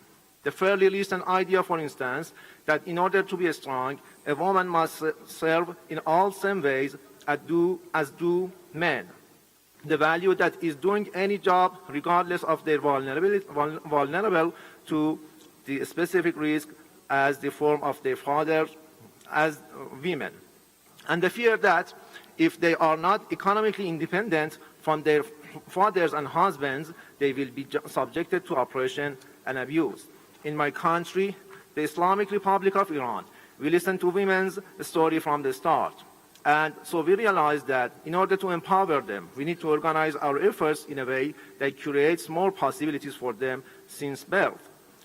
Our policies are focused on facilitating marriages to help committed relationships, empowering heads of the family financially to prevent women having to work under unsafe circumstances, and providing safe spaces for women to study and work throughout their lives. Today, more than 70% of university students are women, and millions work in a range of jobs as teachers, doctors, entrepreneurs, lawyers, policewomen, firefighters, and more. And this family-oriented approach, we believe, has been helping Iranian women reach their fullest potential without worrying about being alone in their endeavors. But instead of being praised for their achievements and recognized for this successful approach, Iranian women have been portrayed as oppressed creatures without enough agency to control their own lives, let alone create a positive chance in their world. What's worse is that this propaganda has been used to place further politically motivated sanctions on Iranians and deprive these same women and their families. Iranian EB patients and others who often cannot access certain essential medical as a direct result of these sanctions, like Mahsa Amini, who died with a pre-existing medical condition following police custody, for instance, had struggled to find essential medicines following her brain surgery in childhood due to these very same sanctions. Iranian women have been through so much. Decades ago, they gave their all to topple a Western-supported dictator and became independent. And soon after, they voted for an Islamic Republic with a 98.2% majority. Their country was attacked by a U.S. ally, Iraq's Ba'athi regime, and they defended their country with empty hands. And ever since, they have been braving back, breaking illegal sanctions and inhuman unilateral coercive measures placed on them only because they dared to choose their own destiny. And in all their fights, they have had and will continue to have their men's full support. You see, Iranian women have been fighting their own battles and telling their own stories that start with the family, stories in which the battle is between the imperialists and nations seeking the right to self-determination, between the 1% and the 99%, not between the men and women. Thank you very much. Thank you to the Speaker of Iran. The floor is now to Gambia, followed by Kenya.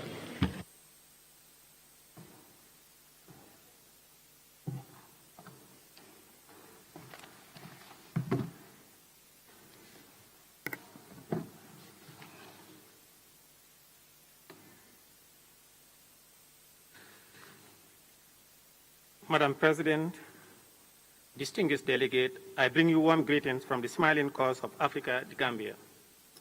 As head of delegation, I am deeply honored and privileged to address the 145th IPU General Assembly taking place here in this beautiful city of Kigali, Rwanda. At the outset, I wish to thank President Paul Kagame for graciously attending and delivering the official opening statement of this auspicious assembly, as well to register on behalf of the Gambian delegation my heartfelt gratitude and appreciation to the Honorable Speaker of Parliament of Rwanda and the IPU Secretariat for successfully hosting this auspicious occasion. Mr. President, the theme for the 145th IPU Assembly is gender equality and gender-sensitive parliaments as drivers of change for a more resilient and peaceful world. This issue has indeed been a simmering topic of discussion in recent years by all actors in the democratic decision-making process. It is coming at a time when the world is grappling with protracted political upheaval and insecurity as a result of prevalent policies of intolerance and discrimination across the globe. It is therefore very topical and could not be more relevant. While acknowledging that gender-sensitive parliament is in effect a recipe for gender equality, it is essentially in the best interest of a genuine and inclusive democracy. Mr. President, over the years, the responsibility of advocating gender equality rested entirely on few women and organizations. However, it is encouraging that the responsibility has now been shifted to parliaments as institutions representing diverse interests of all citizens. There is a glimmer of hope in the drive to promoting gender-sensitive parliaments, as many parliamentary institutions around the world are moving away from their traditional male-dominated membership towards advocating for more gender equality. However, implementing that change would involve looking at the institution itself with a critical eye, acknowledging unseen barriers that deter the presence of women, limit their participation, and/or hinder progress toward gender equality. The key obstacles hindering gender equality are more of culture and religion. It is high time we break these barriers and elect women to leadership and decision-making positions. The government of the Gambia, under the leadership of His Excellency President Adama Barrow, is a staunch advocate and champion of gender equality and women empowerment. The Gambia has ratified and domesticated most regional and international conventions relating to women.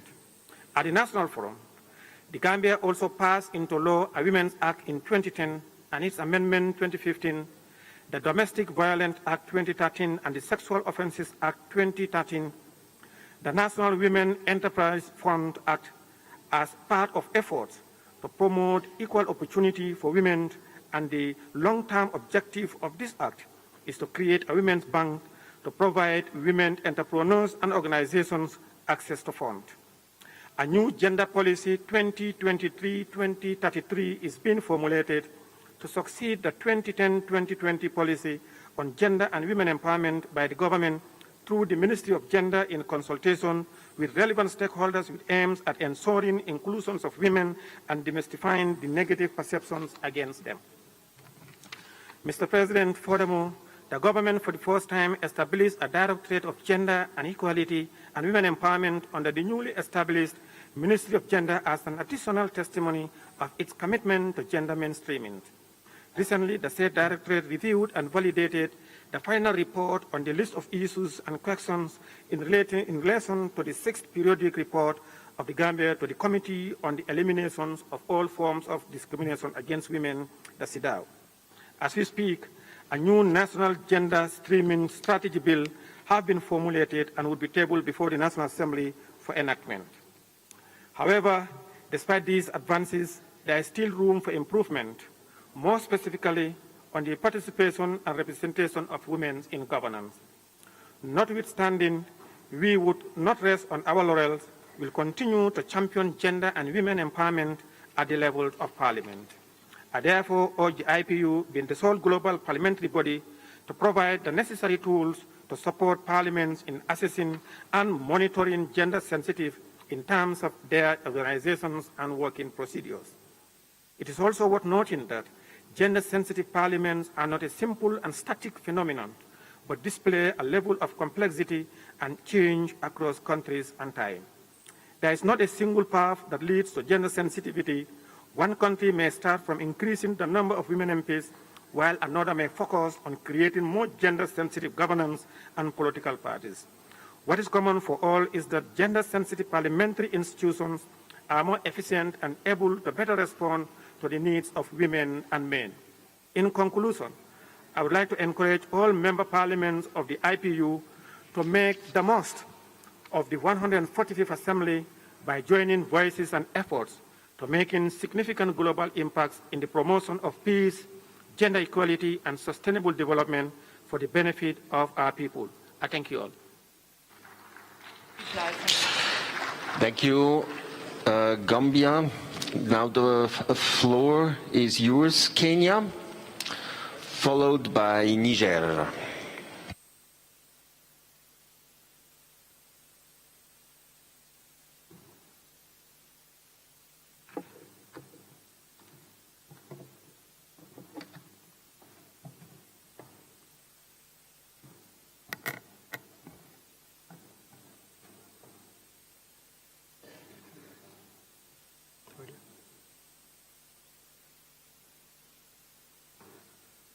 Madam President,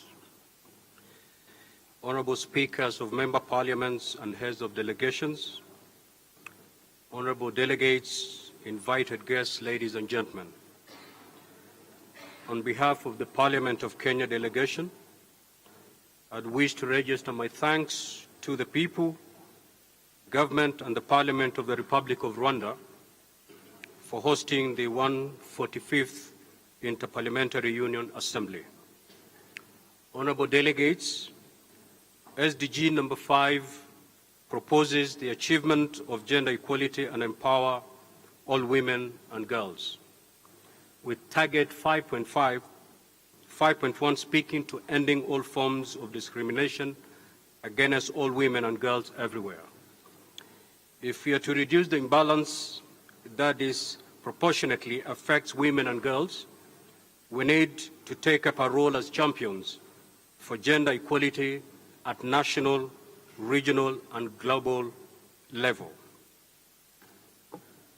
Honorable delegates, the Constitution of Kenya 2010 underscores the respect and protection of all rights and especially gender-based rights, and ensuring that all forms of discrimination, including violence against women, are explicitly prohibited. To this end, Article 28 of the Constitution guarantees every person inherent dignity and the right to have the dignity respected and protected. Article 27, Article 27(6), and Article 56 promotes the elimination of discriminative laws, customs and practices relating to women, girls and marginalized groups. Since the first woman was elected to Parliament in 1969 in Kenya, the political landscape in Kenya for a long time remained predominantly a male affair, thus disenfranchising our women. Article 97 of our Constitution now provides for the election of 47 women elected from each of our 47 counties to the National Assembly. Article 98 on the composition of the Senate provides for the nomination of 16 women members. Article 98 provides for the nomination of a man and a woman to represent the youth, whereas Article 98 provides for the nomination of a man and a woman to represent persons with disabilities in the Senate. With an enlightened public that appreciates the need to break the barriers to involvement of women in public affairs, there has been a steady increase in the number of women in both Houses of Parliament. This has seen the number of women MPs rising from 18 in the 11th Parliament to 21 in the case of the Senate, and for the National Assembly from 69 in the 11th Parliament to 82 in the 13th Parliament. Our standing orders of both houses support gender equality by obliging parliamentary political parties to observe the need for gender balance in appointing members to leadership offices and committees in the House. The current Deputy Speaker of the National Assembly and the former Deputy Speaker in the Senate are both women. In the 13th Parliament, women were elected to positions of the Deputy Majority Party leaders and the Minority Party Whip in the Senate, and the Deputy Majority Party Whip and the Deputy Minority Party Whip in the National Assembly. Honorable delegates, in 2002, the Kenya Women Parliamentary Association, KWOPA, a caucus for women parliamentarians from both houses of Parliament, was established. The caucus advocates for women's rights with a vision of a society where women and men are equitably represented in Parliament. in decision-making in public and private spheres, and also to promote sustainable development. KEWOPA has been instrumental on matters on women and other special interest groups like children, PWDs, and other marginalized groups. The Parliamentary Service Commission, which is a constitutional body established to provide services and facilities to members and staff of Parliament, emphasizes achieving constitutional principles of equity in terms of gender, ethnic balance, and especially interest groups in empowerment and in employment opportunities. The Parliament of Kenya has established a policy on anti-harassment that protects female members and staffers from exploitation and workplace vulnerabilities. Distinguished delegates, to address the threat of counterproductive socio-economic attitudes and practices to women's autonomy and well-being in Kenya, the Parliament has passed specific legislation and approved programs towards uplifting the status of women. Notably, among these laws include the Matrimonial Properties Act, the Protection Against Domestic Violence Act, the Children's Act, the Sexual Offences Act, the Counter-Trafficking in Persons Act, the Prohibition of Female Genital Mutilation Act, and the Marriage Act. Establishing of government programs that empower women include Uwezo Fund to expand the access to finance through grants and credit to our women.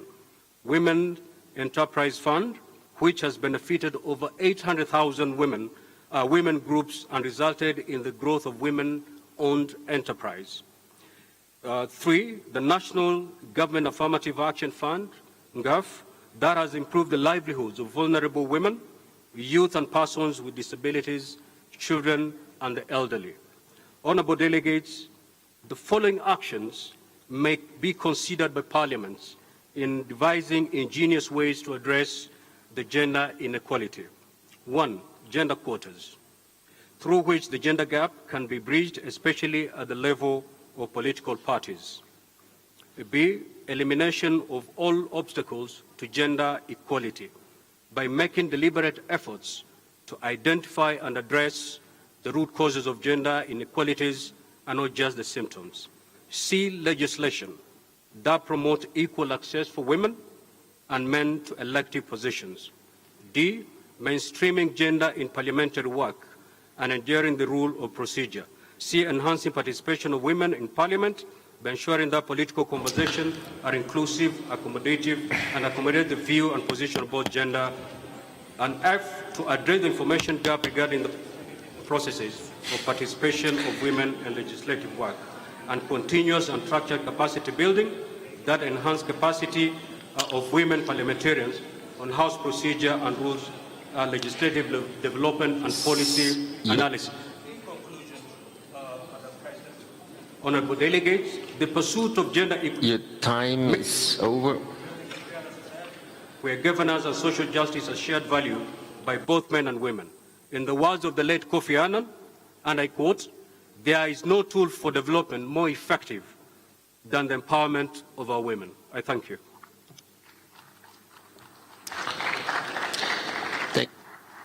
Thank you to the Speaker of Kenya. Next speaker, Niger, followed by Greece.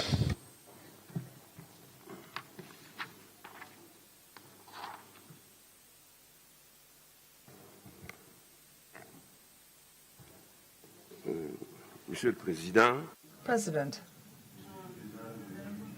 President of IPU, dear parliamentarians, ladies and gentlemen, first of all, I would like to thank God who has enabled us to meet here in Kigali, Rwanda, for the 145th Assembly of the Inter-Parliamentary Union.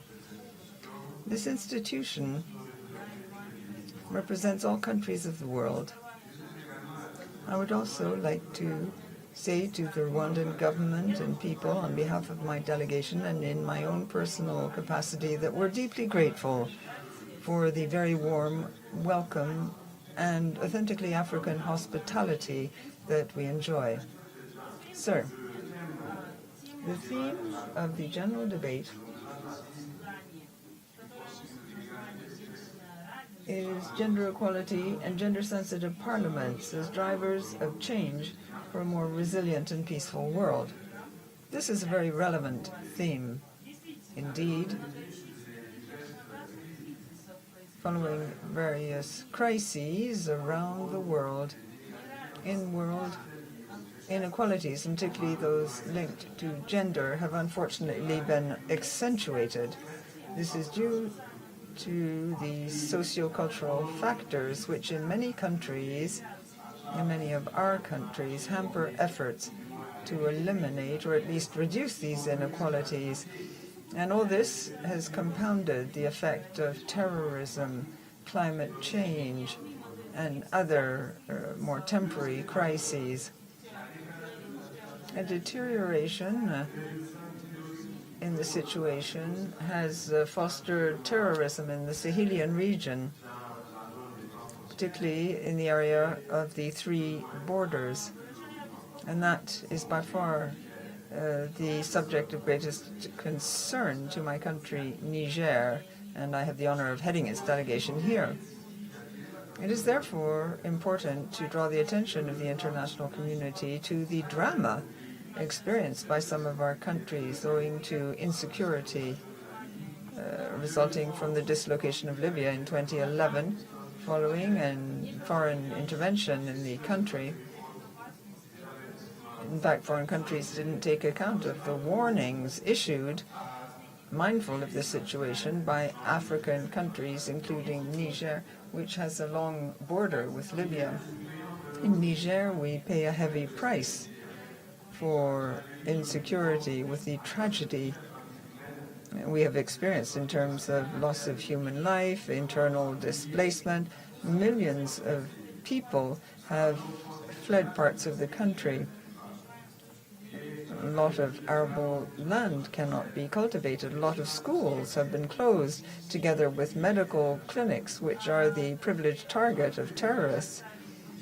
In order to attenuate the effect, major financial resources and other means have been used. The closure of school has a negative impact on progress made in terms of the combat against inequality based on gender.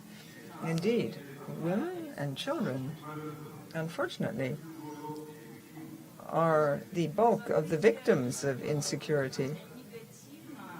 And this weighs heavily on progress that had been made in educating young girls, the key pillar of all our national policies in this area.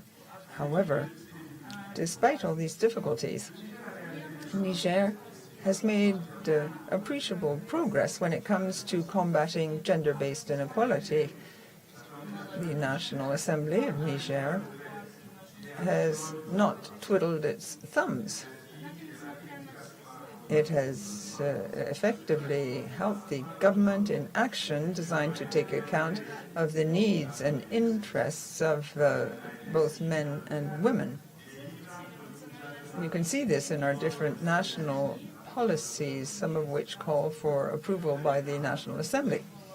Sir, the National Assembly of Niger has furthermore contributed to the implementation of the Plan of Action for Gender-Sensitive Parliaments adopted unanimously at the IPU Assembly held in Quebec. In this respect, I would like to underscore the significant progress made pertaining namely to attaining parity. There's been a considerable increase in the number of women parliamentarians. Niger has adopted a special law on 24 December, rounding off another law dating from 2019. According to this law, we now have a quota system at elections for government and state administration.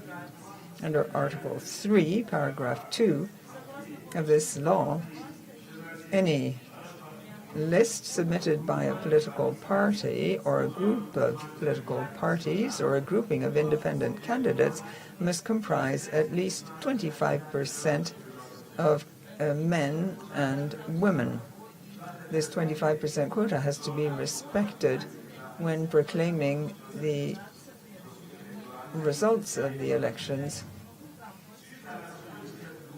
Following this law, women's representation in Parliament, which was 17% under the previous legislature, moved up to 31%. Thus, we have a large number of women in our lower chamber.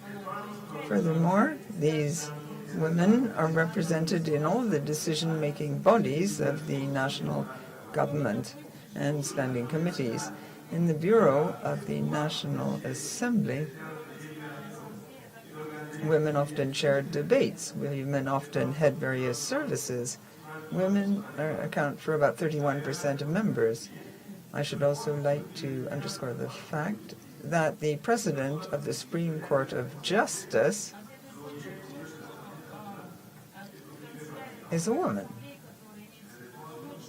These efforts are being continued. Could you wind up, please, says the President.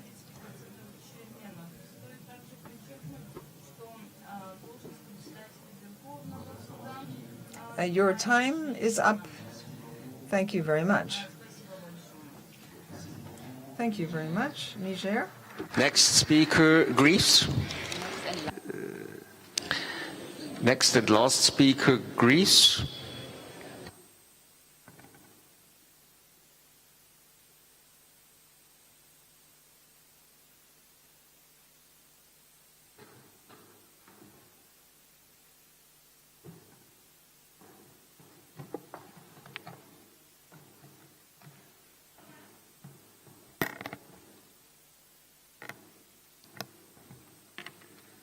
Thank you, Mr. Chairman, Excellencies, dear colleagues, ladies and gentlemen.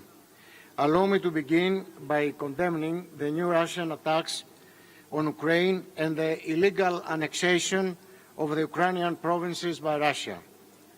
The war must be stopped. The revisionists must be defeated. We stand by Ukraine and we reiterate our firm position that the international law is our common ground and should be respected by all countries.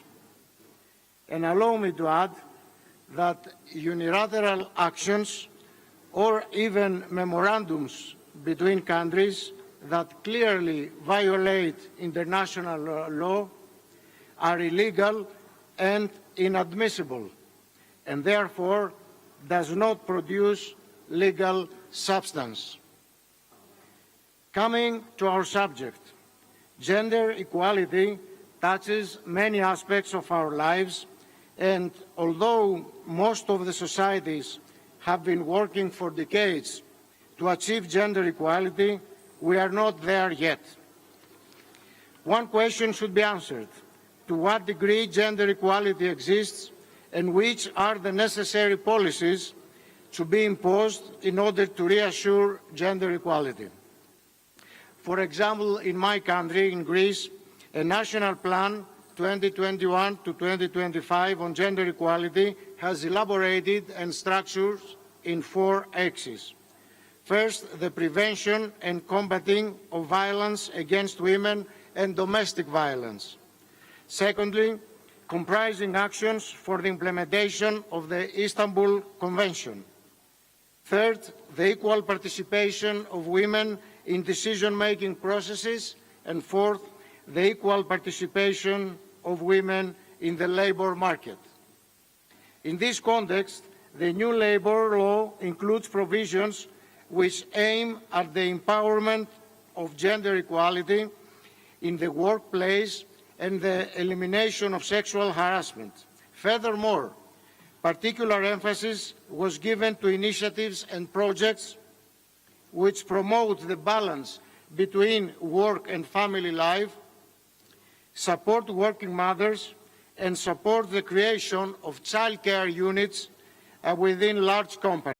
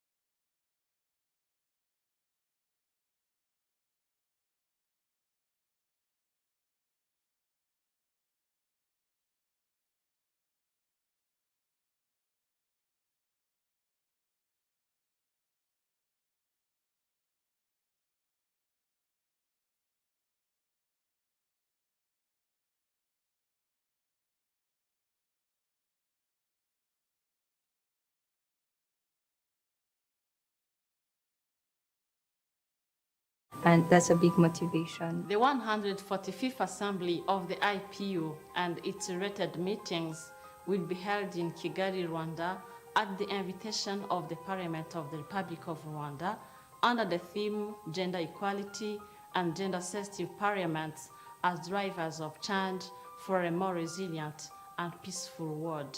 Having parliaments that are gender sensitive is first of all a message from a government to say that we know that our country is made of men and women, and therefore at the decision-making levels we should have men and women. It's important to have gender-sensitive laws in place so that more girls and women can be actively involved into addressing issues that we face globally today, such as food insecurities or climate change, among others. Having a gender-sensitive parliament, to me as a businesswoman, means having a bigger representation and a bigger voice that speaks out for women in business. It also means that we are going to have more women influencing business policies so that they may be friendly to women who are joining the business sector. We are pleased to welcome speakers of parliaments and other delegates to the 145th IPU Assembly. We wish you a comfortable stay in Rwanda. Welcome to Rwanda. Murakaza neza mu Rwanda. Bienvenue au Rwanda. Through a gender-responsive constitution, Rwanda has achieved and even surpassed gender parity. The government of Rwanda has put a lot of effort towards ensuring that both boys and girls have access to education equally. Girls are now able to pursue different fields of studies, including the ones that have deemed predominantly male. The government has reinforced having women in bigger positions and creating a safe environment for them to step out and build their dreams. So that has really motivated me to see that there is no limit to what I can achieve, especially because of my gender, and that's a big motivation. The 145th Assembly of the IPU and its related meetings will be held in Kigali, Rwanda, at the invitation of the Parliament of the Republic of Rwanda, under the theme Gender Equality and Gender-Sensitive Parliaments as Drivers of Change for a More Resilient and Peaceful World. Having parliaments that are gender sensitive is first of all a message from a government to say that we know that our country is made of men and women, and therefore at the decision-making levels we should have men and women. It's important to have gender-sensitive laws in place so that more girls and women can be actively involved into addressing issues that we face globally today, such as food insecurities or climate change, among others. Having a gender-sensitive parliament, to me as a businesswoman, means having a bigger representation and a bigger voice that speaks out for women in business. It also means that we are going to have more women influencing business policies so that they may be friendly to women who are joining the business sector. We are pleased to welcome speakers of parliaments and other delegates to the 145th IPU Assembly. We wish you a comfortable stay in Rwanda. Welcome to Rwanda. Murakaza neza mu Rwanda. Bienvenue au Rwanda.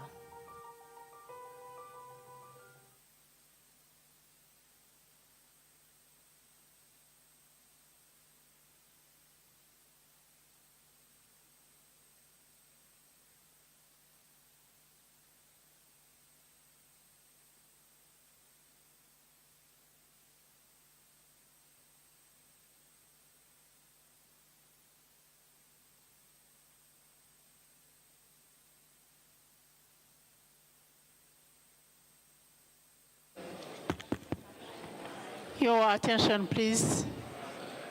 I ask everyone to take the seats so that we are going to start our session of this afternoon. Can you please take your seats? Okay. Dear delegates, ladies and gentlemen, good afternoon. I am here to be back to preside over this assembly. the afternoon session, we are going to continue our general debate. But I would like to let you know that at around between 4 and 4:30, we will have a special segment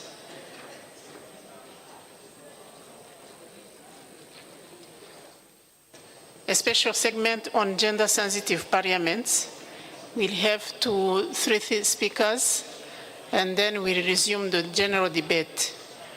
For this afternoon, we are going to start with Argentina. Argentina will be followed by Belgium. Argentina, you have the floor.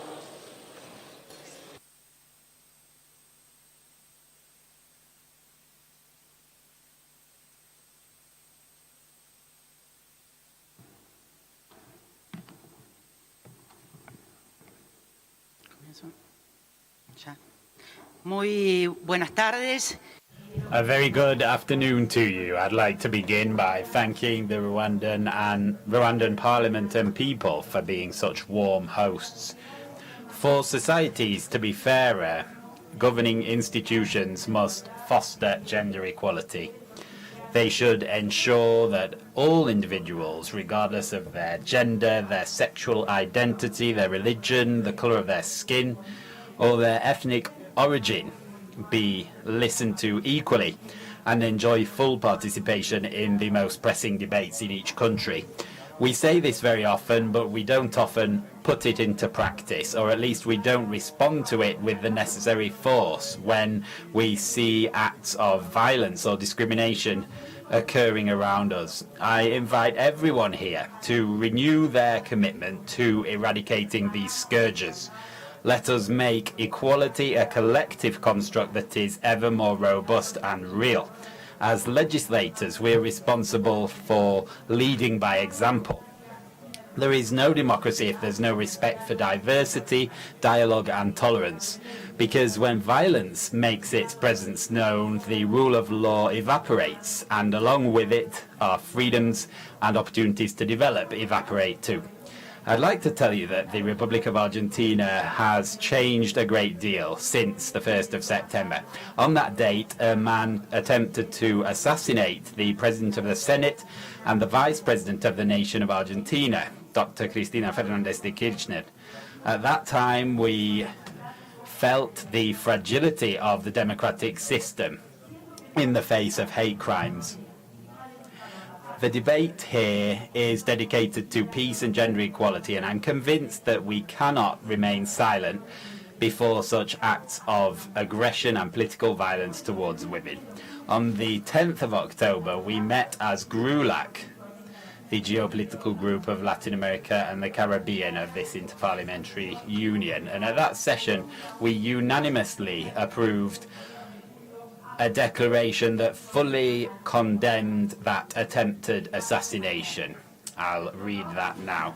The below signed delegations of the geopolitical group of Latin America and the Caribbean, GRULAC, in the framework of the Inter-Parliamentary Union, express their most forceful condemnation of the attempted assassination perpetrated against the President of the Honourable Senate and Vice President of the Argentine nation, Cristina Fernández de Kirchner, recognizing that gender equality and the fight against all forms of violence should be a priority for both men and women and a prerequisite for true democracy.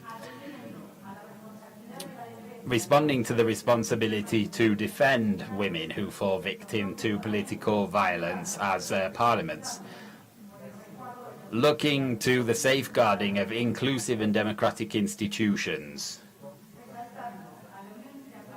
Stressing that the Inter-Parliamentary Union is one of the pioneering organizations in the world in light of its work to strengthen democracy and equity. Understanding the pressing need to consolidate political tolerance and dialogue to find solutions to the challenges that society faces. recognizing that the notion of democracy is based on the right of every individual to participate in public affairs through representative parliamentary institutions that respect the will of the people expressed through elections, stressing the relevance of the increase in the presence of women as leaders within parliament, particularly as speakers of parliament, who represent political empowerment of women in general. In light of all of this, and as parliamentarians of both genders and members of the IPU, we firmly condemn the attempted assassination in question, bearing in mind that it was part of a plot of political violence, misogyny, and encouragement to hate. We call for the prompt investigation of this hateful act. We encourage manifestations of solidarity and support following this attack. We, as the IPU, encourage assistance for the President of the Argentine Senate and any woman who suffers from political violence and similar situations of harassment. We call for the defense of democracy, stressing the institutional gravity of acts of this type, which erode the basis of democracy and mark an attempt on the values that we seek to foster as the IPU, as well as those related to the respect for diversity, the fight for equity, dialogue, peace, and the rule of law. Parliamentarians, I would call upon all the parliaments of the world to express their denunciation of this attempted assassination of our Vice President. We're holding this assembly in a country which continues in living memory to suffer from the wounds of a brutal genocide. Just as in Argentina, we remember the terrorism that was sponsored by our state under the last dictatorship. Let's say never again to hate and anything that makes these terrible problems a reality. Thank you. Thank you very much. The floor now goes to Belgium, and Belgium will be followed by Vietnam. Belgium, you have the floor.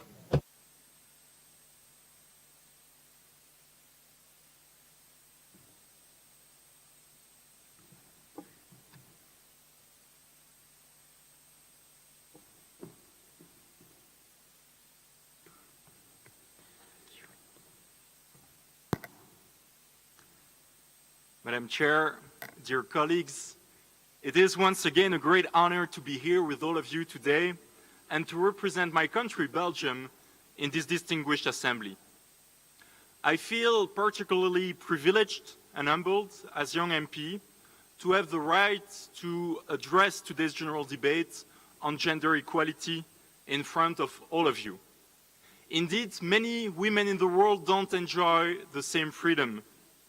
So before turning to my proper speech, ladies and gentlemen, I would like to acknowledge first the courage of all girls and women around the world who have been abused, who have been persecuted, who have been killed for simply trying to be who they are.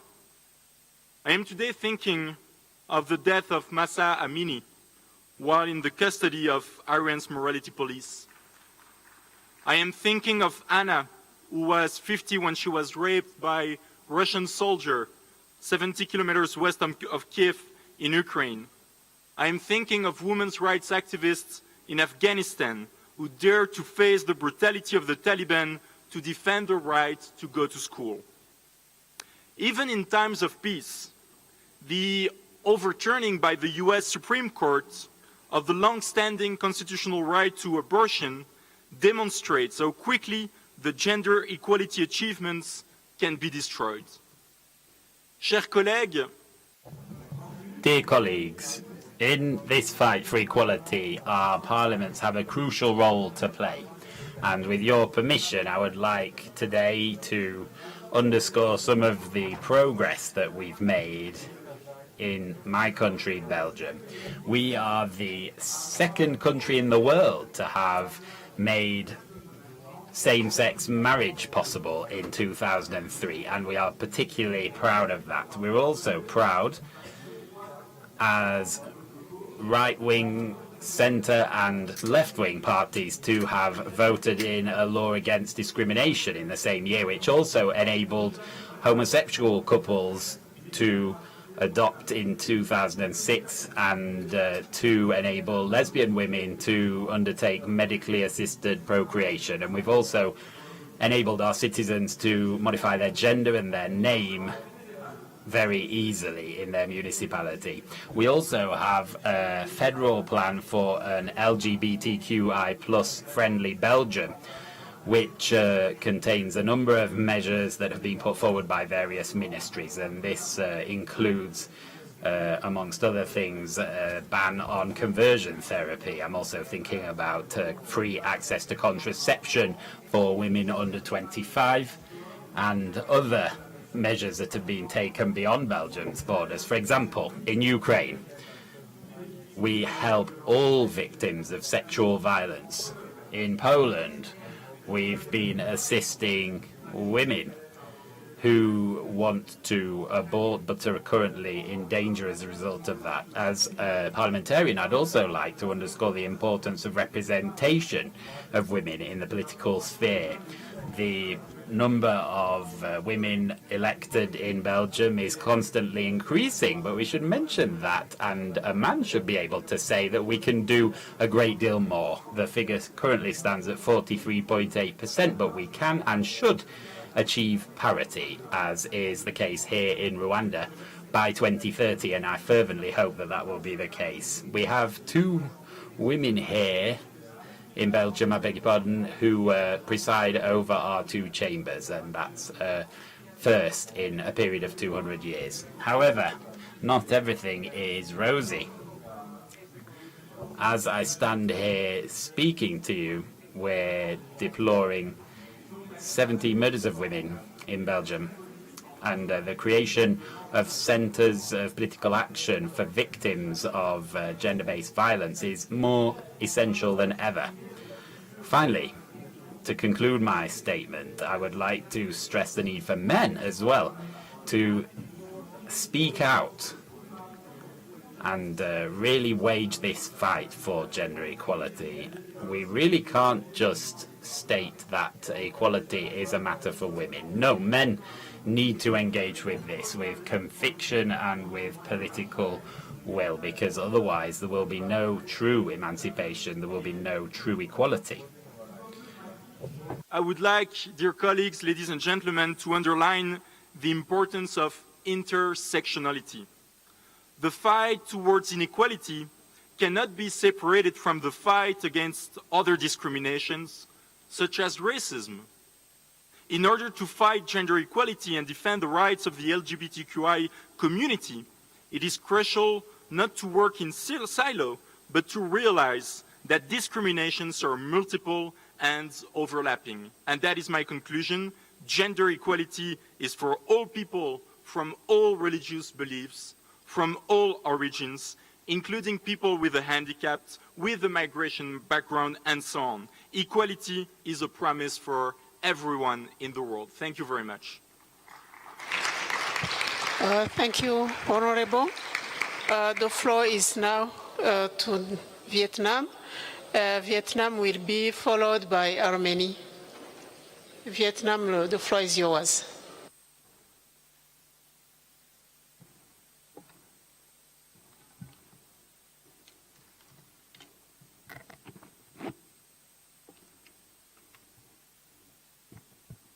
Madam President, ladies and gentlemen, first of all, on behalf of the delegation of Vietnam, I would like to express our thanks and appreciation to the Parliament of Rwanda and IPU for the huge efforts in making this assembly a reality.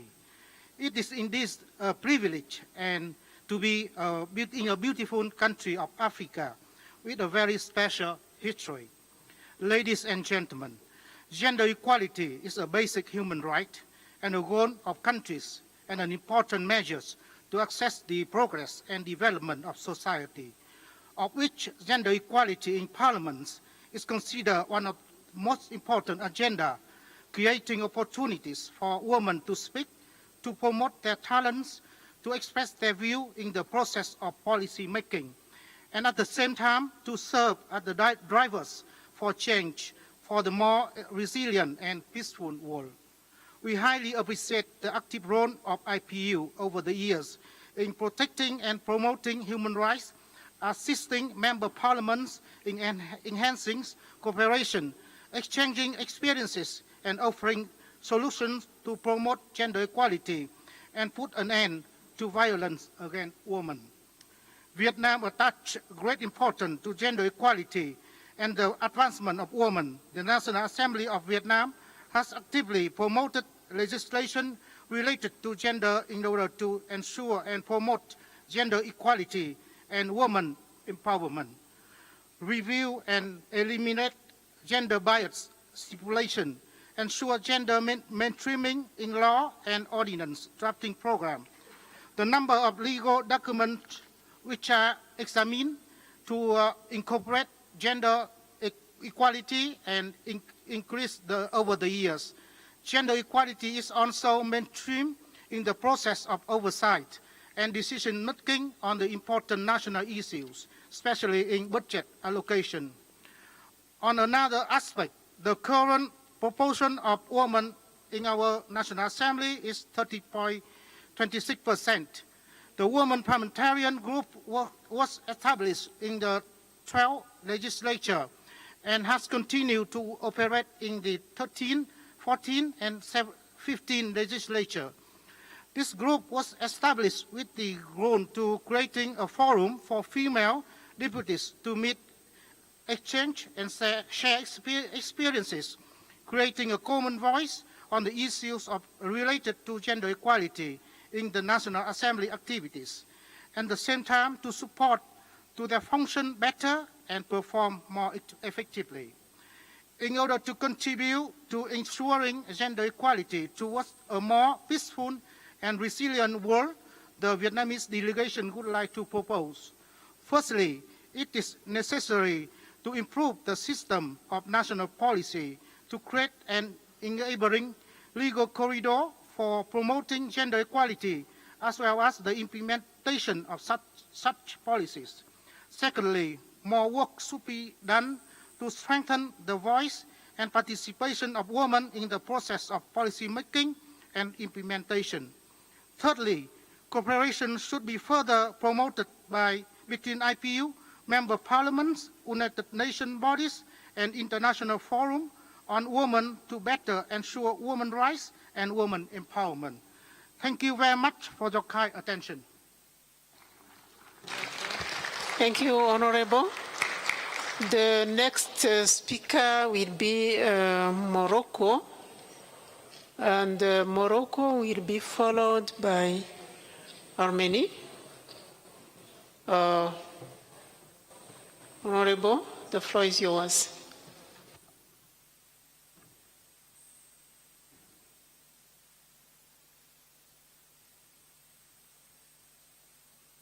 السيد رئيس اتحاد البرلمان الدولي. President of the IPU,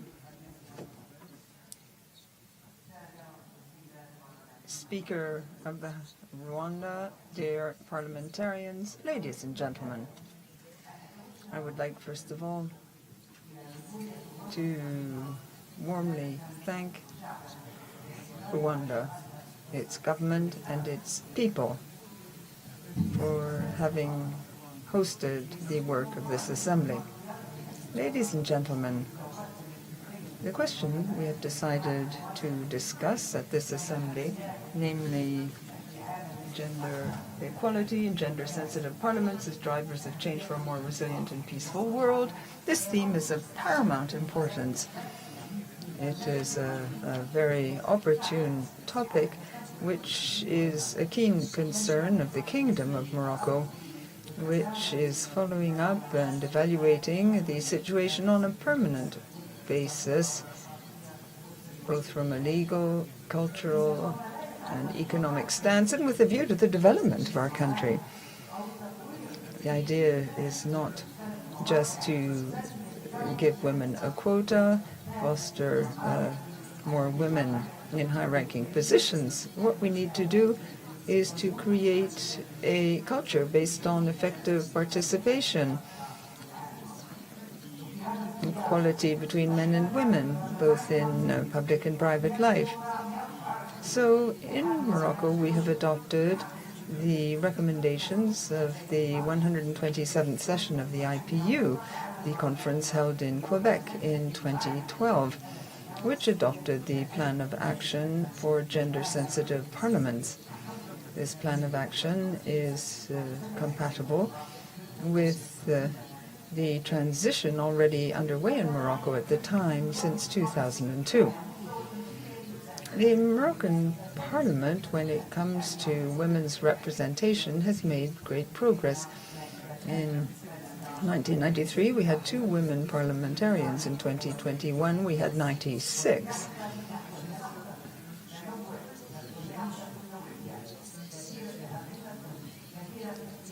One can say that this is great progress in qualitative and quantitative terms.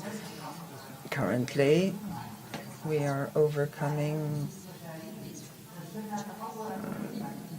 hesitations as to greater women participation in political and cultural life. We have women representatives on the Shura Council.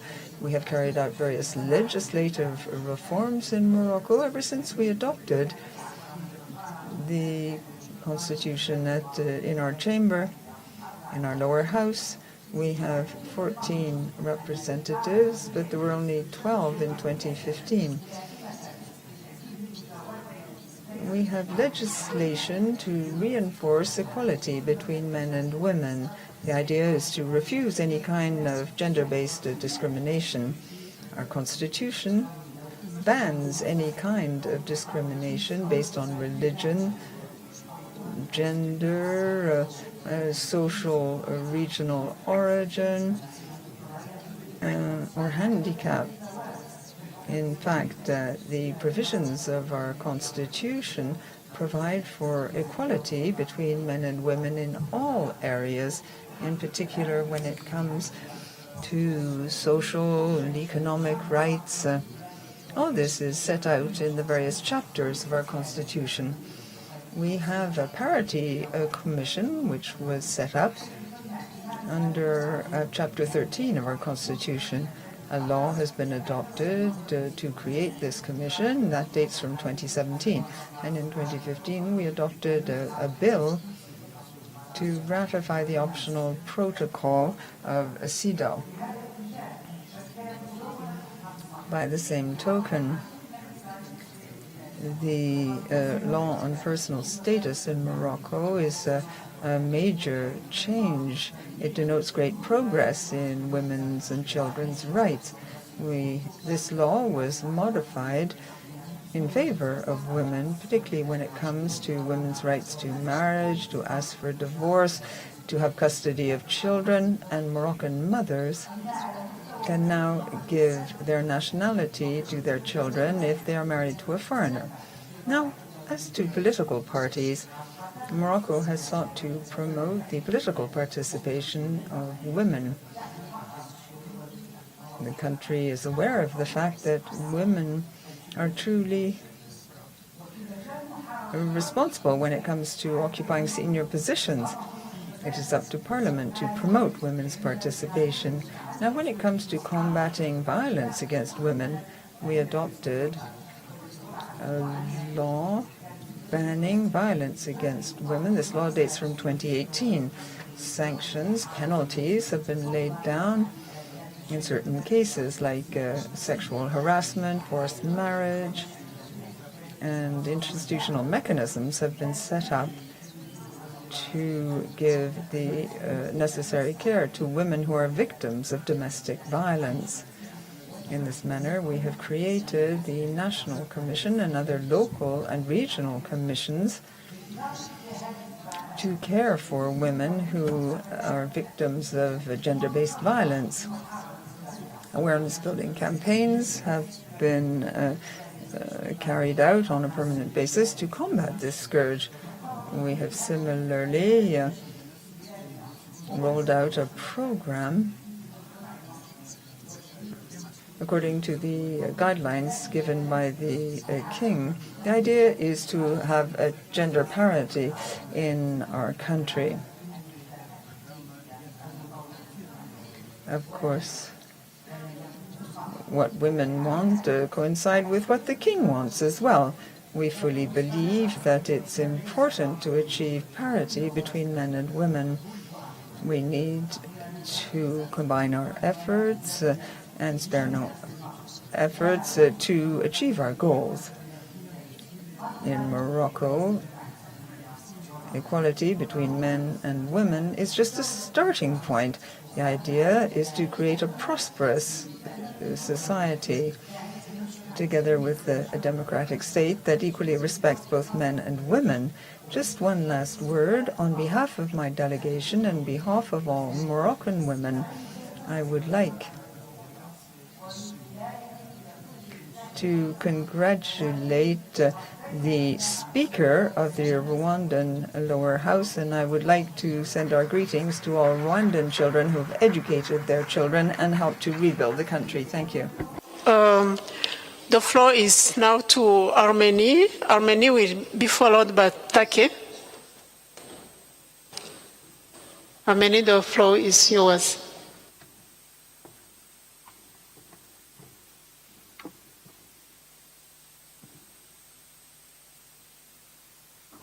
Thank you.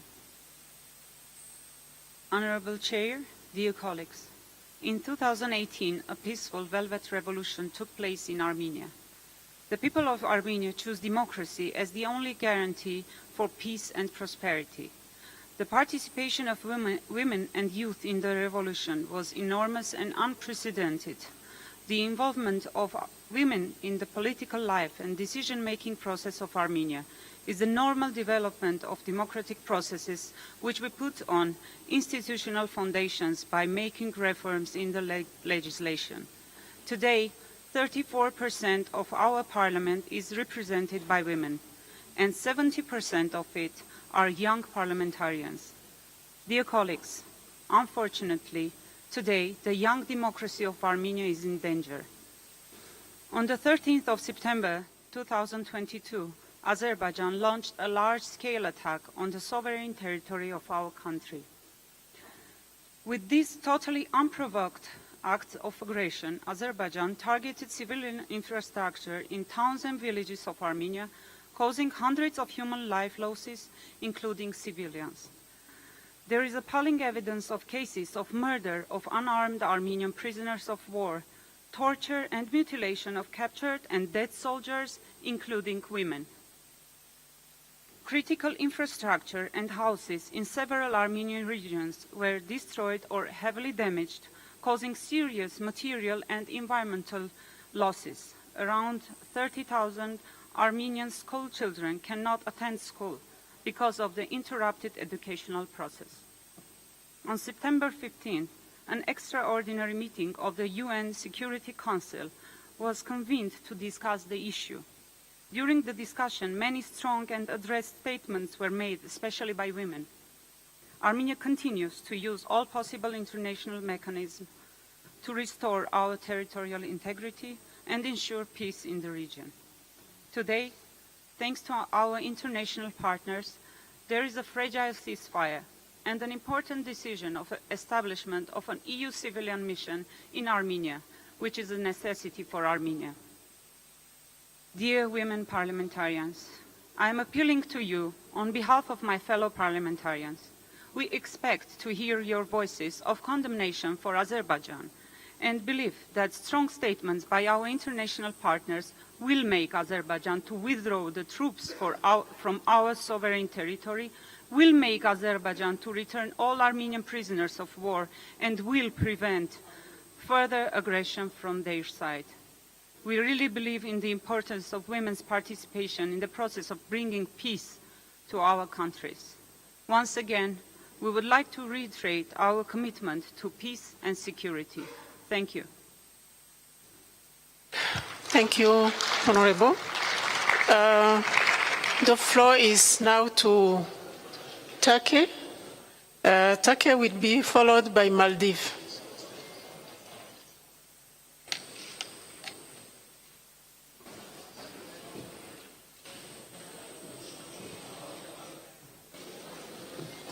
Okay, the floor is yours.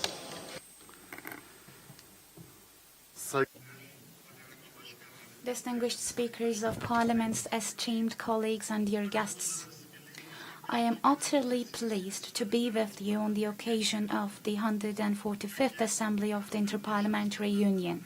Turkey has set itself a fundamental goal of improving the living standards and rights of women, ensuring their full and equal participation in all areas of life, and strengthening their status in society. Our motto in this regard is strong women, strong family, and strong society. Equality of women and men before the law is one of the basic principles of the Turkish constitution. The constitutional amendment made in 2010 further strengthened the legal foundation of women's human rights by introducing the concept of positive discrimination for vulnerable groups such as women, children, and people with disabilities. In addition, the Civil Code and the Penal Code, which are the two basic laws of the Turkish legal system, have been substantially renewed, and significant gains have been achieved in the issues related to the women's rights. Necessary reforms were also made in the labor law in 2003 in order to ensure that employers respect the principle of equality between women and men, and that there is no discrimination among employees on the basis of sex. The way for a country to take its place among the countries that have achieved sustainable development is through the economic and social empowerment of women. Empowering women is an extremely vital goal in terms of ensuring their access to their individual rights and interests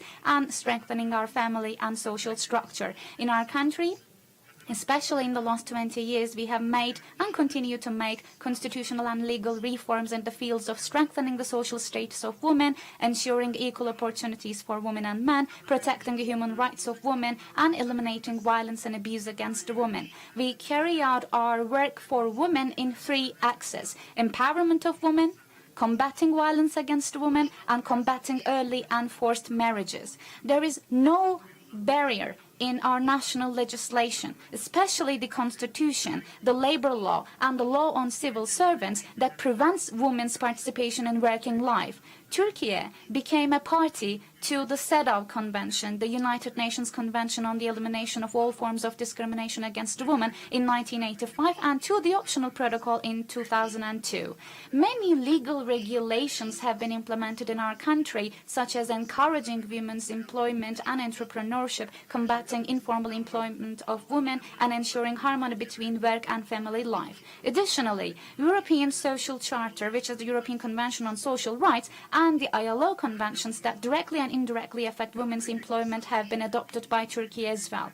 Dear participants, in 2009, the Committee on Equality of Opportunity for Women and Men, KEFEK in short, was established under the Grand National Assembly of Turkey to monitor the national and international developments regarding the protection and development of women's rights and ensuring equality between women and men, to inform the Grand National Assembly of Turkey about such developments, to discuss the fundamental and subsidiary matters that have been submitted to its attention, to present opinions to the specialized committees on draft laws and bills and decree laws submitted to the GNAT. The Committee on Equality of Opportunity for Women and Men functions vitally in the implementation of the necessary legal regulations in this field.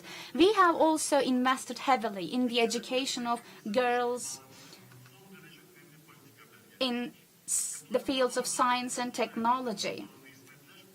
One of the most important initiatives to ensure equality of opportunity for women and men in Turkey is the planning and budgeting that is sensitive to equality of women and men. Budgets are extremely important policy documents in the context of equal opportunities for women and men.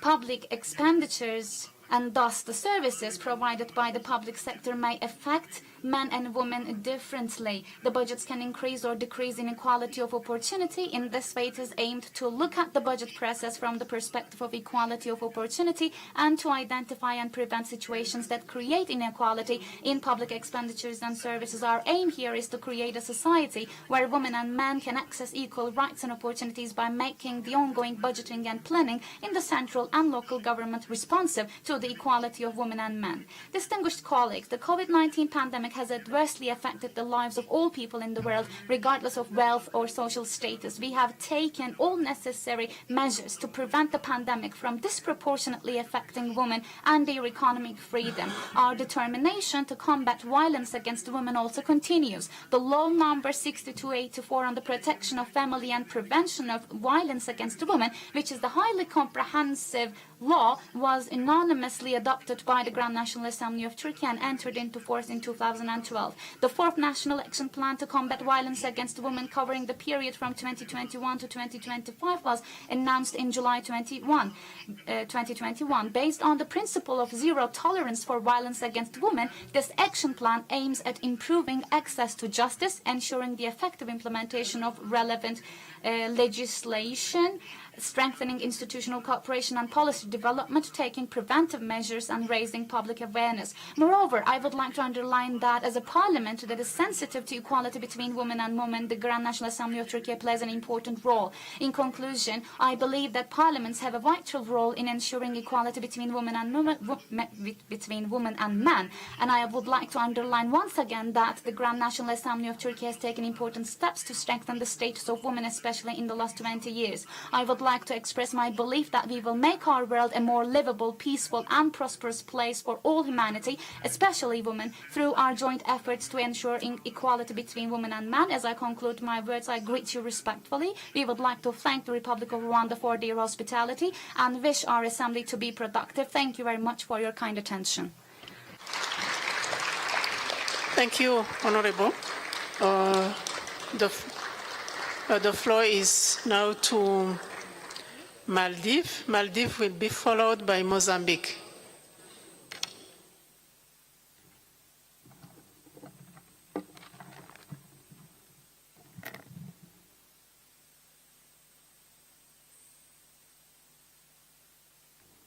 Thank you, Madam President. The road to attaining gender equality often feels like one step forward and two steps back.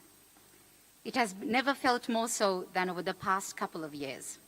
The ravages of COVID for all of us, the threats to women's reproductive rights, the threats to women's education rights in Afghanistan and elsewhere, the rise and effect of religious extremism in the Sahel, in my own country and elsewhere, the effects of environmental degradation in Pakistan and elsewhere, war in Ukraine and armed conflict everywhere, these have had very direct, very negative impacts on the lives of women. It is now well documented that gender disparities and inequality and violence increases in times of distress. Women become more vulnerable during times of general vulnerability, and the past couple of years have certainly been a time of vulnerability and distress. It is our role as parliamentarians and policymakers and leaders of our communities to ensure that the fallout of these crises are mitigated, to be better prepared, but also to correct the course as urgently and as effectively as we can. Before I continue, let me please thank the IPU, the people of Rwanda, and the Parliament of Rwanda. The topic of this Assembly's general debate is one that is vital and certainly vital to the Parliament of the Maldives, to the People's Majlis, and a question that we try and address in our work every day. As we mark the 10th anniversary of the Action Plan, we must start by looking at and acknowledging the progress made thus far. As the legislative branch of the state, we have tried in the Maldives Parliament to offer legal and financial backing to gender equality policies. Over the last decade, the Maldives Parliament has enacted the Domestic Violence Prevention Act, the Gender Equality Law, the Prevention of Gender-Based Harassment and Violence Act, and the Gender Crimes Act. Over the last 3 years of this Parliament, we have systematically increased the budget allocated to the Ministry of Gender, Family and Social Services, including for family and children centres, for single parents, for orphanages, and for victims of domestic violence. We've passed a milestone Child Protection Act with a significant change in the legal protection for children and establishing a special ombudsperson for the protection of child rights. We've revised the Criminal Procedures Act to include rape and sexual offences as grave criminal offences. We've amended the Local Councils Act to allocate 33% council seats for women. And for the first time, we've put women at the Supreme Court of the Maldives. Mindful of the increased burden on the care workers during the pandemic, we've approved and implemented a non-practicing allowance for social workers who are largely women. Maternity leave in the Maldives has been increased to 6 months paid leave. The Maldives Parliament constituted a standing parliamentary committee on human rights and gender for the first time. The committee has done extensive work on issues that have hitherto been largely ignored, including addressing sexual abuse cases submitted by private individuals, child abuse cases, and sexual abuse cases in schools. We've conducted a parliamentary inquiry into systematic gender discrimination, and the Maldives Parliament over the last 3 years have also conducted a number of practice parliament workshops for women in collaboration with the UNDP. That's what we've done. That's what we've established. But certainly for the Maldives, there is still a long way to go, as evidenced by the very real and apparent gender gaps in our society. These inequalities and these threats take different forms, from child abuse to domestic violence, to rape, to other forms of physical violence and deprivations, to unequal opportunities in social, economic, and political life. Women in the Maldives lack appropriate representation in the political sphere. There are only 4 women in the Maldives Parliament. That's also 4%. And over the last election cycles, the past decade has shown the number of women seeking public office is decreasing in both number and percentages. Nearly all leadership positions in all political parties are taken up by women, although women are a strong force in political activism in the country, but this is never related when it comes to holding public office. There's a significant gender gap in women's participation in the labor force, and religious extremism and related rhetoric are on the rise in the Maldives. We all know the serious impacts on the rights of women and girls that religious extremism has.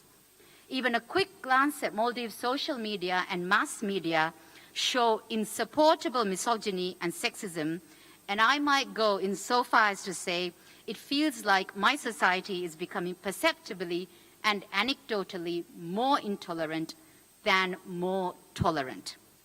The pandemic, as with all of our countries, has exposed alarming trends and made more acute existing problems that were already there for women.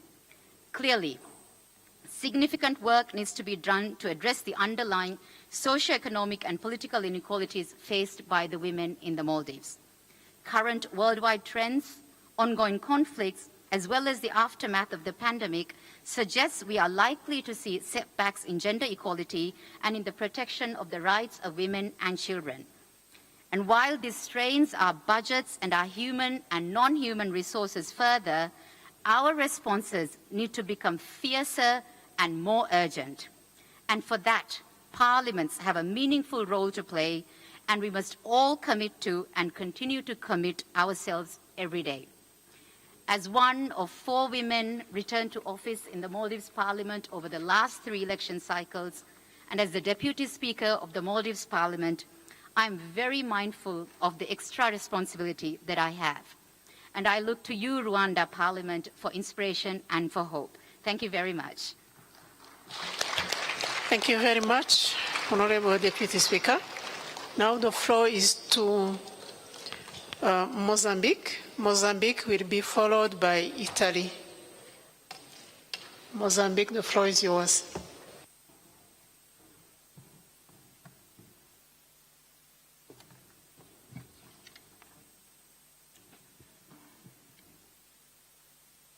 Senhora Presidente da Assembleia Geral e digníssima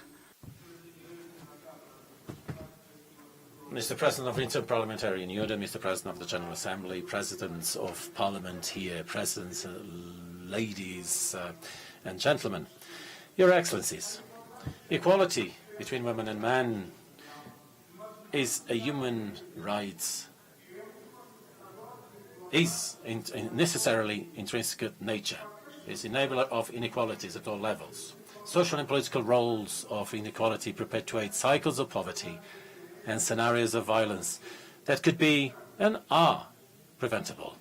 Here, legislation, parliaments, civil society, and other actors play a crucial role. Empowerment aims at balancing power between men and women by creating the conditions for women to be autonomous in their decisions and how they manage their lives.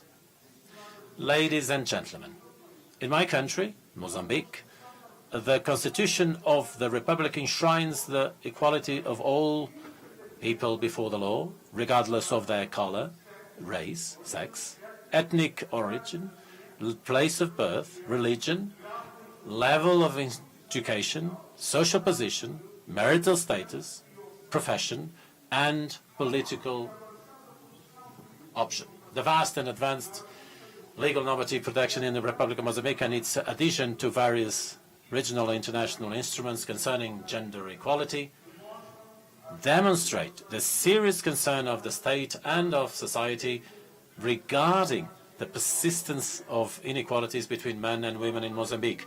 It also corroborates the understanding of the genuine concern of the state with the pursuit of effective gender equality in the country. The fact that Mozambique has created a Ministry of Gender, Children and Social Action at government level, as well as the Office of Women Parliamentarians at the level of the Assembly of the Republic, and also being signatory of different instruments of law, both regional and international, resulting from its ratification and subsequent reception in the national legal order. In order to consolidate the instruments above mentioned and to guarantee its operationalization, the government approved through resolution number 19/2007 of May 15th of Council of Ministers the gender policy and its implementation strategy, which establishes guidelines with the purpose of allowing the taking of decisions and identification of actions for the elevation of the status of women and gender equality. Today, we have tangible results in including women in decision-making bodies. From a total of 22 ministers that make up the government of Mozambique, the presence of women has increased from 10 women at the beginning of the current mandate, January 2020, to represent 50% since March 2022. With this, Mozambique achieved at the government level the gender parity target, 50-50, which puts the country in the list of 14 countries in the world that have already achieved this fact or this feat, being the third in the African continent. It is worth adding that we also have the leadership of women in other various bodies, such as the Assembly of the Republic, the Constitutional Council, the Administrative Court, the Attorney General's Office, among others. From the 250 MPs, and 108, 43% are women. This is thanks to His Excellency Felipe Jacinto, President of the Republic of Mozambique. Excellencies, in conclusion, 2 words, both of gratitude. Firstly, an acknowledge thank you to each one of you, to each one of the countries you represent. In short, to the planetary community for the unconditional and total support for the candidacy of Mozambique as a non-permanent member of the United Nations Security Council. From next year onwards and throughout the biennium 2023-24, Mozambique, with its experience, will certainly make its contribution to world security and peace. Secondly, mora cose to this great Rwandan nation for the excellent and therefore memorable welcome given to the distinguished participants of this 145th IPU General Assembly, and as regards particularly my country, for Rwanda consenting that its sons, through various sacrifices, join our defense and security forces at the SADC contingent in the fight against terrorism in the some districts of the provinces of Cabo Delgado, Niassa and Nampula, or in the northern region. Mora Cose Shani, His Excellency Paulo Kagame, Honorable President of the Republic of Rwanda and prelate son of Mother Africa. Parliament, government and other relevant public and private institutions of this marvelous country. Merci beaucoup, great and brotherly people of Rwanda. I extend this sincere and grateful thanks to SADC and all countries of the world that directly or indirectly contribute to the re-establishment of stability in the areas once occupied by terrorists. Thank you very much for your attention. Thank you. Thank you, Honorable. The floor is now to Italy. Italy will be followed by Syria.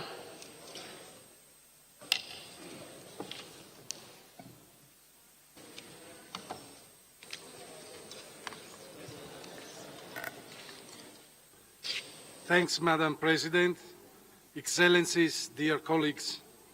Let me thank again IPU for the outstanding organization, but especially Rwanda for the warm and friendly welcome and for the improvement that they are able to do in the gender equality. As UN Secretary General Antonio Guterres recently said, gender equality is the unfinished business of our time. Gender equality can be seen as the catalyst of several policy challenges and goals. Over 20 years after UN Security Resolution 1325, it's important as ever to ensure women representation in all matters concerning peace and security. Against this background, which shows the contents of a long-term struggle, we must place those experiences and lives that will leave a stamp on our era. Today I want to focus on three of these unfortunately numerous demonstrations of how much work there is still to be done. The first experience relates to the shocking developments of the Russian aggression against Ukraine. Since 24th February, the world has changed. The most dangerous crisis in many decades have broken out. That is food and energy crisis. But above all, the life of entire people has been turned upside down. These people are forced to suffer systematic war crimes and human rights violations. We know that there are people who think that the hope for peace is one and the same of the absurd claim to be left in peace. We know that there are people who want to teach the brave Ukrainian people how to resist, people that want to equate victims and aggressors. To these people, I want to say, go and explain these ideas to the 6 million of refugees, to the elderly, to the children, to the women. Women are more vulnerable because, as seen in the temporarily occupied areas of Ukraine, they are regularly targeted by such war tactics as rape and sexual assault. We will not forget the women's voices in Ukraine, just like we will not forget Russian crimes against them. The second relates to women in Afghanistan. Let's face it, after the hasty withdrawal of the international troops and the consequent emotional impact that is generated, the world has forgotten the Afghans. I am happy that the Afghan parliament in exile has been admitted here as an observer, but is not enough. Because if it is true that many and forgotten women in Afghanistan, it's equally true that Taliban criminals have not forgotten them. The Taliban's first goal was to bring women back into a state of submission and systematical denial of their fundamental rights. Forced marriage, sexual abuse, repressive public morals are against the rule. But the thing that worked hard on was the education ban for women. Taliban violence knows very well the phrase uttered by the great Ghanaian pedagogue James M. McWeverly Agrey. If you educate a man, you educate an individual. If you educate a woman, you educate a nation. Precisely for that, the Taliban are against them. The third story I want to mention is the brutal repression taking place in Iran. The brutal killing of Masha and many other Italian women is not a propaganda. We are seeing the dire consequences of the so-called Mullah police in the streets of Tehran. I want to say forcefully, there is no revolutionary morality in what they are doing. Their behavior is immoral, violent, and lacks humanity. We support those women who cut their hair and a sign of solidarity. We support those women who claim their life and their freedom.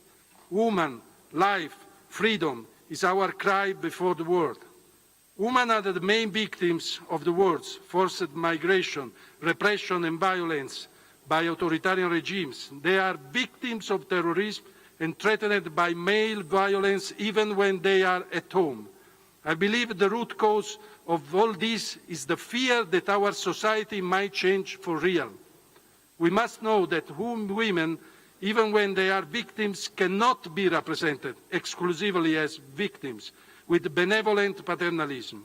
No, women must be seen for their extraordinary potential and strength, for the resilience that, despite centuries of hardship, they continue to have.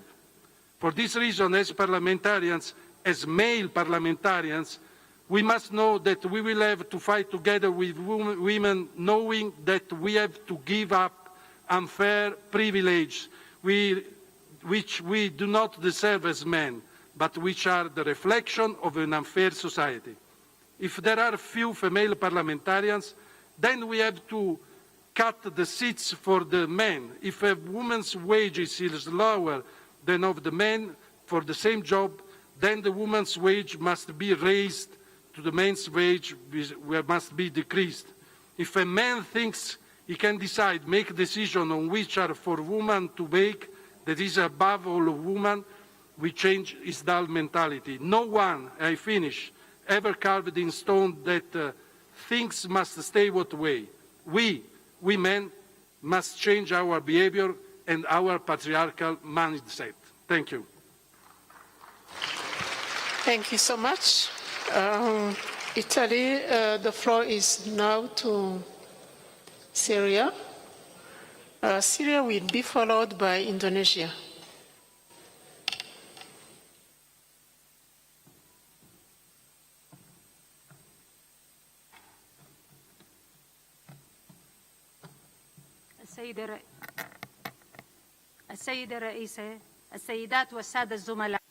Madam President, ladies and gentlemen, dear colleagues, it is my honor to convey to you the salutations of His Excellency, the Speaker of the Syrian Parliament and its membership. We wish you all a successful meeting and positive outcomes. Ladies and gentlemen, because we are Syrian, we love life. And because we celebrate life and we come from the land of civilizations, we still find a way to communicate and relate. Our participation here today is the biggest expression of this celebration, despite the fact that Syria stands alone in its fight against the Israeli entity, the American agenda, terrorists, the dark forces of Takfiri ideology, on behalf of the entire world. We are aware that the whole world has made its way towards change, and the future belongs to peoples who fight for righteous and rightful causes. Ladies and gentlemen, dear colleagues, legislation is the main gateway to contribute to the development of society with all its factions. It is the main gateway for a safe and sound future, especially that in Syria we are still amidst a war that has cast its shadow on all factions of the Syrian social fabric. Women have paid a heavy toll because women belong to one of the most vulnerable and weakest sections of society. Our Council, therefore, adopted a number of amendments, especially in its session of February 2019, in order to introduce very important amendments to the Personal Status Act, pertaining mainly to the rights of women, children, and social structures. These amendments are very important because they came in response to the needs of citizens and society as a whole, but also in response to the latest changes that have occurred in our social life.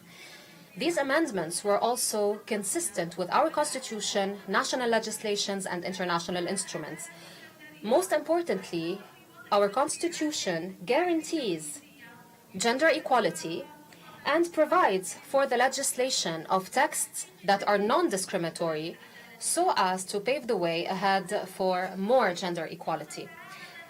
Despite the fact that the Syrian constitution clearly and explicitly states that citizens are equal in rights and obligations and that there should be no discrimination because of sex, race, origins, language, or religion, we still have a lot of work to do in order to guarantee equality between men and women and protect women from gender-based violence. Ladies and gentlemen, we aspire in Syria for a society that is built on healthy and sound foundations, because this is necessary for us, especially that we are still facing the Israeli aggressive machine war that has violated our lands and left its vicious touch on everything in Syria.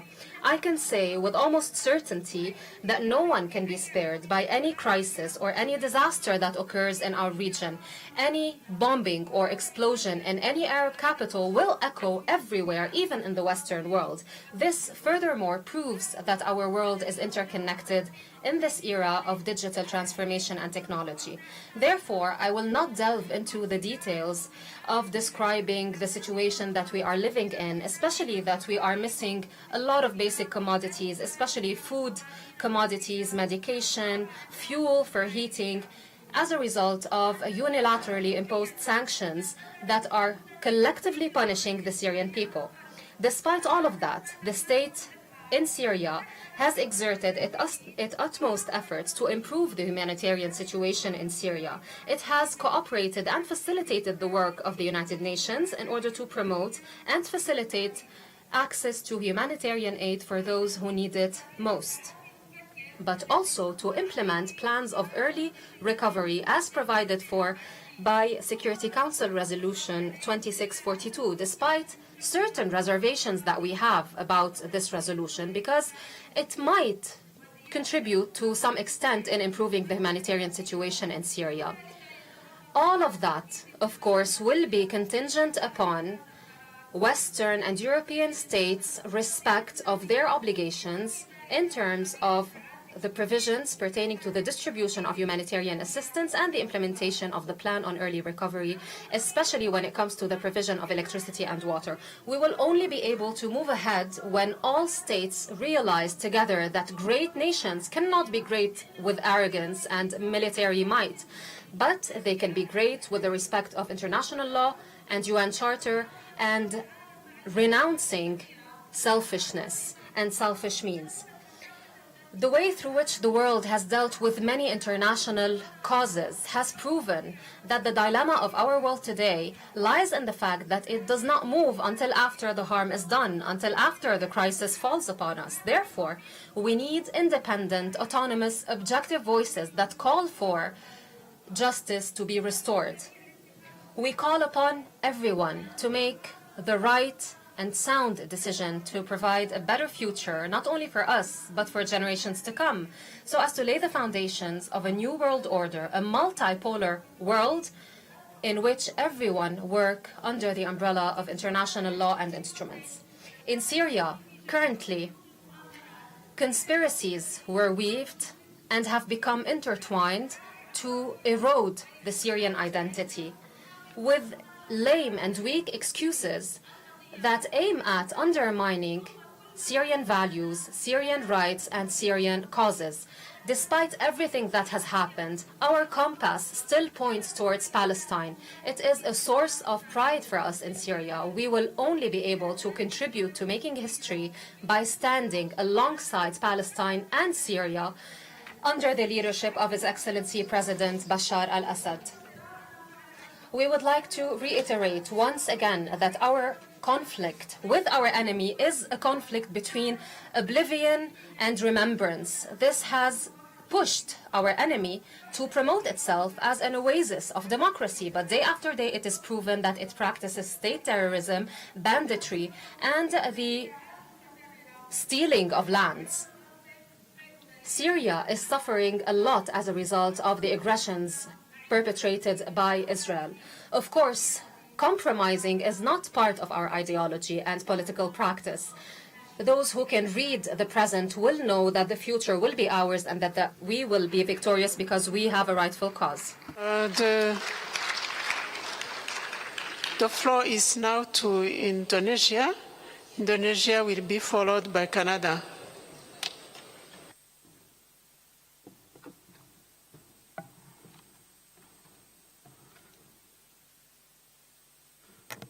Honorable speakers and member of parliaments, Assalamu alaikum warahmatullahi wabarakatuh. Peace be upon us all. It is an honor to be here with you today for this important discussion on gender equality and gender-sensitive parliaments as drivers of change for a more resilient and peaceful world. For the past few years, we have heard strong commitments and a renewed sense of urgency for gender equality in the implementation of the Agenda 2030. Gender equality cannot just be the business of women, and it should not be.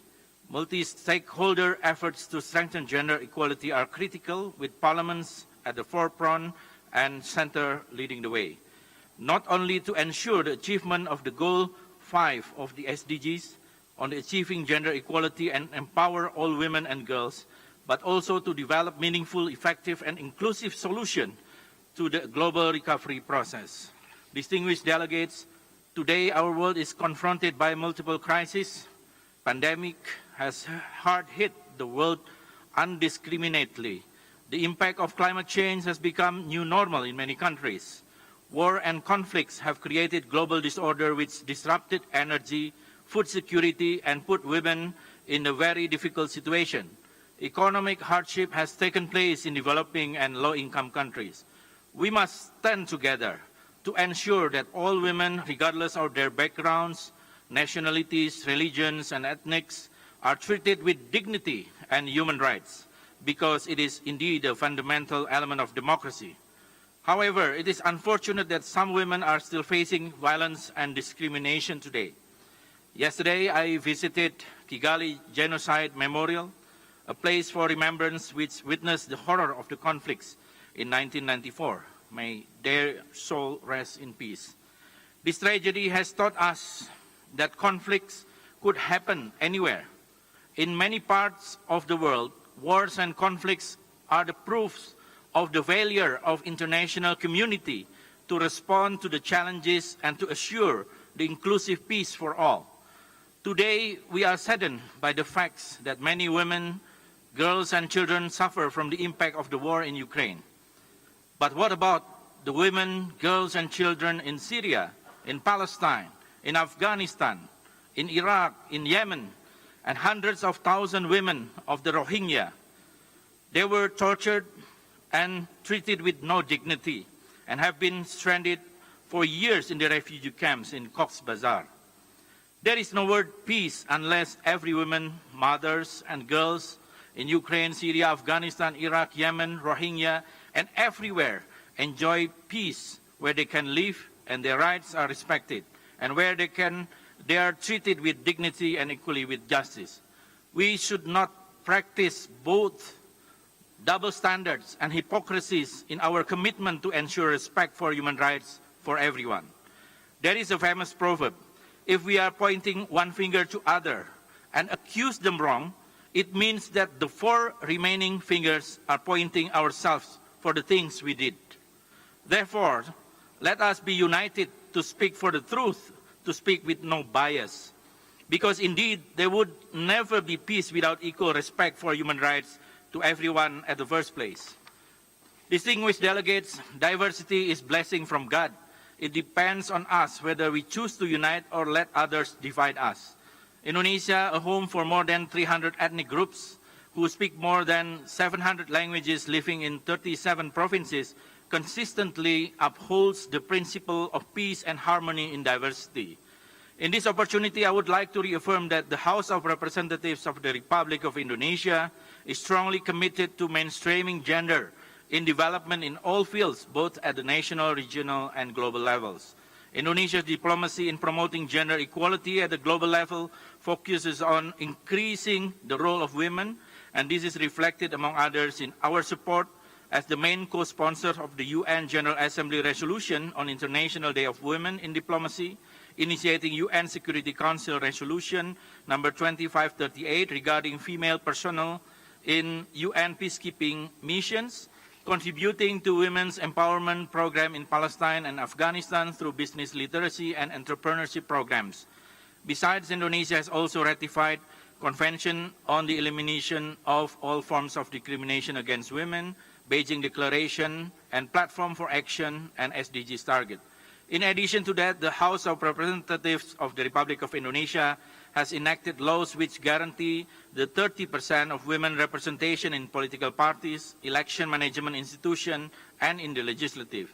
In 2019-2024 period today, we have 123 women members of parliaments, with accounts 21.39% of women. We are optimistic that this progress will increase as we strengthen our global efforts to advance gender equality and to ensure women representation in all decision-making process. Distinguished delegates, last week we successfully held the 8th G20 Parliamentary Speaker Summit, which focuses on 4 priority issues. One of them is social inclusion, gender equality, and women's empowerment, which address the discussions on the initiative that could be taken by Parliament to support gender-sensitive parliaments and to advance equal participation of women in all aspects of parliamentary work. As parliamentary leaders, we pledge to set a good example and ensure that our respective parliaments are gender-sensitive institutions. Parliaments representing the collective voice of people are the cornerstone of democracy, which have all potentials to build a more resilient and peaceful world for all. We are ready to contribute our part to ensure that the progress we have achieved in recent decades in advancing gender equality brings significant impacts to the gender parity in the world, and more importantly, to ensure that every woman in the world, regardless of their backgrounds, are treated with dignity, justice, and free from fear, coercion, violence, and discrimination. Let us strengthen our commitment and efforts to ensure the respect of the right of women to equal opportunities and a dignified life, because every woman matters. Thank you very much. Wassalamualaikum warahmatullahi. Thank you. Thank you so much, Honorable. The floor is now to Canada. Canada will be followed by Germany.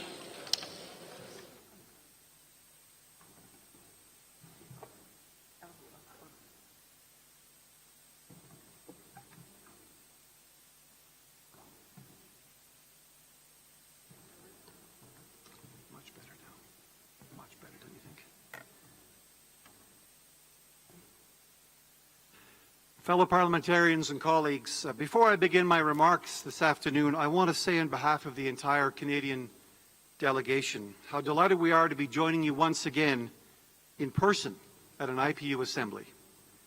That's not to say that we haven't been engaged in the activities of the IPU over the last 3 years. The Canadian group has proposed many amendments to draft resolutions and submitted remarks on the themes of the general debate for recent assemblies.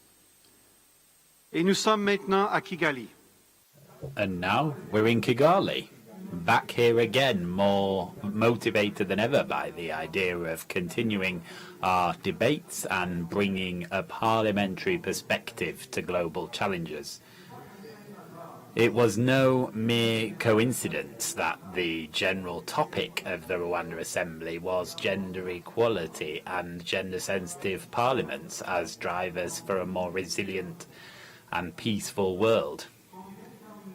How many of us here have seen Rwanda emerge from the horrors of its genocide in 1994 to become a model of parity between both genders in Parliament with the support of a gender-positive constitution?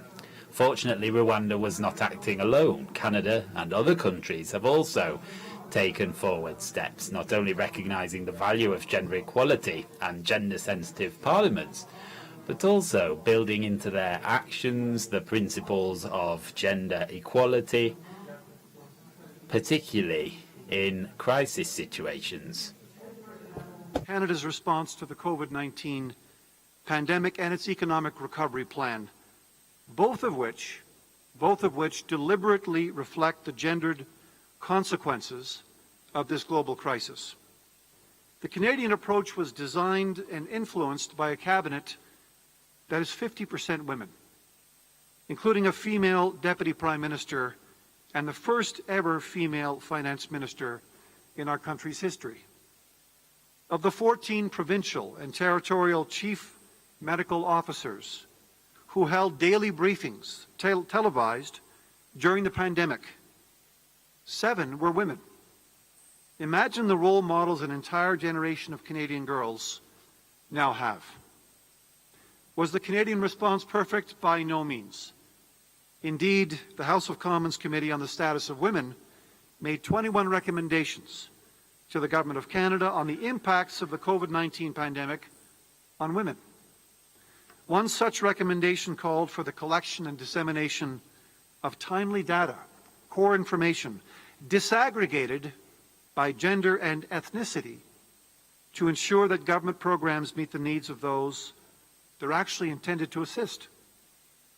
I strongly believe that disaggregated data helps us understand what is going on at the micro level in society and how we should target assistance to build capacity and drive change.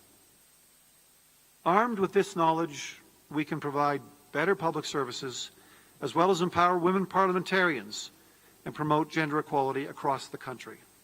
In this spirit, I'm very pleased that Canada has made a third in a series of investments, $2 million over 3 years, for a total to date of almost $4.5 million to support the IPU's work on gender equality in Parliament.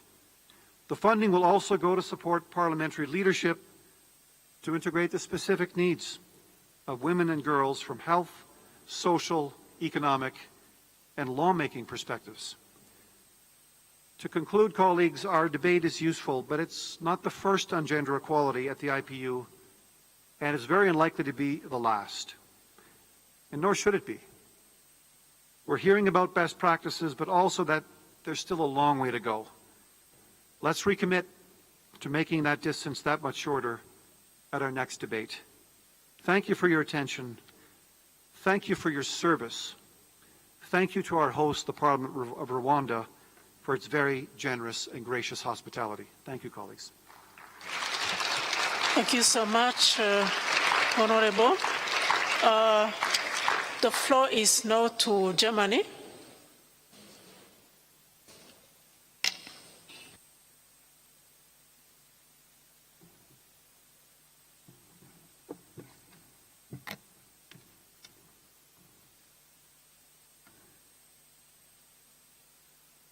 Thank you very much.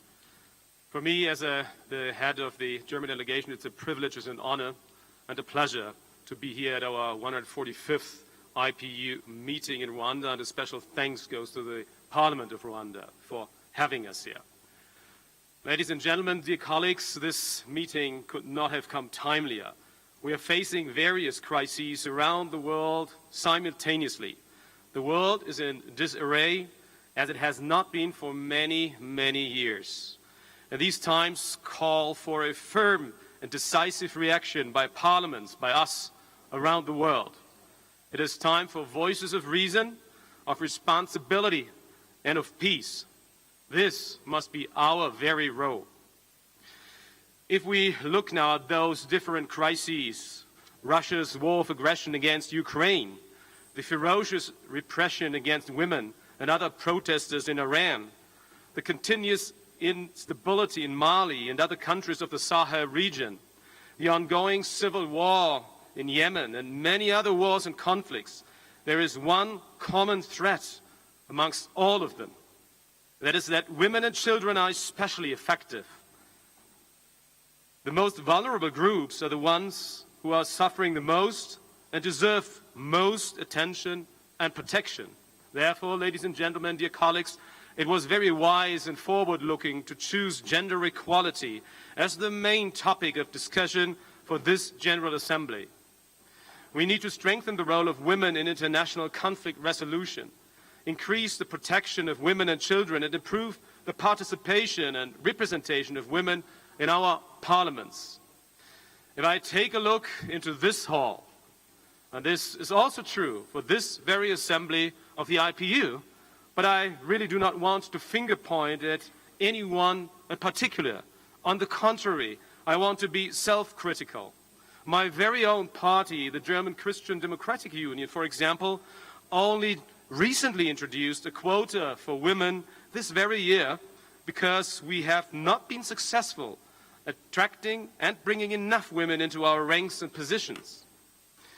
Dear colleagues, ladies and gentlemen, I must and I want to address the most horrendous human rights violation these days, and that is the Russian war of aggression against Ukraine, which started in the most violent phase on February 24th with a full-fledged war, breaking fundamental principles of international law and destroying the European peace architecture the Soviet Union and later the very Russian Federation helped to build up and shape.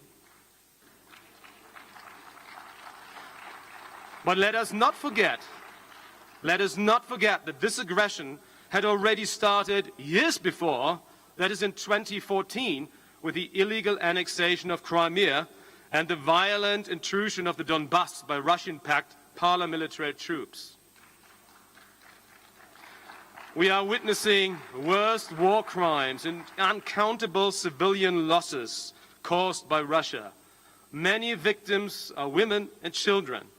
Many more had to flee and leave their husbands and fathers back in the war. This is one of the most heinous crimes of the current time perpetrated against women and children. Let me say it very clearly. Russia must stop this war now. Russia must leave Ukraine with all its forces right now. Only this way, this horrendous war can be stopped and peace be reinstated. Dear colleagues, at the very same time, we are witnessing an unprecedented uprising against the authoritarian, repressive mullah regime in Iran. This regime has suppressed and represses women in very particular fashion for the past 40 years, one of the biggest collective crimes against women of our time. These women are standing up to fight for their rights, and we should all support and applaud them in their fight for equality, justice, and freedom. This is another strong signal I want this assembly to send from Kigali. We stand with the women and the democratic opposition and protesters across Iran. They deserve our support by all means. Looking now from a European perspective, the ongoing crisis across the Sahel is gaining intensity again. Many people are victims of terrorist attacks and oppression of Islamistic organizations and actions. Under our watch again, hundreds of thousands of women and children are being tortured, raped, displaced, and yes, even killed. Dear colleagues, as parliamentarians from around the world, as representatives and elected by the peoples, we must take this seriously and stop these developments. Again, women and children are those suffering most from these developments. We must call for an immediate action of all violence and suppression and resumption of peace talks and a fast return to democratic elections in Mali, in Burkina Faso, and in other places. And I conclude, ladies and gentlemen, dear colleagues, let us not underestimate the power of all together that we have. We are uniquely empowered by the many men and women who live in our countries, who entrusted us to represent them and their destiny. If governments, if regimes fail to stop violence or achieve compromise for peace, stability, and the protection of human rights, parliamentarians have to step in and make their voices heard. This is our time. This is our hour. Thank you very much.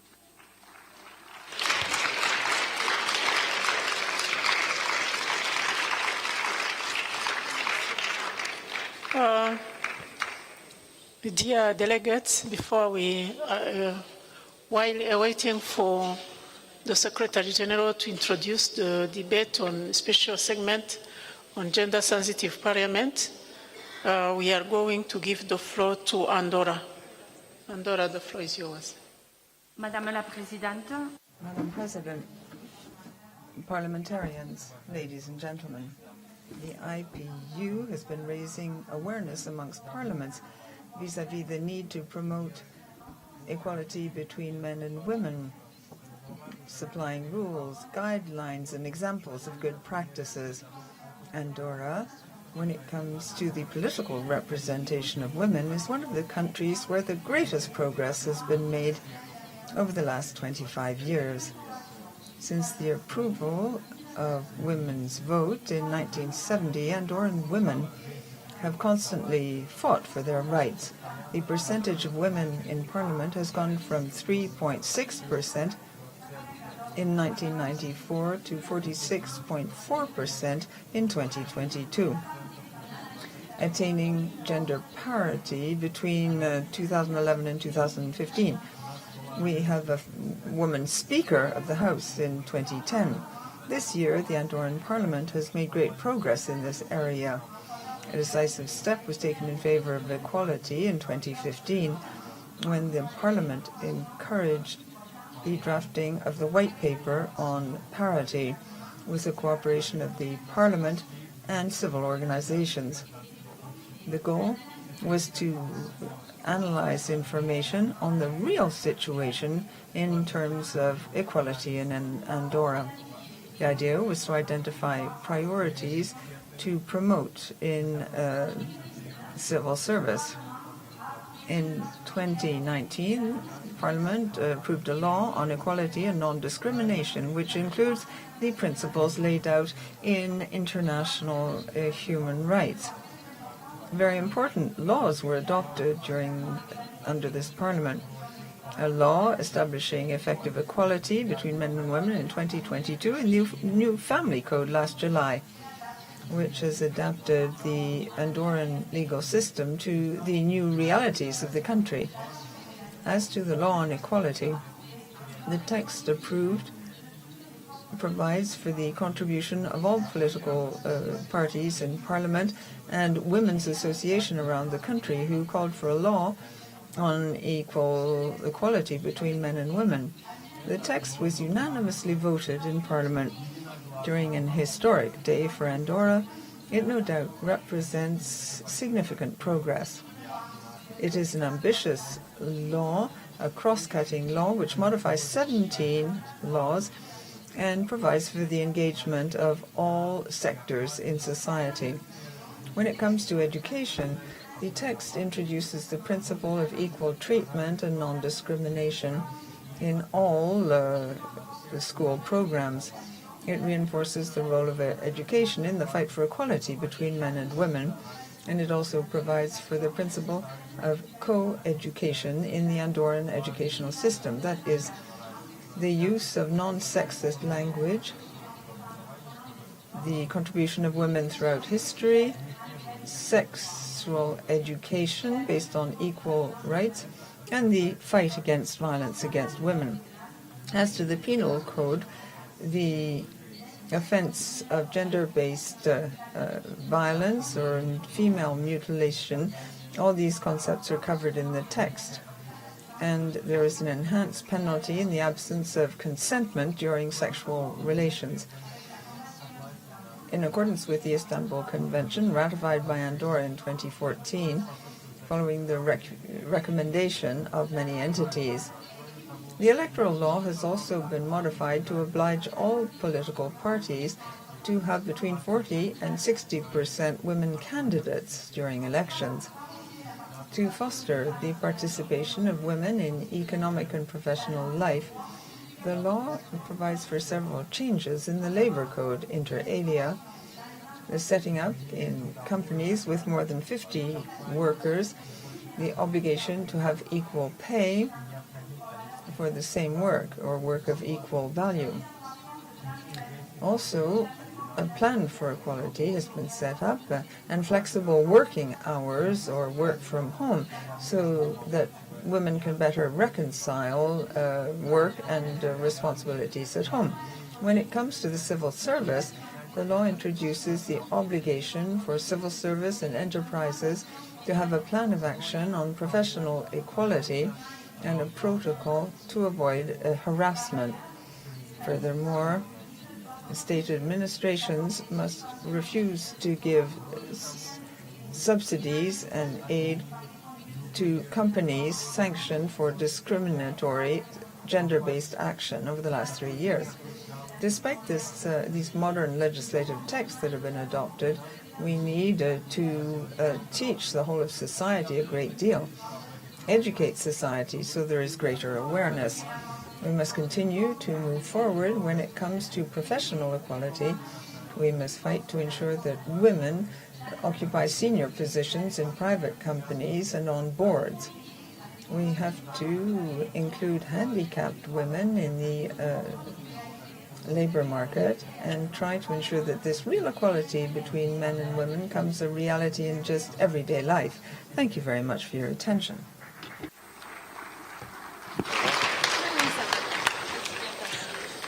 Thank you, Honorable.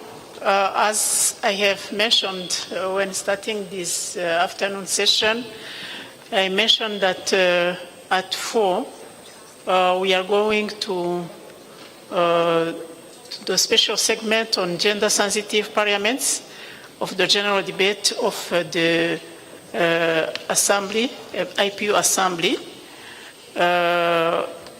It will go for 30 minutes.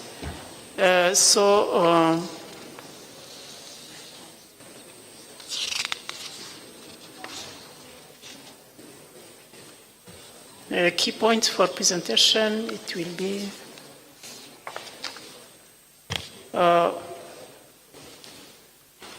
so I will welcome you all to the special segment of the general debate on gender-sensitive parliaments. As a reminder, this general debate on gender equality and gender-sensitive parliaments as drivers of change for a more resilient and peaceful world aims to showcase efforts and drive renewed commitment by parliaments to prioritize gender equality for more resilience and peace. For that, they must build their own gender-sensitive. So let's take a refresher on what gender-sensitive parliaments are. Can you please show the video?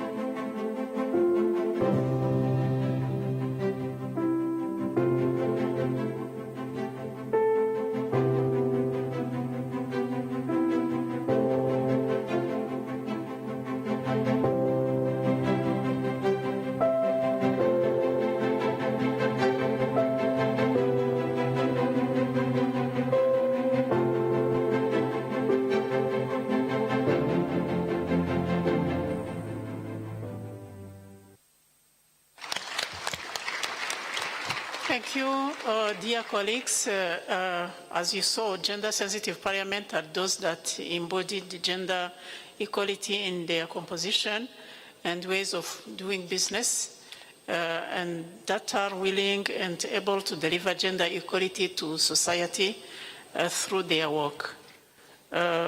let me add that by so doing, gender-sensitive parliaments become stronger and more modern institutions that are better able to mitigate crisis and deliver sustained progress for all. This special segment aims to shed the light on how the IPU Plan of Action for Gender-Sensitive Parliaments is being applied by parliaments around the world and the impact of this has on their ability to respond to today's crisis. I will welcome the IPU Secretary General and Chairperson of the International Gender Champions, Mr. Mate Chungong, a fellow member of Parliament from Rwanda, Mrs. Emma Rubagumya Furaha, and the Member of Parliament from New Zealand, Mr. Ibrahim Omer, who are with us here today to discuss this important topic. Now I invite Mr. Mate Chungong to take the floor to present the IPU Plan of Action for Gender-Sensitive Parliament. Your Excellency, Secretary General, the floor is yours.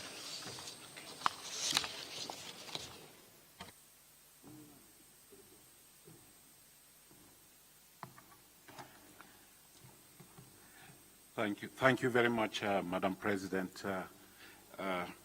Madam President, distinguished members of Parliament present at this special segment, it gives me great pleasure to introduce this debate on what I consider to be very important.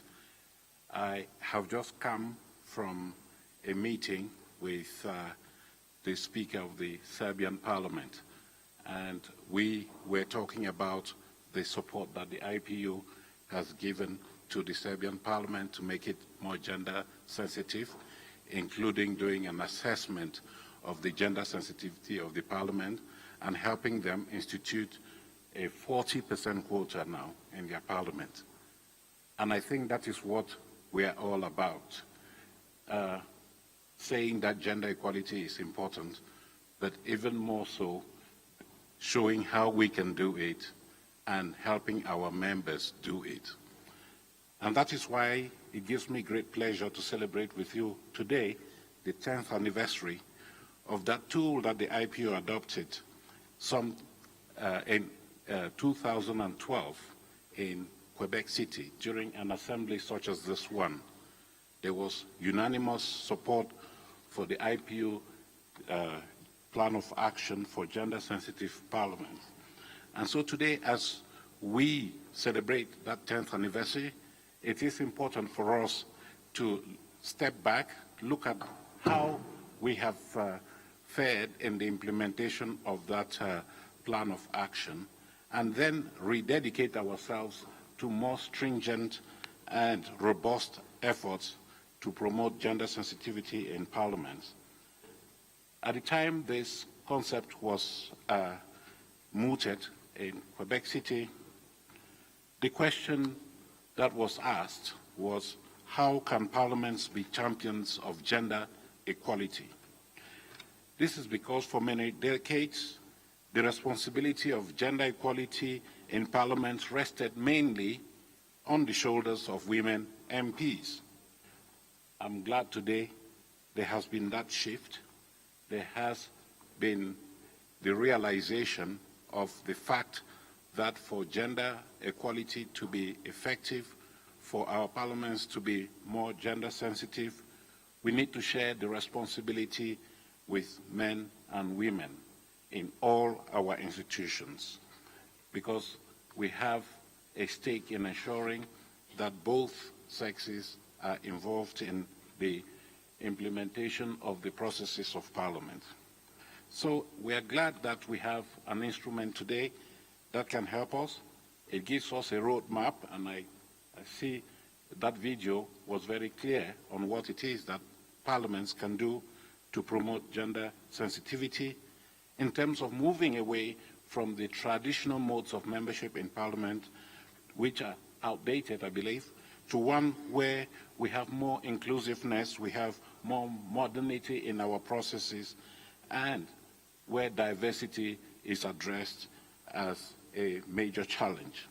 So we believe that gender-sensitive parliaments should do everything to promote gender equality, taking a critical look at their composition and work, as that video mentioned, but also looking at those barriers that prevent women's political emancipation, taking measures to ensure that there is effective delivery on gender equality.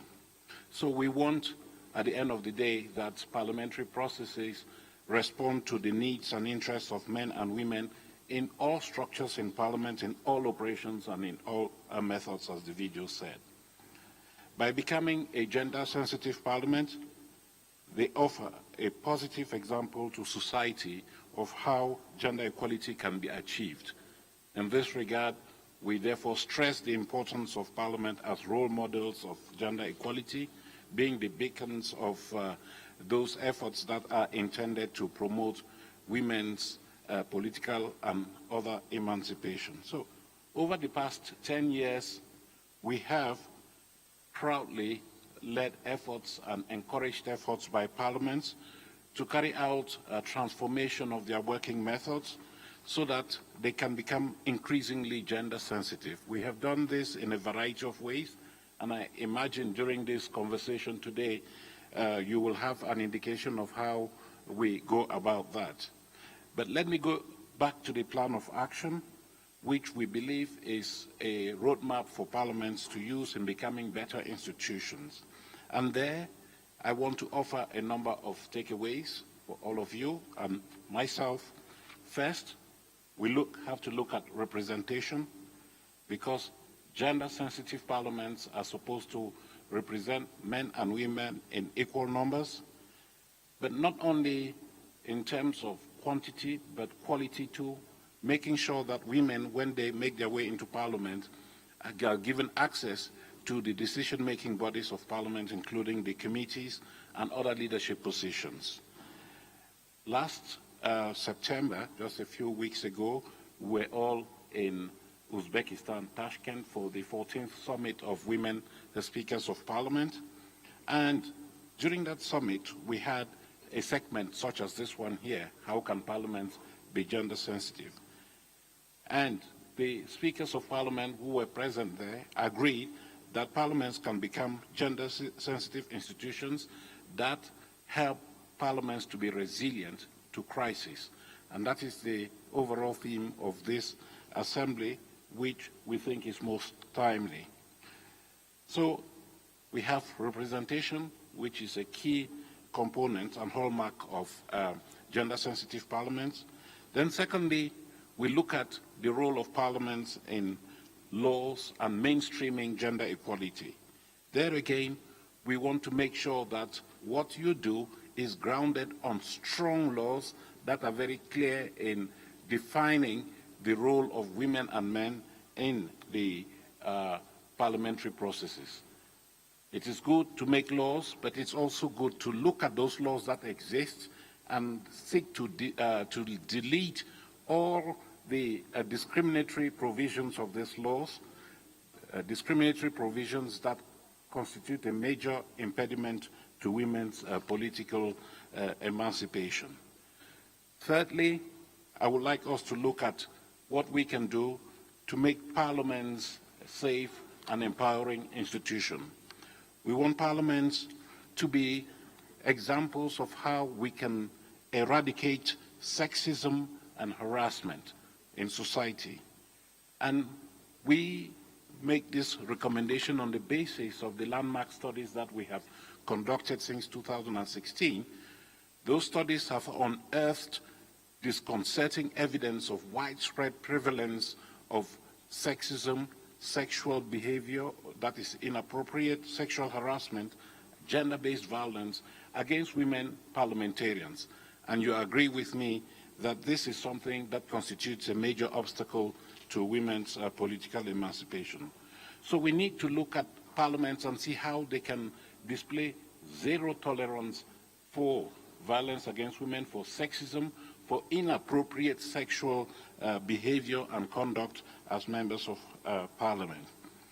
This is something that I think we should do, And then we would like to use the experience that we gained during the COVID pandemic and see how, as institutions, parliaments can harness the potential of new technologies in order to make their institutions gender sensitive. During the pandemic, many parliaments adopted new working methods using digital technology that was more inclusive, more efficient, and these technologies can continue to be used and built upon to, for instance, organize proxy voting schemes so that women can be allowed the flexibility of voting without having to be present in the meeting rooms, looking at how we can revise working hours to help women and men, why not, to achieve a better work-life balance, and generally provide family-friendly facilities in Parliament.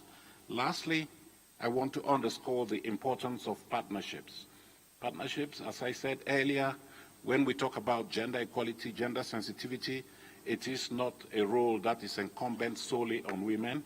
It is a role that is incumbent on both men and women, parliamentarians, but also parliamentary staff. So we want to make sure that all these stakeholders in Parliament are involved. Today we need leadership from the top. We do see that only 26% of women, 26% of the parliamentary membership globally is made up of women.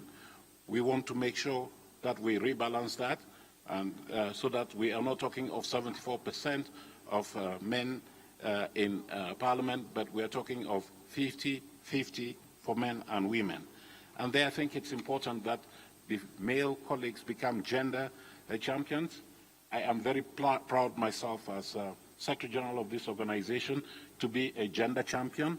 I'm committed to defending gender equality wherever I am called upon to provide assistance. So, Madam President, I'd just like to conclude here with a clarion call to all of us to leave here with a resolve to become all gender champions, work resolutely to make our institutions increasingly gender responsive, gender sensitive, for the overall benefit of society.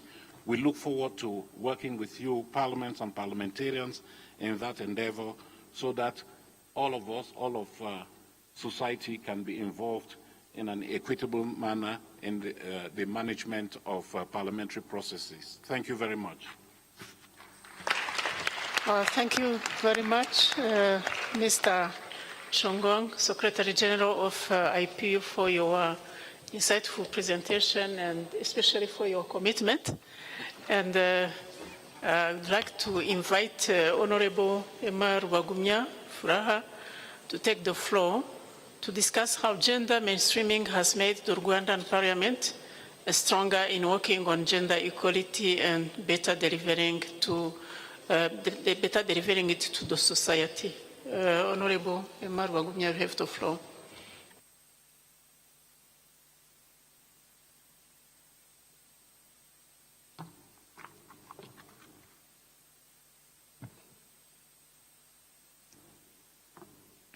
Right Honorable Speaker, honorable members, distinguished guests, ladies and gentlemen, let me thank you for giving me this opportunity to share with you the experience of Rwanda in the journey of transforming into a gender-sensitive parliament.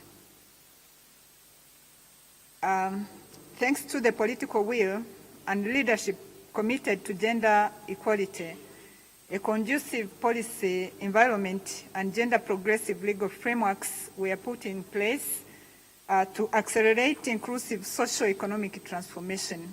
Gender equality is a fundamental principle embedded in a constitution of the Republic of Rwanda of 2003, revised in 2015. The Parliament of Rwanda has consistently, for the last 20 years, enjoyed the big number of women representation.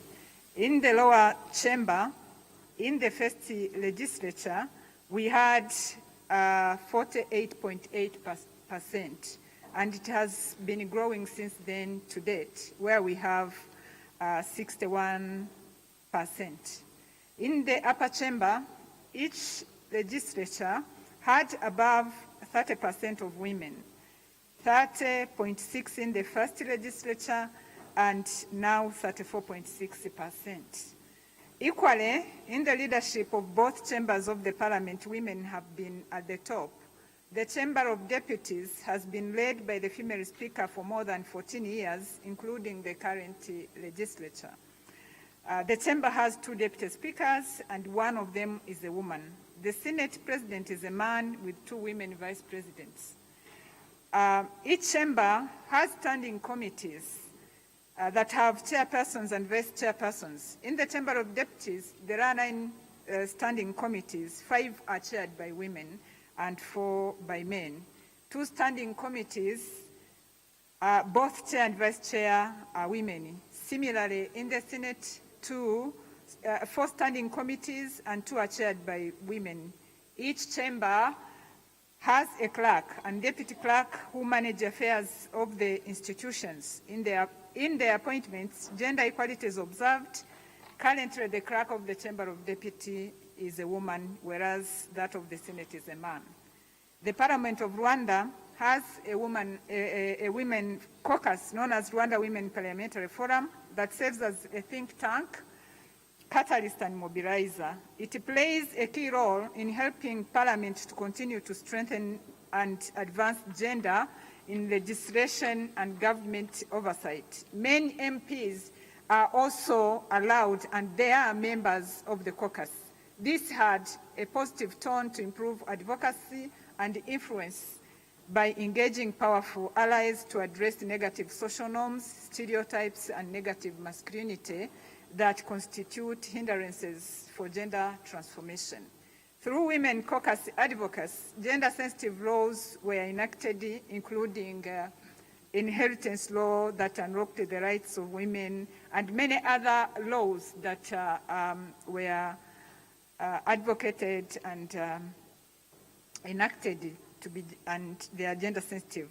Regarding financing of the gender equality, measures were put in place to monitor and foster the implementation of gender-responsive budget through the Gender Budget Statement, GBS, as a tool for its enforcement. It is a requirement for all budget agencies to produce gender budget statement alongside the budget paper framework for consideration during the budget processes. The Parliament Budget Committee works in collaboration with the Ministry of Finance and other state institutions, including also the civil society, to assess the implementation of annual gender budget statements and draw lessons to inform the budget allocation for the next financial year. The lessons learned from the last years informed the revision of the organic budget law to improve the reporting on the gender progress. Government policies and their implementation are scrutinized for accountability purposes, and among other things that are observed is to have evidence on how gender responsive they are. The Senate uses gender lens while performing its mandate to approve government nominations of high-level officials, and gender inclusiveness is a must, and any assessment of no compliance is sanctioned. Our Parliament had an opportunity to be part of the pilot phase of the IPU assessment of gender-sensitive parliaments when the survey was conducted in 2011. The report set a strong baseline to build on. Afterward, the IPU action plan and related tools for assessment of gender-sensitive parliaments served as boosters to strengthen gender compliance of our parliament, protecting the gains and continue leveraging opportunities. Today, mainstreaming gender in our parliament processes, structure, and budget is no longer a requirement to comply to. It became a lifestyle. Capacity development of members of parliament is a cross-cutting pillar in parliament's processes and activities. In that regard, gender induction course is organized at the inception of each new legislature of the senators and the deputies to strengthen their capacities to gender analysis and consideration on their parliamentary duties. Other customized courses and related assessment tools are designed and implemented to strengthen gender and social inclusion and make it a culture in our parliament. The use of technologies as contingency measure to COVID-19, the Parliament put in place effective measures to facilitate connectivity of MPs to all MPs and all parliamentary staff at home, which has set the optimum condition to balance the work and family in a sustainable way. Having shared the few, I wish also to mention that much as we have made all that progress, but we still have areas of improvement that we want to improve for future sustainability of gender-sensitive parliament, which we shall continue to assess the gender responsiveness of Parliament of Rwanda, so that we strengthen the strategic plans. We shall develop the checklists customized to be used by different standing committees for optimizing gender mainstreaming in their work. We shall also continue to develop a strategy to upgrade the infrastructure of the Parliament and improve the way they respond to the needs of women, children, people with disability, and all who visit the Parliament. Thank you for your kind attention.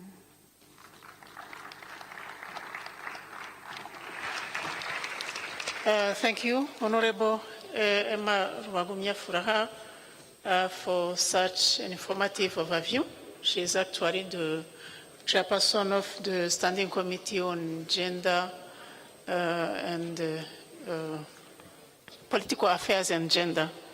Now I invite Honorable Ibrahim Omer to take the floor and share the experience of the New Zealand Parliament in applying another key component of gender-sensitive institutions, that is of being more family-friendly and more diverse for better quality representation and response to people's diverse needs. Honorable, the floor is yours. Thank you, Madam President. Tuwia aranganui itu ehonei. Tuwia apapatuanuku itakoto akene. Tuwia rato kwa wehe atu kitapo. Tuwia itihare tangata. Karangote po, karangote au. Tihei mauriora. Tena koto, tena tato katoa. I just agreed with you with in Turio. Turio Maori, the official indigenous language of New Zealand. Madam President, I first want to thank the 145th IPU Assembly for giving us this platform and specifically for giving me this honor and privilege to speak here today on behalf of my country, New Zealand, and our delegation on this extremely important topic. Gender equality, gender-sensitive parliaments are drivers for a more resilient and a peaceful world. I want to start by sharing a little bit about myself. My name is Ibrahim Omar.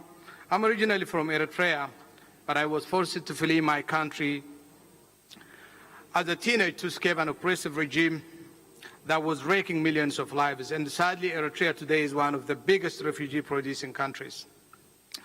14 years ago, in 2008, I arrived in New Zealand as a refugee with nothing.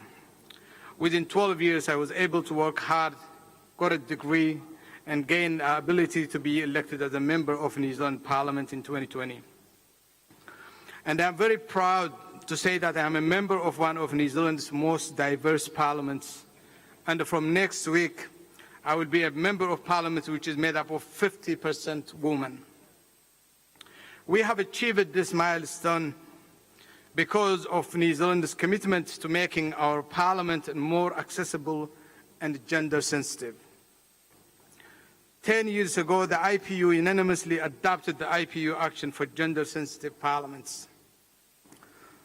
The action was designed to support parliaments in their efforts to become more gender-sensitive. One identified key key action areas centered on facilitating a work-family balance. Today, I'll be sharing with you all how the New Zealand Parliament has advanced family-friendly policies and how this has resulted in a more diverse and effective Parliament. Many of the changes and the improvements that's been made started back in 2017. A 2017 Standing Orders Committee report noted that the health of democracy can be measured through reference to the diversity of elected members. More family-friendly conditions could reduce the disincentives for some women and men who otherwise might consider putting themselves forward for election. From this, New Zealand Parliament made changes that were specifically enacted to improve work-family balance. This included shortening the Thursday night sitting sessions, provision for the Speaker to grant members permission to be absent, including for illness or family cause of personal nature, changing the name of wives' room to the family room, and allowing members, whānau or family or staff members to enter the eyes and nose lobby for the purpose of enabling members to care for an infant. Changes also have been made to our legislative framework to remove limitations on the travel of children of members and to allow the mileage to be claimed for a spouse partner to travel when they are traveling to be with the member who is undertaking parliamentary business. I do want to acknowledge the Right Honourable Trevor Mallard, who until recently was the Speaker of our House. He worked very hard to make our Parliament more family-friendly by allowing babies in the debating chamber and giving carers and the spouses security clearance to move freely around the parliamentary buildings. During this time, about 7 members of our Parliament, including our Prime Minister, had children while in office. All these changes made over the next 6 years have improved this work-family balance. These changes allowed those who previously might not have been able to become members because of reasons such as having young children, the opportunity to become elected officials. People need to feel comfortable that their jobs will not force them to turn their back on their families, especially in this post-pandemic area. These changes have incentivized more people to become elected officials because traditional barriers have been removed. Traditionally, the only people who could afford to go into politics were males because of the restrictions that came with the Parliament and being an MP. The advancement of family-friendly policies has removed these barriers, resulting in more representation from a greater range of genders, ethnic backgrounds, professions, etc. In adopting these changes, we are acknowledging that a line cannot always easily be drawn between family and work life. How has this increased diversity enhanced the effectiveness of the parliamentary institutions? There are two key outcomes for us: more accurate representation of the New Zealand community and encouraging new people to strive to become elected officials. As a former refugee, the only Muslim and an African MP in New Zealand's Parliament, I'm a member of one of our ethnic caucus where I'm the only man among 6 formidable women. As you can see, I'm endangered species here, and it's a good problem. By creating a more family-friendly Parliament, New Zealand has removed one of the initial barriers that many people face when deciding to be elected officials. While countless work has gone into making our Parliament a family-friendly environment, countless legislations were passed targeted at making our women's lives better.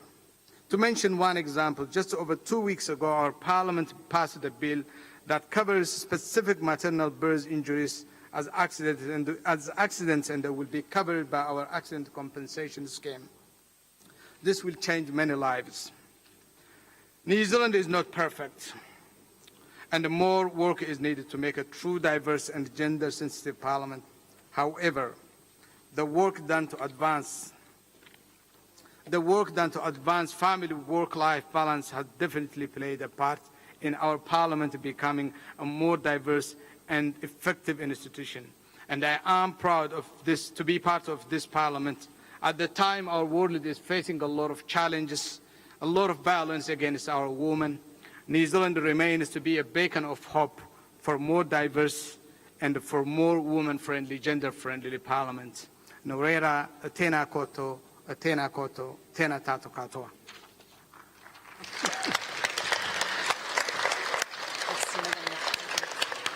Thank you so much, Honorable Omer, for your insightful remarks. Thank you so much. I would like to thank again our dear honorable presenters for your valuable insights. We have learned that Parliament with family-friendly policies are inclusive to the needs of the members of Parliament with caring responsibility, which can lead to a more diverse and inclusive Parliament. We have also learned that mainstreaming gender in all parliamentary processes and structures can and do give all members of Parliament more capacity and urgency to effectively drive gender equality, leaving no one behind for more resilience, prosperity, and peace. So this concludes our special segment on gender-sensitive Parliament. Thank you for joining. Thank you for your brilliant presentations, dear members. So let's continue with the presentations from delegates on the general debate. We are going to hear Kazakhstan. He will be followed by Russia. Kazakhstan, the floor is yours.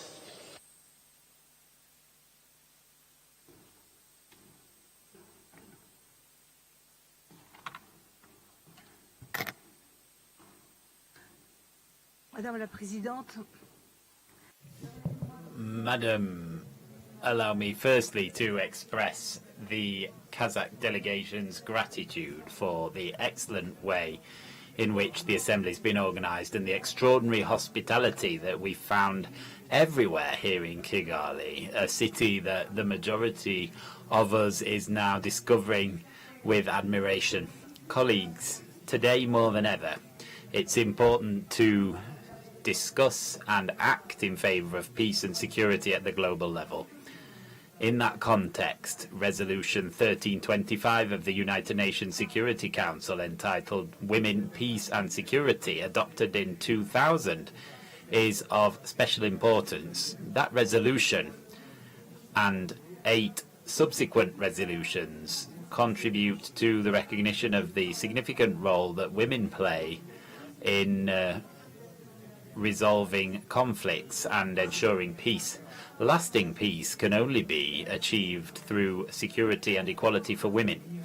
Kazakhstan has made major forward steps in building a society that provides equal opportunities and equal rights. Mr. Tokayev, the President of the Republic, has created the concept of a national policy for family and gender that runs to 2030.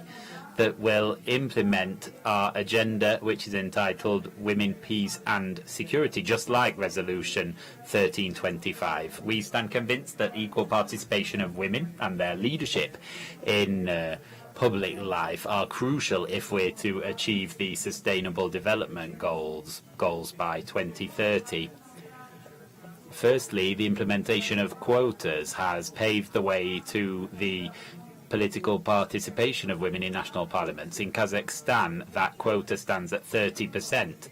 Secondly, it's crucial for women to become not only members of parliament, but also to take leadership roles in those parliaments. In that way, they will be better able to influence policies and improve parliamentary procedures. Thirdly, as parliaments are called upon to represent the interests of all citizens, their main responsibility should be the protection of women's rights and gender equality in parliaments. For many years, that responsibility was unfortunately shouldered exclusively by female parliamentarians. We've now become more sensitive to the gender issue, and we've begun fostering gender equality. And so parliaments are now better able to foster equality in societies and discharge their democratic mandate. We are convinced that parliaments must ensure that laws adopted are not discriminatory against men or women, but should actively promote gender equality. We believe that countries should seek the most effective strategies to promote legislation on gender equality and keep the gender issue on the parliamentary agenda, whilst also engaging with civil society and private sector partners. Through a robust legislative framework and initiatives that we've taken, positive results have been achieved in Kazakhstan in recent years. I'd also like to inform you, dear colleagues, that the Kazakhstan Parliament is actively involved in the dialogue of female leaders in Central Asia. In 2023, Kazakhstan will preside over that forum and will continue to implement joint action plans on current issues relating to women, peace and security. Bearing in mind the results that we've achieved in our region, Kazakhstan is committed to going further by continuing to support women, assisting them in reaching high-ranking positions and ensuring true gender equality. Thank you for your attention. Thank you, Honorable. The next speaker will be Russia, and Russia will be followed by India. Russia, the floor is yours. Thank you, Madam Chair. Of course, I was also preparing a speech devoted to gender equality issues, but I hope you will understand me. I will speak on the other issue, namely Russia and Ukraine, for the simple reason we in the Russian delegation were so many times approached here with additional questions about what's going on and what's the position of Russia, and this is how I want to use this opportunity to inform you more about that. The general perception of the majority of the delegations here, it was shown yesterday at the vote on the urgent debate, is that Russia has attacked Ukraine. And this theory is being simply bought by so many delegations for the simple reason many believes that Russia is just another edition of the former Soviet Union or the Russian Empire, having nothing but a dream to restore this empire. But this is an absolutely wrong perception. Russia definitely does not want to restore any empires. Russia does not want to introduce a new unipolar world. Russia does not want to rule the world. Russia is a unique country. In my country, we have up to 200 different nationalities and ethnic groups, up to 300 different languages. And take a note, not a single people in Russia, not a single ethnic group in Russia wants to leave Russia, because all of them live in harmony. They are not discredited in their rights for their language, their religion, or their culture. But it does happen in so many other former Soviet republics, where many peoples and many ethnic groups want to leave these countries because they don't feel themselves comfortable. It has happened in Moldova with Transnistria, it has happened in Georgia with South Ossetia and Abkhazia, and now it has happened in Ukraine, unfortunately. What is the difference? We in Russia has never allowed it nationalists, which exist in any country, our Russian nationalists to come into power with the slogan, Russia for Russians, because we are absolutely sure that if they come into power, that will immediately destroy the territorial integrity of our country, and we cannot afford it. It has happened in Ukraine because Ukrainian nationalists have come into power in 2014 with the slogan, Ukraine for Ukrainians. And by that, they have provoked a civil war because millions of Ukrainian citizens rejected to recognize an unconstitutional change of power in Ukraine in February 2014, which we consider as a coup d'etat. They wanted to live their own lives. They wanted to have security. They wanted to have granted human rights. They wanted to have their language, their culture, their interpretation of history kept safe and alive. They were deprived that option by the Ukrainian authorities. What did Russia do in this very complicated situation? In 8 years, we were trying to assist Ukraine to restore, to keep its territorial integrity by drafting and then supporting the so-called Minsk agreements.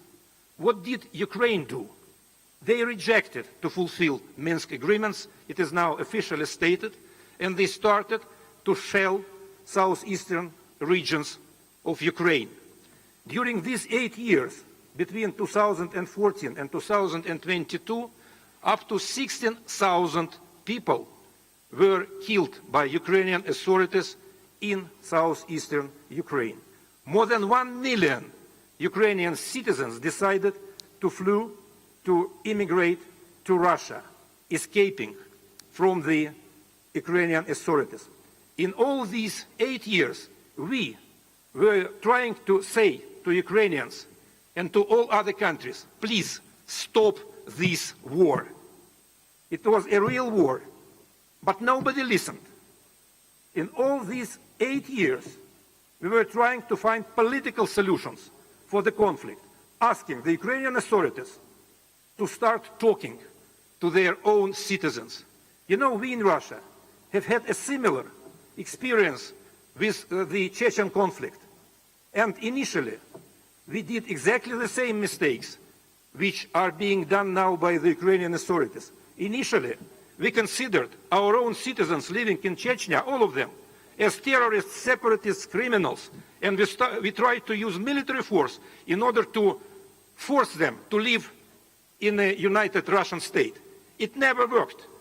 And only because we have changed our strategy, and we have started a dialogue with our own citizens living in Chechnya, taking into account the specific situation of this region, their interests, all that stuff, we have managed to solve that conflict by political means. And again, neither Chechnya nor any other ethnic group in Russia wants to separate from Russia.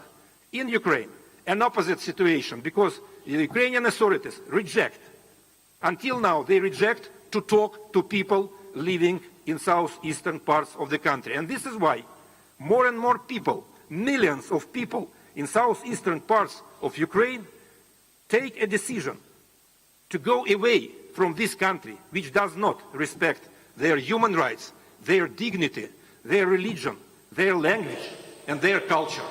And this is how up to 4 million people have now voted in 4 referendums, democratically arranged referendums in the 4 regions of now former Ukraine, deciding to join Russia. That was not the decision of Russia. That was a decision by people, millions of people living there. Finalizing, I know that this interpretation of the situation differs from the one which you hear from Ukrainians and their sponsors. Please There is just one way the time is over. to learn the truth. Each of them, each of you, is invited to go to the conflict region. You may go to Crimea, you may go to Donetsk, you may go to Lugansk, and you need to talk to people there. And you know perfectly well that Ukraine will be against, for the reason they don't want you to know the truth. But we know the truth, and this is how we act and react in order to protect people, to protect human beings, not to gain any territorial resources. Time is over, please. Thank you very much.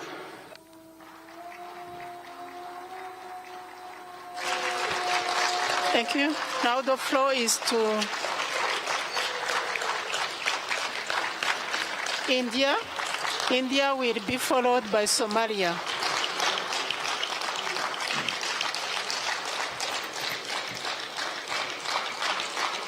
Honorable Madam Chair Your attention, and distinguished parliamentarians, I am grateful to be allowed to speak on the theme of this conference that conform with the social and cultural ethos of India. Girls and women were placed on a high pedestal since ancient India. This is reflected in a hymn in one of our ancient scriptures. It says, Yatra naryaste pujyante ramante tatra devata. Yatra tastu na pujyante sarvast trafla kriya. Which means God dwells where women are treated equally and with respect. Actions without their participation yield no reward. India in 1949 was one of the few nations to give women the right to vote. Gender equality was made a constitutional guarantee immediately after independence. We have taken several constitutional, legal, and administrative measures for ensuring their development and empowerment. Our approach is to move from women's development to women-led development. Guiding motto of our Honorable Prime Minister, Mr. Narendra Modi, Sabka Saath, Sabka Vikas, or Sabka Vishwas, that is, development of all with the support of all and the trust of all. We are working in mission mode for women's education, safety, health, nutrition, and sanitation. Our focus is on their economic empowerment through skilling, digital literacy, and financial inclusion. Allocation for women-related schemes has been increased by 14%. During the COVID-19 pandemic, more than 6 million women, which constitute around 70% of our healthcare workforce, did a commendable job as frontline workers. Women scientists played a major role in developing COVID vaccine within the shortest possible time, as the world knows. Under Stand Up India scheme, 81% of loans amounting 1 million to 10 million rupees have gone to women. Under PM Jan Dhan Yojana, one of the largest financial inclusion programs in the world, more than 255 million bank accounts have been opened for women. Most of the 20 million houses made under the Prime Minister Housing Scheme are in the name of women. Gross enrollment ratio of women in higher education today is more than that of the male population. Indian Parliament has all along been quite sensitive for ensuring gender balance in leadership positions. Currently, we have 114 women members of Parliament and around 316 state legislative assemblies. Our Parliament has passed a law for reserving 33% of seats for women in the elected bodies at the grassroots level. 1.45 million women constitute 46 to 50% of these bodies, which have now become the nurseries of our future women leaders. Distinguished delegates, our Parliament, through gender-sensitive approach, conducts gender impact assessments in the form of gender budgeting or audits of draft legislations based on gender analysis. There are 2 special parliamentary committees that carry out oversight functions and the gender-sensitive scrutiny of all the women-related schemes. We have had women speakers and secretary general in the past. They took several women-specific initiatives to make our Parliament gender-sensitive. All possible gender-sensitive facilities have been made available for the women members in Parliament complex, including complaint committee for redressal of sexual harassment of women members as well as the employees. We have made the language of our rules of procedure and conduct of business gender neutral. This process is on in the state assemblies as well.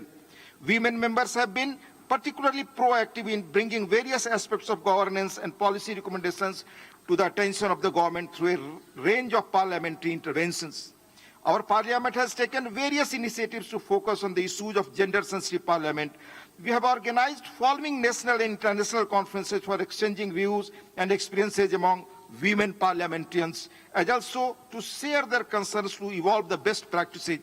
7th meeting of Women Speakers of Parliament in 2012 at New Delhi on the theme Gender Sensitive Parliaments.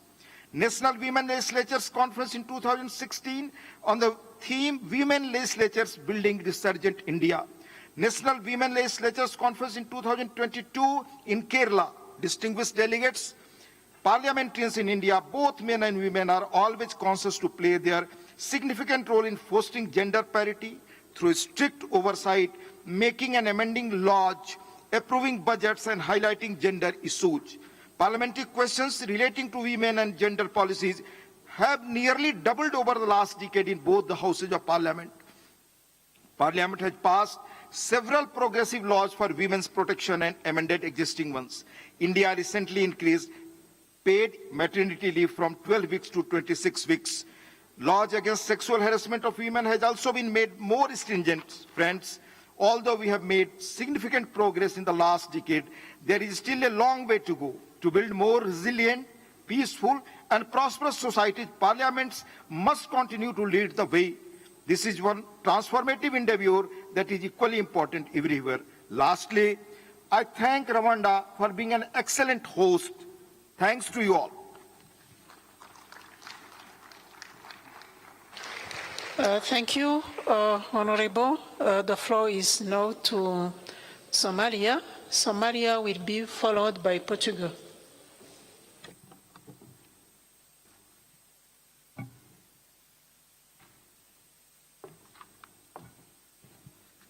Bismillah. Assalamu alaikum wa rahmatullahi wa barakatuh. In the name of God, most gracious, most merciful. Greetings all of you.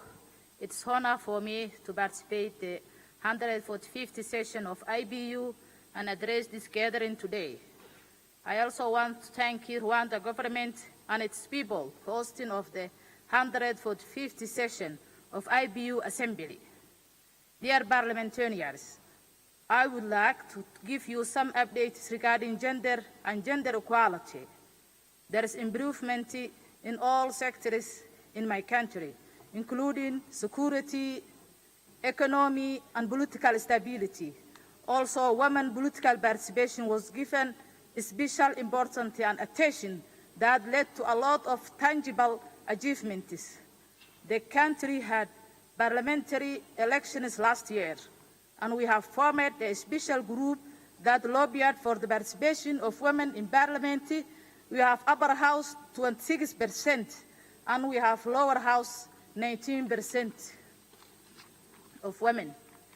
We met with all concerned parties on this issue to make women's dreams happen. Fortunately, a lot of good things happened and achieved through these campaigns. For the first time in history, Somalia elected a woman MP, the first deputy of Speaker of the House of the People of the Federal Parliament of Somalia. It's also an opportunity to tell you that 50% of the chairs of Senate standing committees are a woman. For your information, there is no woman quota bill in our country and no articles in our constitution is mandating this quota. And in the meantime, traditional clans don't welcome women representation of their clans. We are also facing a lot of challenges, including cultural barriers that need to overcome. The educational capacity and situational complexity are among the other challenges, although girls in the school were growing gradually. Traditionally, women kept in the homes. Finally, we Somalia hope that world, particularly the IPU regional and national parliamentary forums, lobby and establish towards women's support to build their capacity and create opportunities and give extra emphasis for the women promotions. My last words, I want to thank the President of Rwanda, Mr. Paul Kagame, the opportunity of political participation he gave the women of Rwanda. Really, we appreciate him. Thank you very much. Thank you, Honorable. Now the floor is to Portugal. He will be followed by United Arab Emirates. The floor is yours, Honourable. Muito obrigada, excelentíssimo Presidente da UIP, o meu conterrâneo Duarte Pacheco. Tem sido um orgulho vê-lo desse lado e em seu nome eu saúdo toda a mesa. Caros e caras... On your behalf, Duarte Pacheco, I greet the entire chair. Dear parliamentarians, we are members of the IPU because we believe that dialogue and compromise are essential to defend democracy, peace and sustainability. But, dear colleagues, none of these values can be achieved if we forego the participation and representation of half of the world's population. In fact, no crisis will be overcome if we discriminate against women and girls. Yet, women are still those that suffer most. It is up to us, parliamentarians, to ensure that we promote equal opportunities and the full development of every citizen, of all citizens. For this to happen, we need to have women in all decision-making processes. They are not dispensable. Development of democracy in Portugal is closely linked to this constitutional recognition that equity and non-discrimination are necessary conditions for building our collective future. Portugal is party to the main international instruments on the elimination of discrimination against women and the defense and promotion of their rights. Our national action plans are aligned with the UN Agenda 2030 for the prevention and combat of all forms of violence and to combat discrimination on the grounds of sexual orientation.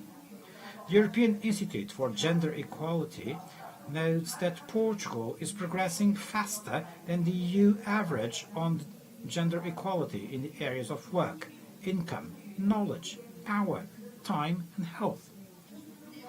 This progress has been achieved as women's participation in political life has increased. The parity law was instrumental in accelerating this process. A law that, having started with a 33% quota, was extended in 2019 to 40%. We replicate this legislation, maintaining the 33% base to guarantee women in management and supervisory bodies of public and private companies listed on the stock exchange. The establishment of a subcommittee for equality and non-discrimination has enabled in-depth work on these and other issues, such as the right to access medically assisted procreation, and more recently, the approval of the law on self-determination of gender identity, because we believe that the health of society is its diversity, and that everyone has the right to be a full citizen. For 3 years now, the state budget and legislation has been obliged to integrate the gender impact analysis, which has allowed us to gain a more inclusive look in the creation and evaluation of public policies. The government, the current government, for the first time, has more women ministers than men ministers. And yet, although discriminatory treatment is under permanent legislative deconstruction, its effect persists in society. It persists in difficulties women face in reconciling family and professional life or in wage inequality. It persists in the alarming numbers of domestic violence against women, to whom we paid special attention during the pandemic, with the reinforcement of the networks of support structures for victims, considering sexual and reproductive health consultations, and supporting NGOs working with the more vulnerable populations in the acquisition of intimate hygiene goods and products. At this point, we want to move towards a parity law that guarantees 50% in the lists for national elections and to demand equality in the chairmanships of committees and places of parliamentary power. And if equality is a struggle for the future and progress of the country, then we need to have more men as partners. We know this path has to start at an early age, and the Youth Parliament is an initiative that allowed us to address issues such as gender equality, prejudice and discrimination in a school context. But we also need to fight, as in many other developed countries, against the retrograde forces that threaten to make women's rights a battleground for political combat, or to ensure that the digital world does not repeat the inequalities and stereotypes we face today in the real world. As Antonio Guterres, UN Secretary General, says, women's inequality is not only unacceptable, but also a lack of intelligence. This week, in this magnificent Rwanda, the country with the most female parliament in the world, which has welcomed us so well, we remind of the obvious. Women's rights are human rights, and that has to be the starting point for any debate we have among ourselves. And we cannot but show solidarity towards the women and girls in Afghanistan that are forbidden to go out or to have access to education, or with the women in Iran who in the 21st century are fighting to defend their lives and freedoms against the morality police, or with Ukrainian women that are dying because of an aggression that has to stop now. It is illegal. With women and girls in all wars where their bodies are used as a weapon of intimidation. We thank IPU for having put women at the core of this assembly, so let's make this a perfect forum to take women's rights where they need to be. Everywhere, every day. Thank you. Thank you, Honorable. Now the floor is to United Arab Emirates. They will be followed by Thailand.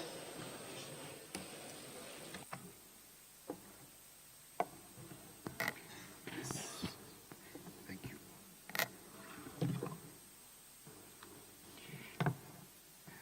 Maali Donatel. Your Excellency, Madam Donatel Mukabalisa, President of the 155th Assembly of the IPU, Speaker of the Rwandan Parliament, Your Excellency, Mr. Duarte Pacheco, President of the IPU, Excellencies, ladies and gentlemen, heads and members of Parliament, dear guests, it is my pleasure to express on behalf of the parliamentary delegation of the UAE our deepest gratitude and thanks to the Republic of Rwanda for its exceptional efforts in hosting the sittings of the 145th Assembly of the IPU. The Rwandan experience in accomplishing full partnership between men and women is a living example that we must all follow. Just like the experience of the UAE. The UAE was able to achieve equality in rights and obligations between men and women, stemming from our collective conscience that the empowerment of women and girls is a prerequisite for social cohesion and unity. Therefore, it will allow society to overcome numerous internal and external challenges. Stemming from this firm belief, the UAE has adopted, under the leadership of His Highness Sheikh Mohammed bin Zayed Al Nahyan, head of our state, may God protect him, a series of national strategies that focus on this objective, including, as an example, the national strategy for the empowerment and pioneering role of women 2018-2021, but also the national strategy 2022-2027, in addition to the Emirati Code of Labor that guarantees equal pay for equal work between men and women, and the National Strategy for Gender Balance 2026. As a result of all of these initiatives, the number of female members of the legislative power in the UAE has reached 50%.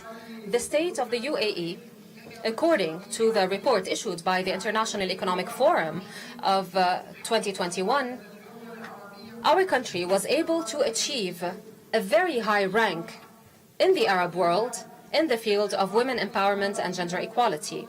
Moreover, Emirati women occupy over 29% of cabinet positions and occupy 46% of our national working force. In light of the above, and as we take into account the fact that gender partnership and women empowerment are preconditions to fully achieve social cohesion and integrity, which itself is the sole basis for sustainable development and for ridding our societies of all forms of hatred and extremisms, especially in certain countries, we would like to put forth our vision, which is based on the following. First of all, the necessity for parliaments to include in their public budgets items that provide for investment in equality between men and women, especially in education, health, and labor. Second, Parliaments must play fully their legislative and oversight roles so as to empower women to obtain quality education and sufficient education so that they can occupy various high-ranking political, social, and economic positions in various public institutions, but also private companies. They should also underscore the importance of alleviating and removing any social obstacles or cultural barriers that prevent women from rising up the educational ranks. Third, parliaments must lobby governments in order to adopt strategies and media policies, but campaigns as well, to eliminate negative stereotypes about women that are widespread in certain societies, with a special focus on the role that can be played by social media platforms to highlight the important role of women and their contribution in the renaissance of societies. Fifth, or rather fourth, Parliaments must adopt very stringent laws that criminalize violence against women and forced marriage.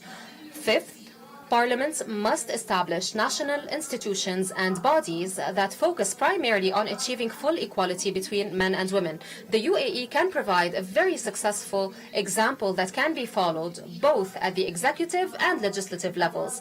The UAE Legislative Council has formed a committee that focuses on achieving equal opportunities for men and women in various avenues.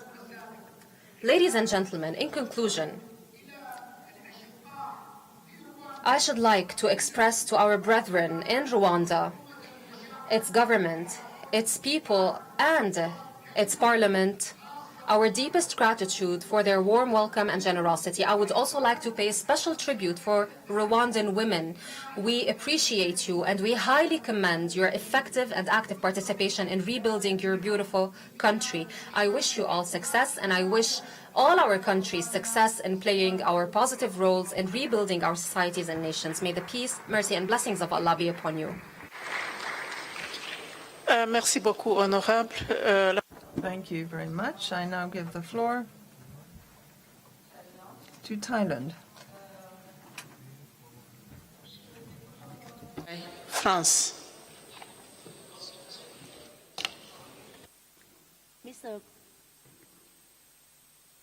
Mr. President, Madam Speaker, distinguished delegates, Thailand was among the first Asian countries that grant women the right to vote and has done well in global ranking on women at the top of business position.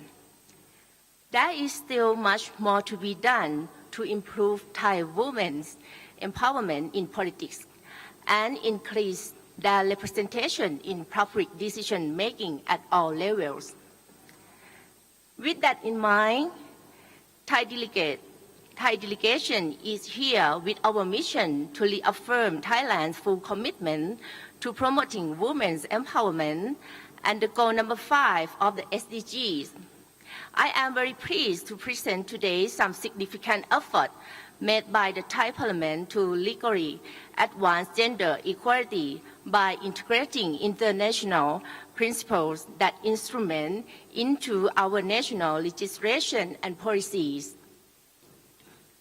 After Seoul and Beijing Declaration and Platform for Action, Thailand's journey to gender equality began in 2017 with the Constitution of the Kingdom of Thailand, which clearly specified that men and women shall enjoy equal rights and prohibits all forms of discrimination, including gender discrimination, among others. Aiming to facilitate women's participation in public life, the Constitution of Thailand and its organic law on political parties require Thai politics parties to take gender balance into consideration when preparing their party list of MP candidates. And for the first time, the Thai state is required by the Constitution to incorporate a concept of gender responsive budgeting in the preparation of national budget and encourage relevant agencies to collect gender disaggregated data for their project planning. The Parliament of Thailand has continued adopted many legal instruments to help improve women's status and gender sensitivities in line with international standards. For example, the groundbreaking Gender Equality Act 2015 to protect everyone, not just only women, but also LGBTQ persons from gender-based discrimination. Inside the Parliament of Thailand, gender mainstreaming has been initiated to promote a more gender-sensitive parliament and zero tolerance against sexism. The Code of Conduct for Members of Parliament issued in 2019, and the Code of Ethics for Parliamentary Officials expressly prohibits all forms of sexual harassment against women in Parliament.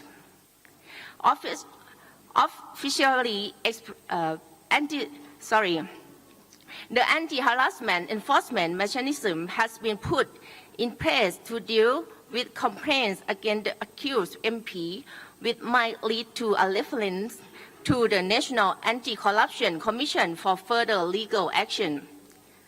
And since 1996, the Thai Parliamentary Women Caucus has been very active in promoting women empowerment, both within the context of legislative and in cooperation with its multi-sectoral partners, such as helping those in need during the height of coronavirus outbreaks. In this upcoming November, Thailand will play host to two major regional forums. The 30th annual meeting of the APPF in late October, hosted by the Thai Parliament and the government's APEC Summit. In both venues, Thailand will encourage initiatives across all the work streams of APEC and APPF to advance La Salina roadmap for women and inclusive growth by strengthening women economic empowerment and greater inclusion of women in the Asia-Pacific economy, especially in the context of recovery from the COVID-19 pandemic. Colleagues, the Parliament of Thailand will continue to address the remaining challenges, especially the traditional mindset regarding the role of women to shift gender stereotypes and social barriers against women in politics. I do hope that the experience of Thailand will contribute to the global efforts in empowering women and closing gender gaps by sharing our meaningful learning with other countries that strive for a gender equal world. Thank you for your kind attention. Thank you, Honorable. Now the floor is to France. France will be followed by Suriname.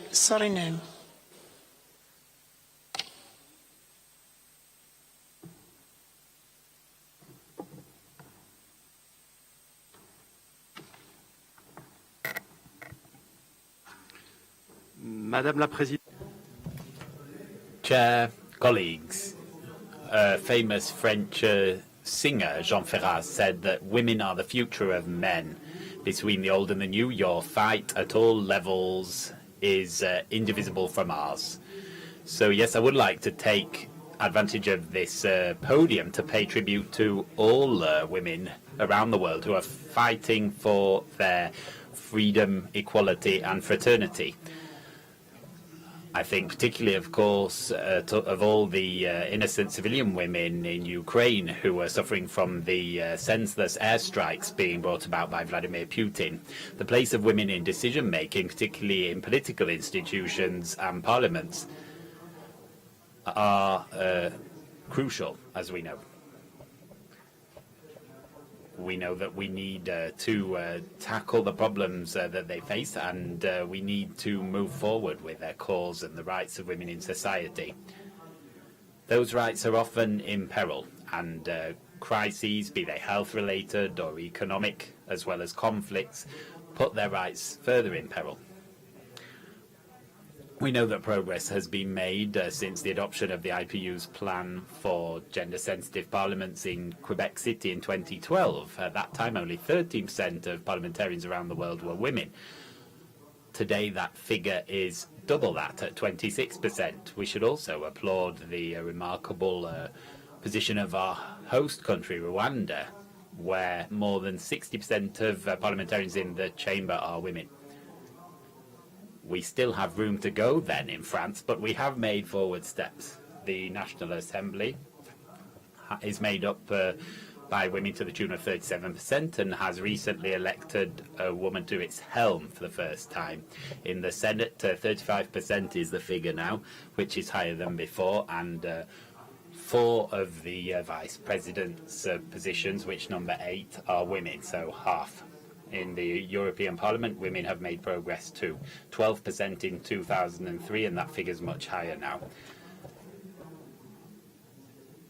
And a great number of initiatives are being taken there. Next week, for example, in the Senate in France, in public sittings, we'll be looking at a bill to create universal aid urgently for certain victims, as well as a move to protect individuals' rights to abortion and contraception. Since 1999, we've also had a special delegation for women that informs us on government policies on the rights of women, as well as equal opportunities between men and women. I would also like to pay tribute to the dynamism of that work, which it takes a number of different forms. It also looks at the application of laws in this field. For example, this year it's assessed a law that imposed quotas for women in government positions and looks at difficult situations such as the pornography industry. Recently it's been looking at women's health as well as the situation of women in rural areas. In conclusion, I am convinced of the role that parliaments have to play to carry gender equality and parity forward, and I feel that our delegations should lead by their example. To that end, Laetitia Sampol will make a statement tomorrow. Thank you. Merci beaucoup. Thank you very much for that statement. I now give the floor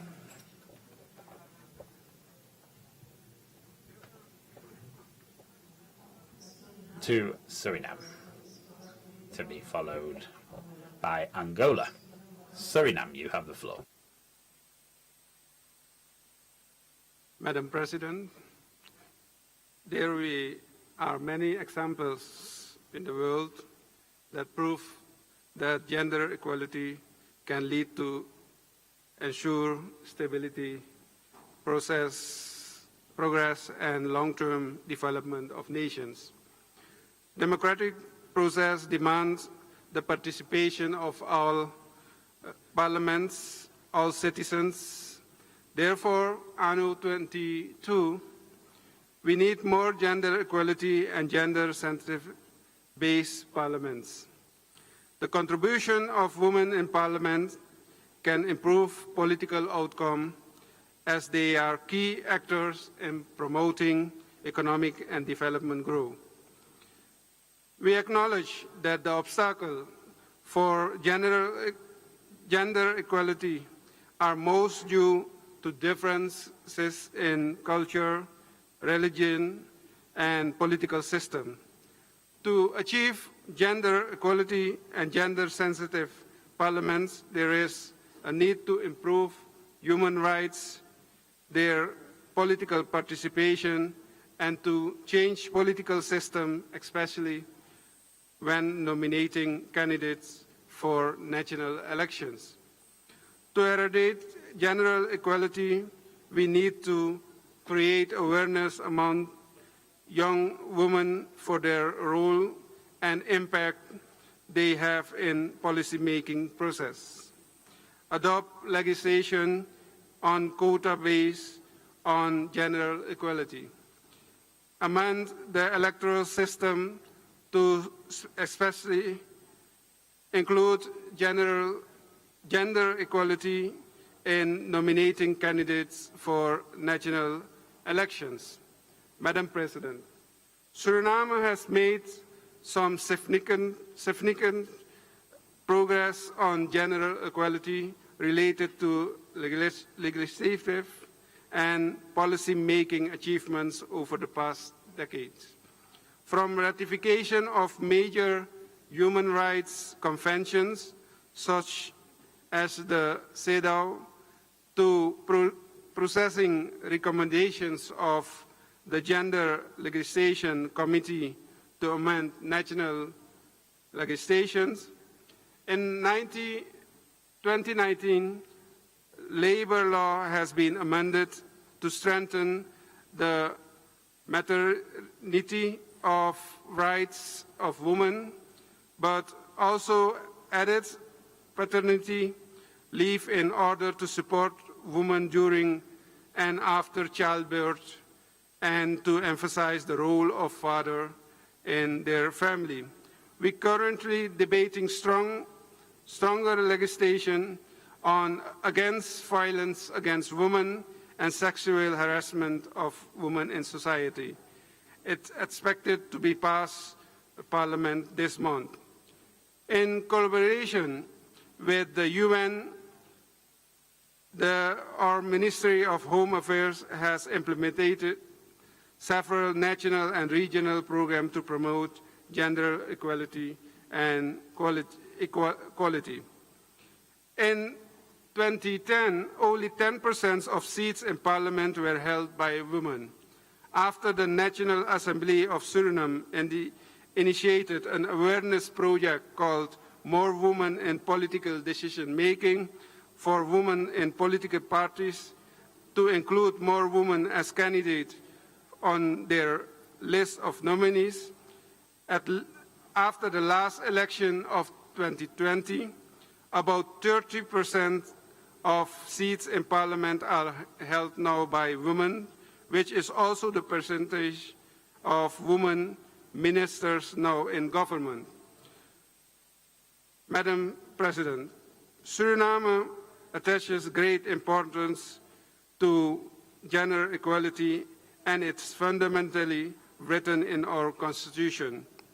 No discrimination on gender, religion, race, social standing, politics, or any matter.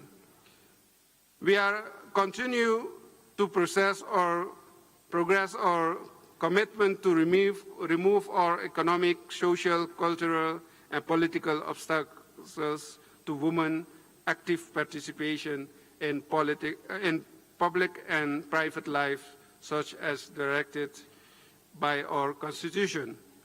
To conclude, we thank the IPU, and we are convinced that together we will make the world a safe and secure place for all by being a lasting solution for our common global challenges, whether it is eliminating violence against women or girls, promoting gender equality and health, eliminating poverty, building economics, fighting global climate changes, and advancing peace and security. Finally, of all, on behalf of my delegation and myself, please allow me to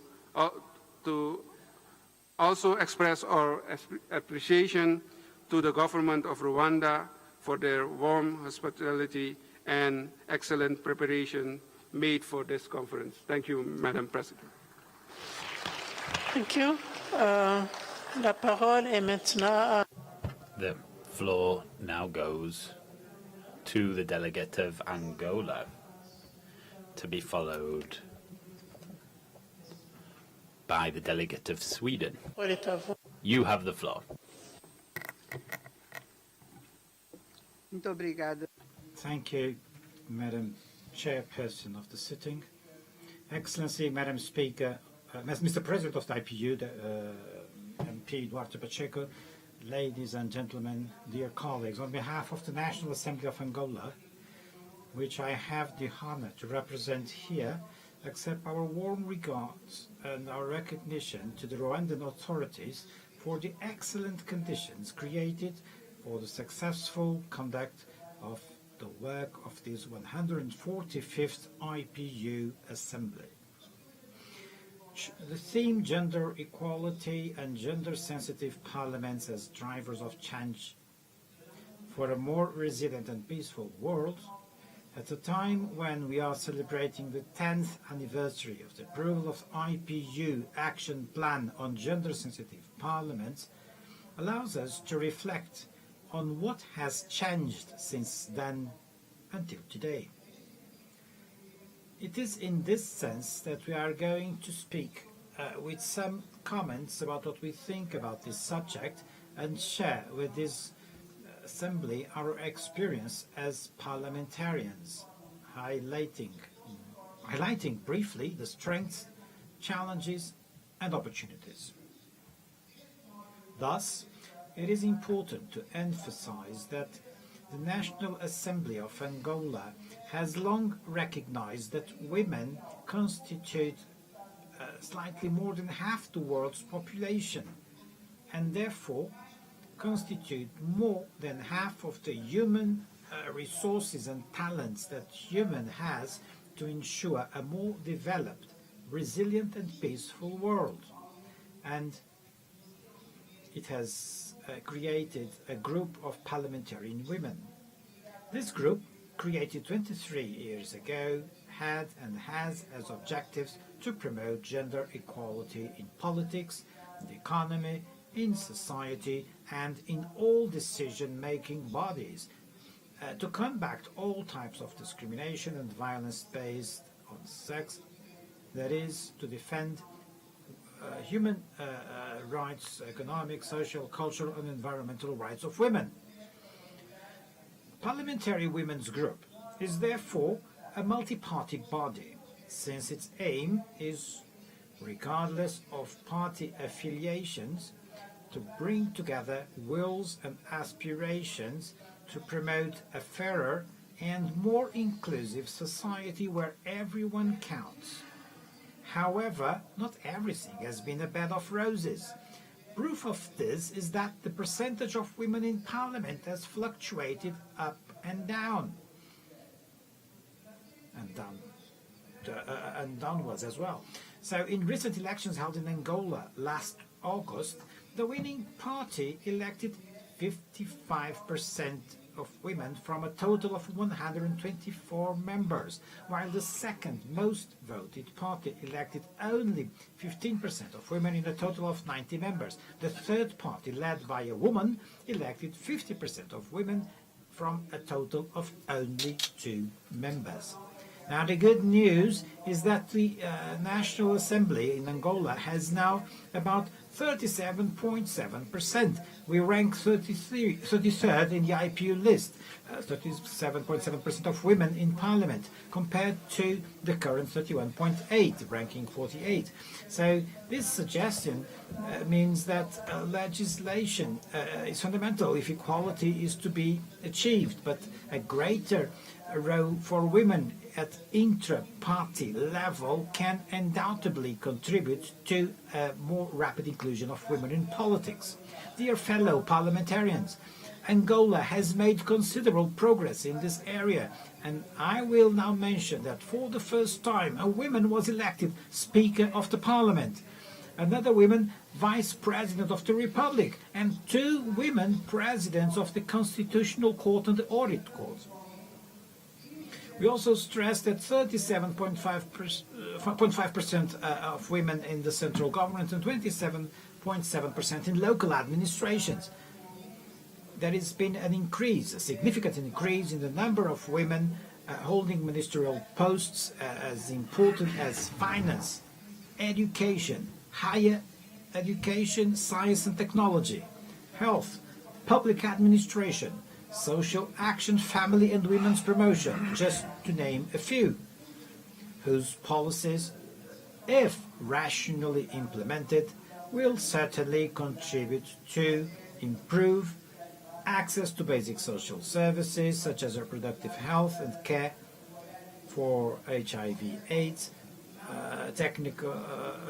access to economic resources and formal employment opportunities, social protection guarantees for women in the informal economy, strengthening of legal and judicial mechanisms for protection against domestic violence, and intervention and their cultural provisions opposed to women's rights. Within the framework of various partnerships established with the United Nations Development Programme, UNDP, through the empowerment of Angolan women, which has allowed for concerted engagement both with political institutions and civil and private institutions to bridge gender inequality, we highlight the funding of the programme to support the African Portuguese-speaking countries and Timor-Leste, funded by the European Union, which has greatly contributed to the training and capacity building of the group of women parliamentarians and culminated with the approval of the preparation of the general state budget in a gender-sensitive perspective. We also highlight that as a result of these actions, considering that the legal framework for planning, budgeting, monitoring, control, and supervision should respect,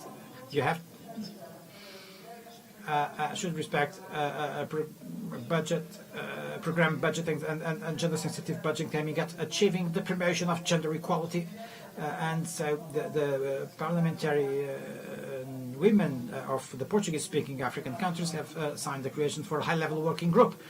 Finally, I want to stress the relevance of the impact of this joint work with the United Nations, IPU, and the African Union as major catalysts for ending gender inequality and sex discrimination in Africa and the world. Thank you. Merci beaucoup. Thank you very much, Honourable Delegate. The floor now goes to the Delegate of Sweden, to be followed by Malta. You have the floor.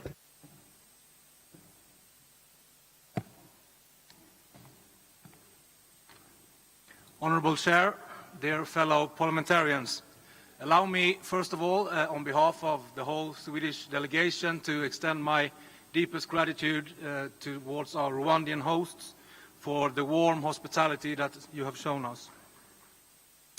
My name is Mattias Karlsson. I'm from the province of Småland. I'm a Swede, and I'm a member of the Swedish Parliament.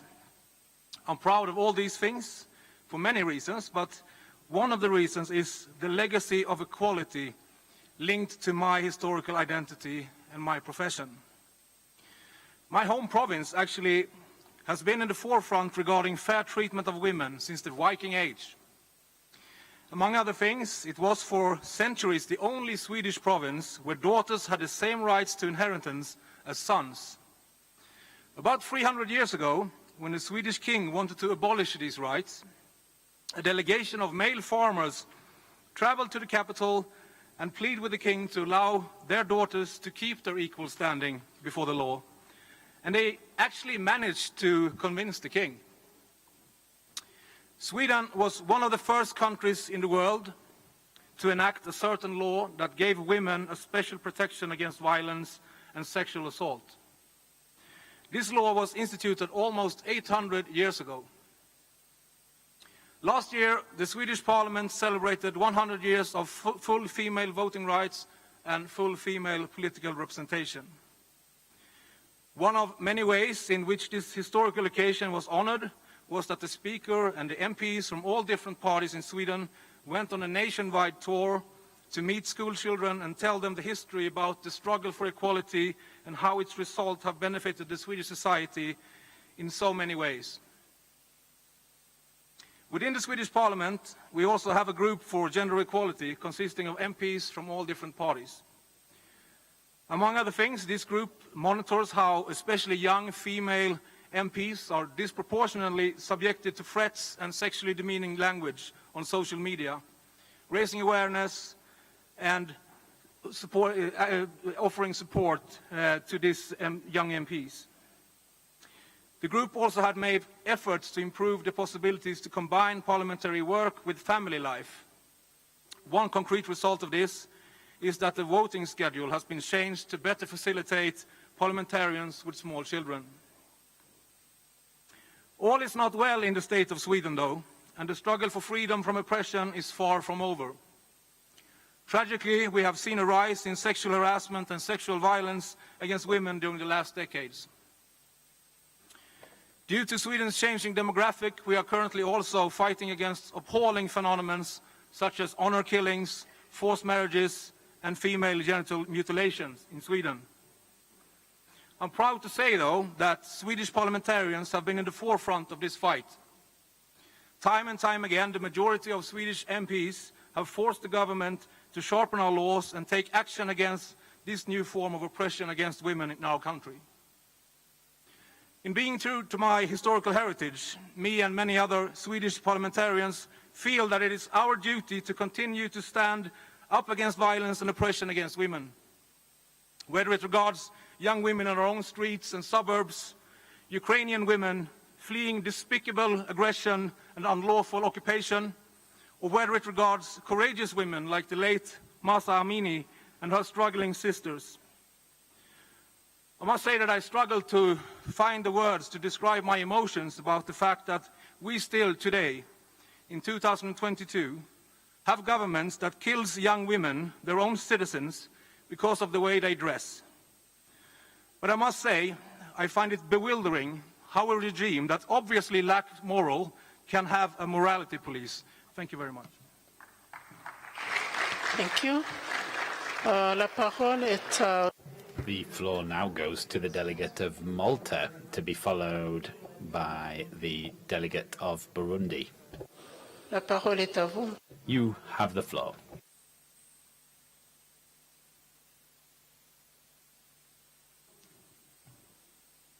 Mr. President, Madam Chair, colleagues, I'm probably one of the newest members here, not necessarily the youngest.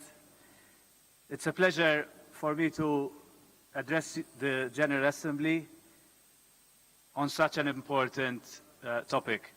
We are 2 weeks away from the 75th anniversary of a historic general election in Malta. The general election of 1947 saw women voting for the first time in history. Moreover, that same election saw the first female member of parliament elected. From that day onwards, although female participation by vote has been steadily very high, the number of female MPs in my country has been very low, not more than 15%.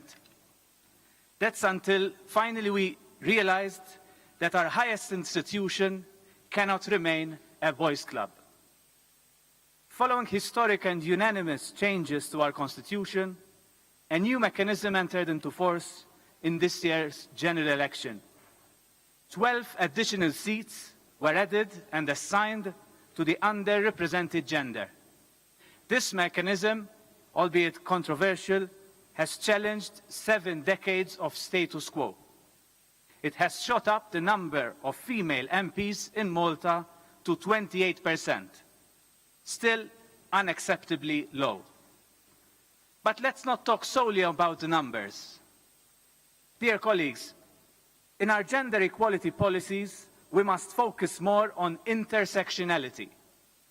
People are not homogeneous. Women are not homogeneous.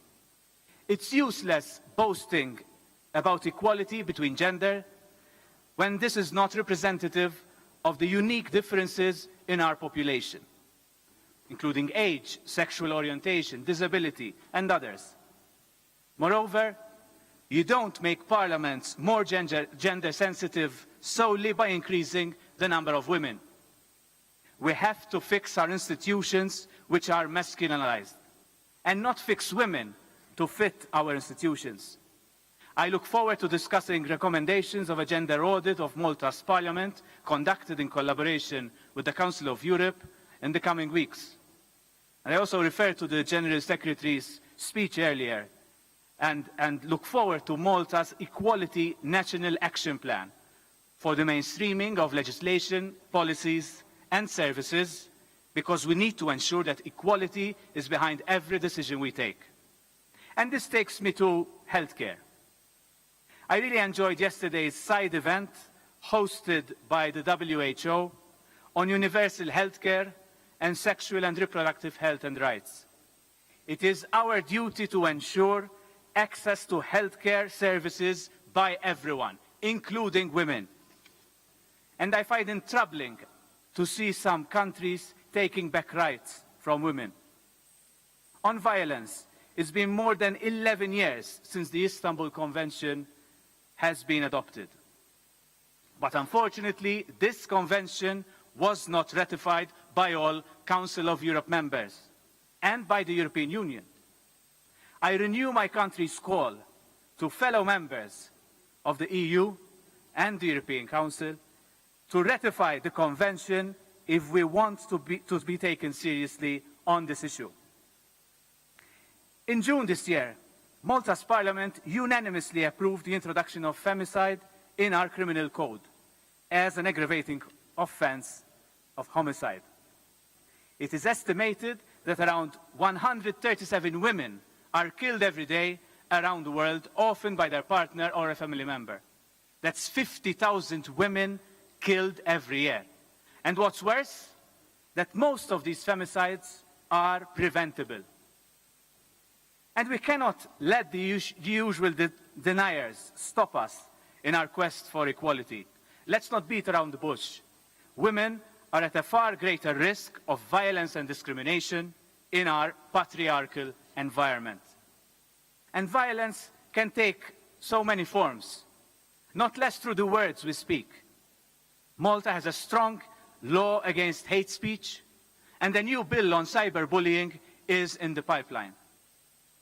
Dear colleagues, I cannot end this speech without expressing my genuine support to our Ukrainian colleagues. I come from a non-aligned country with neutrality obligations laid down in our constitution. But what's wrong is wrong and must be called out. That's why we supported Chile's motion yesterday. That's why we keep pushing for peace. I also would like to show solidarity with the families of the victims of the shooting in Bratislava outside a gay club yesterday. And on a general note, I've just been to the Genocide Memorial.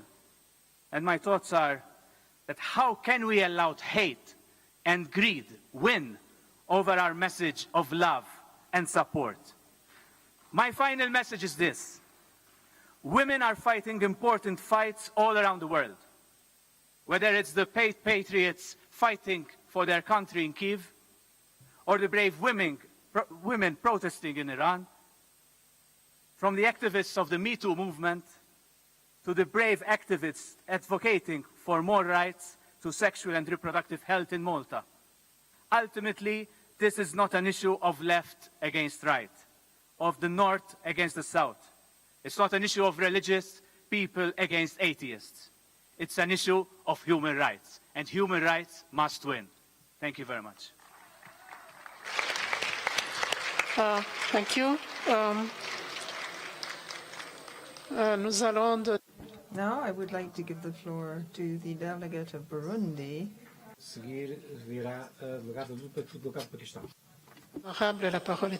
You have the floor.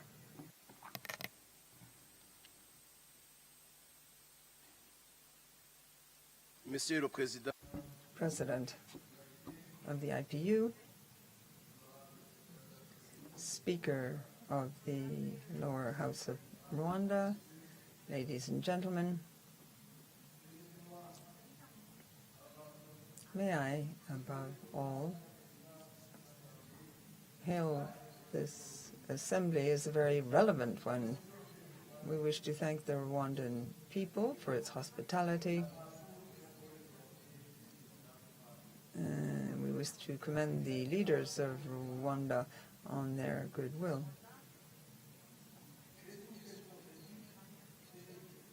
I'd like to talk about ethics and equity, also economic performance and the role of women.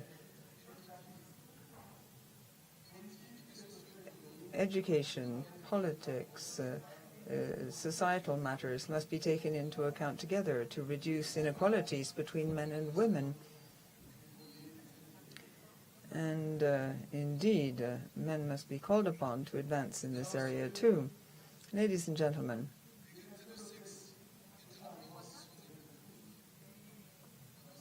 gender equality is part of the Constitution of Burundi.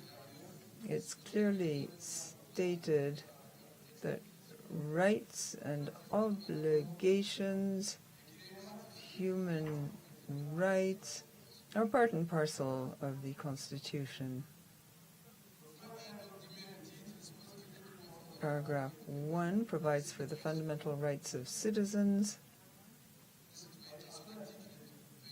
and in Article 22, it stated that no one shall be subject to discrimination based on origin, race, ethnic group, gender, color, language, social status, religious beliefs, philosophical or political beliefs, disability, be it physical or mental, having a disease or what have you. Burundi is striving to make progress when it comes to gender equality. Our constitution provides equal 30% representation of women in parliament and elsewhere. The law that governs elections provides for a minimum quota in communal councils and elsewhere.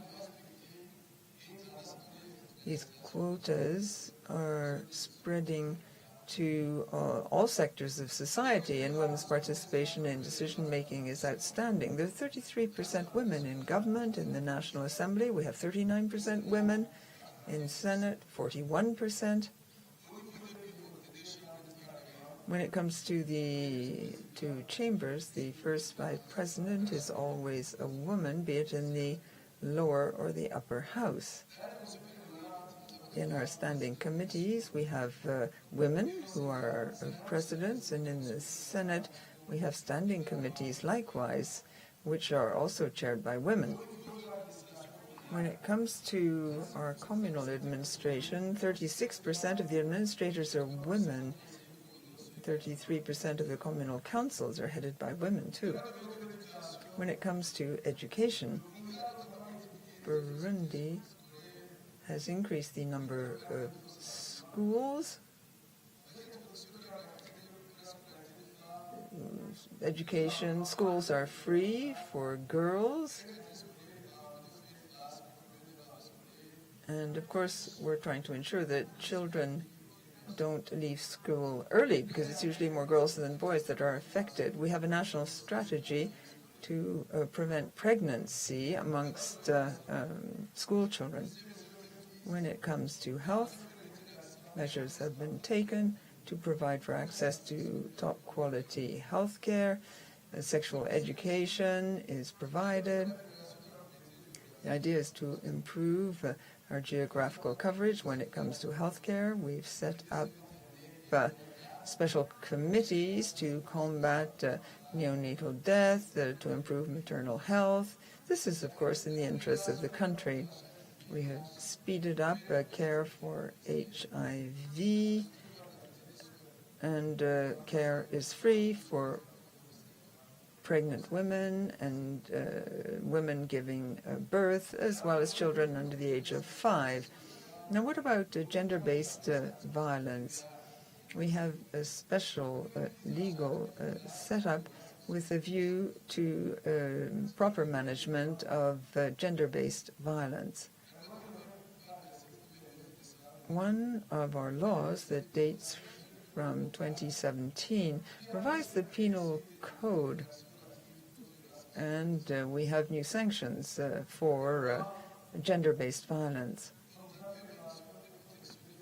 The idea is to protect victims, to repress the perpetrators, to provide for proper prevention and protection of people, namely the victims. When it comes to the upper and lower houses, we have set up special courts which expedite cases on gender-based violence. Burundi has made great progress when it comes to equality between men and women. We have set up a national program for women's economic empowerment. We have a special investment bank to foster women's development. Women have access to special loans. When it comes to social welfare, Burundi has made outstanding progress when it comes to revising the labor code, our policies, and our national strategy when it comes to social welfare. We have a National Day for Solidarity, and we have various support funds. Excellencies, ladies and gentlemen, I'm sorry, your time is now up. We have a number of policies to promote women, and we are sparing no efforts when it comes to adopting inclusive laws.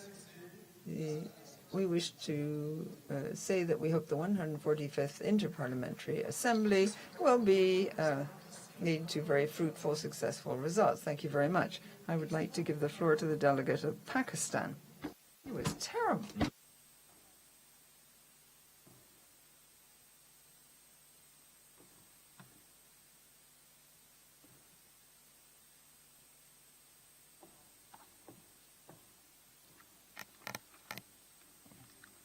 Madam President, at the outset, on behalf of my delegation, I first thank our gracious host at Kigali. Your hospitality has been heartwarming. Madam President, it is very heartening to see today that the three women are occupying the stage today. This is women empowerment. I must inform this august House that I belong to a political party of which Shaheed Benazir Bhutto Sahiba was the first female Muslim leader of the Muslim world. She believed in women empowerment, she believed in women emancipation, and she believed in gender equality. I also must inform this august House that Malala Yousafzai, the winner of the Nobel Peace Prize, also belongs to my country, Pakistan, and I'm proud of this fact. At the heart of it all, I believe that there is a need first to acknowledge that elephant is in the room. I mean to point out socio-economic and cultural diversity across the world and the subsequent correlations with gender. Before we judge, we must understand all the variables and notions that determine both men and women's role in any given society. Gender equality lies at the heart of progress in any society. There is no doubt that women face many challenges like access to education, healthcare, career prospects, and so on. Our jobs as parliamentarians is to identify these gaps and use all parliamentary tools relating to legislation, oversight, and representation. Eliminate those hurdles and challenges, empowering women in particular. Women in Pakistan, for instance, continue to thrive and rise despite all socio-economic and cultural challenges and limitations.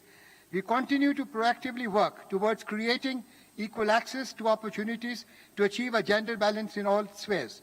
Let us also acknowledge that men have their share too of challenges, making debate on gender equality more equitable.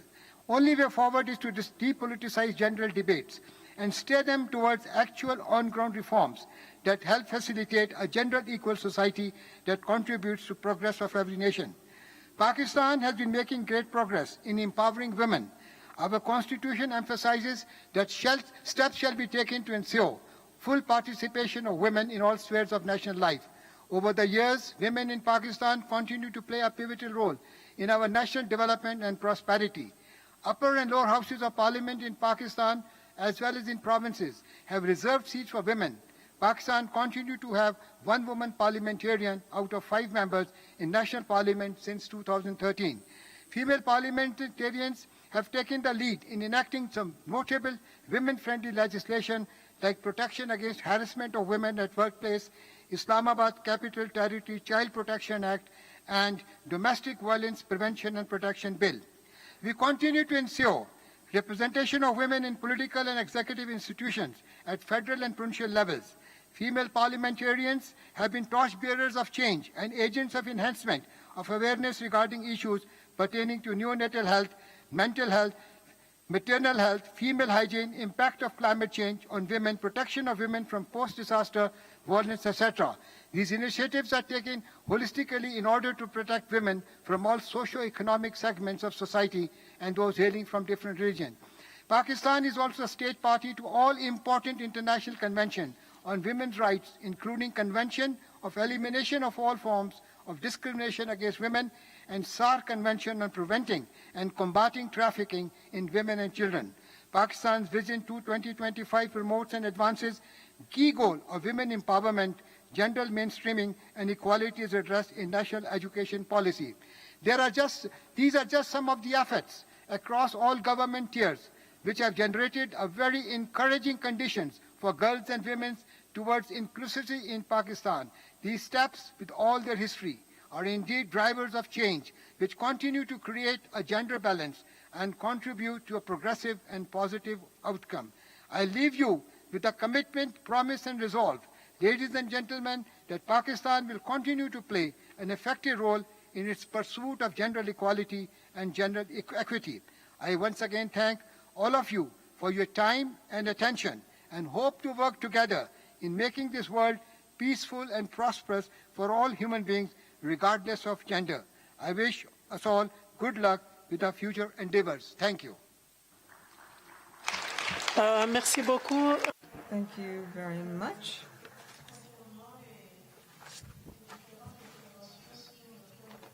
We have various speeches in the general debate, and I would now at this juncture like to finish our work. We'll resume tomorrow morning at 9 o'clock, and we'll continue with the various presentations in the general debate. I'd like to take this opportunity to thank you for your various statements.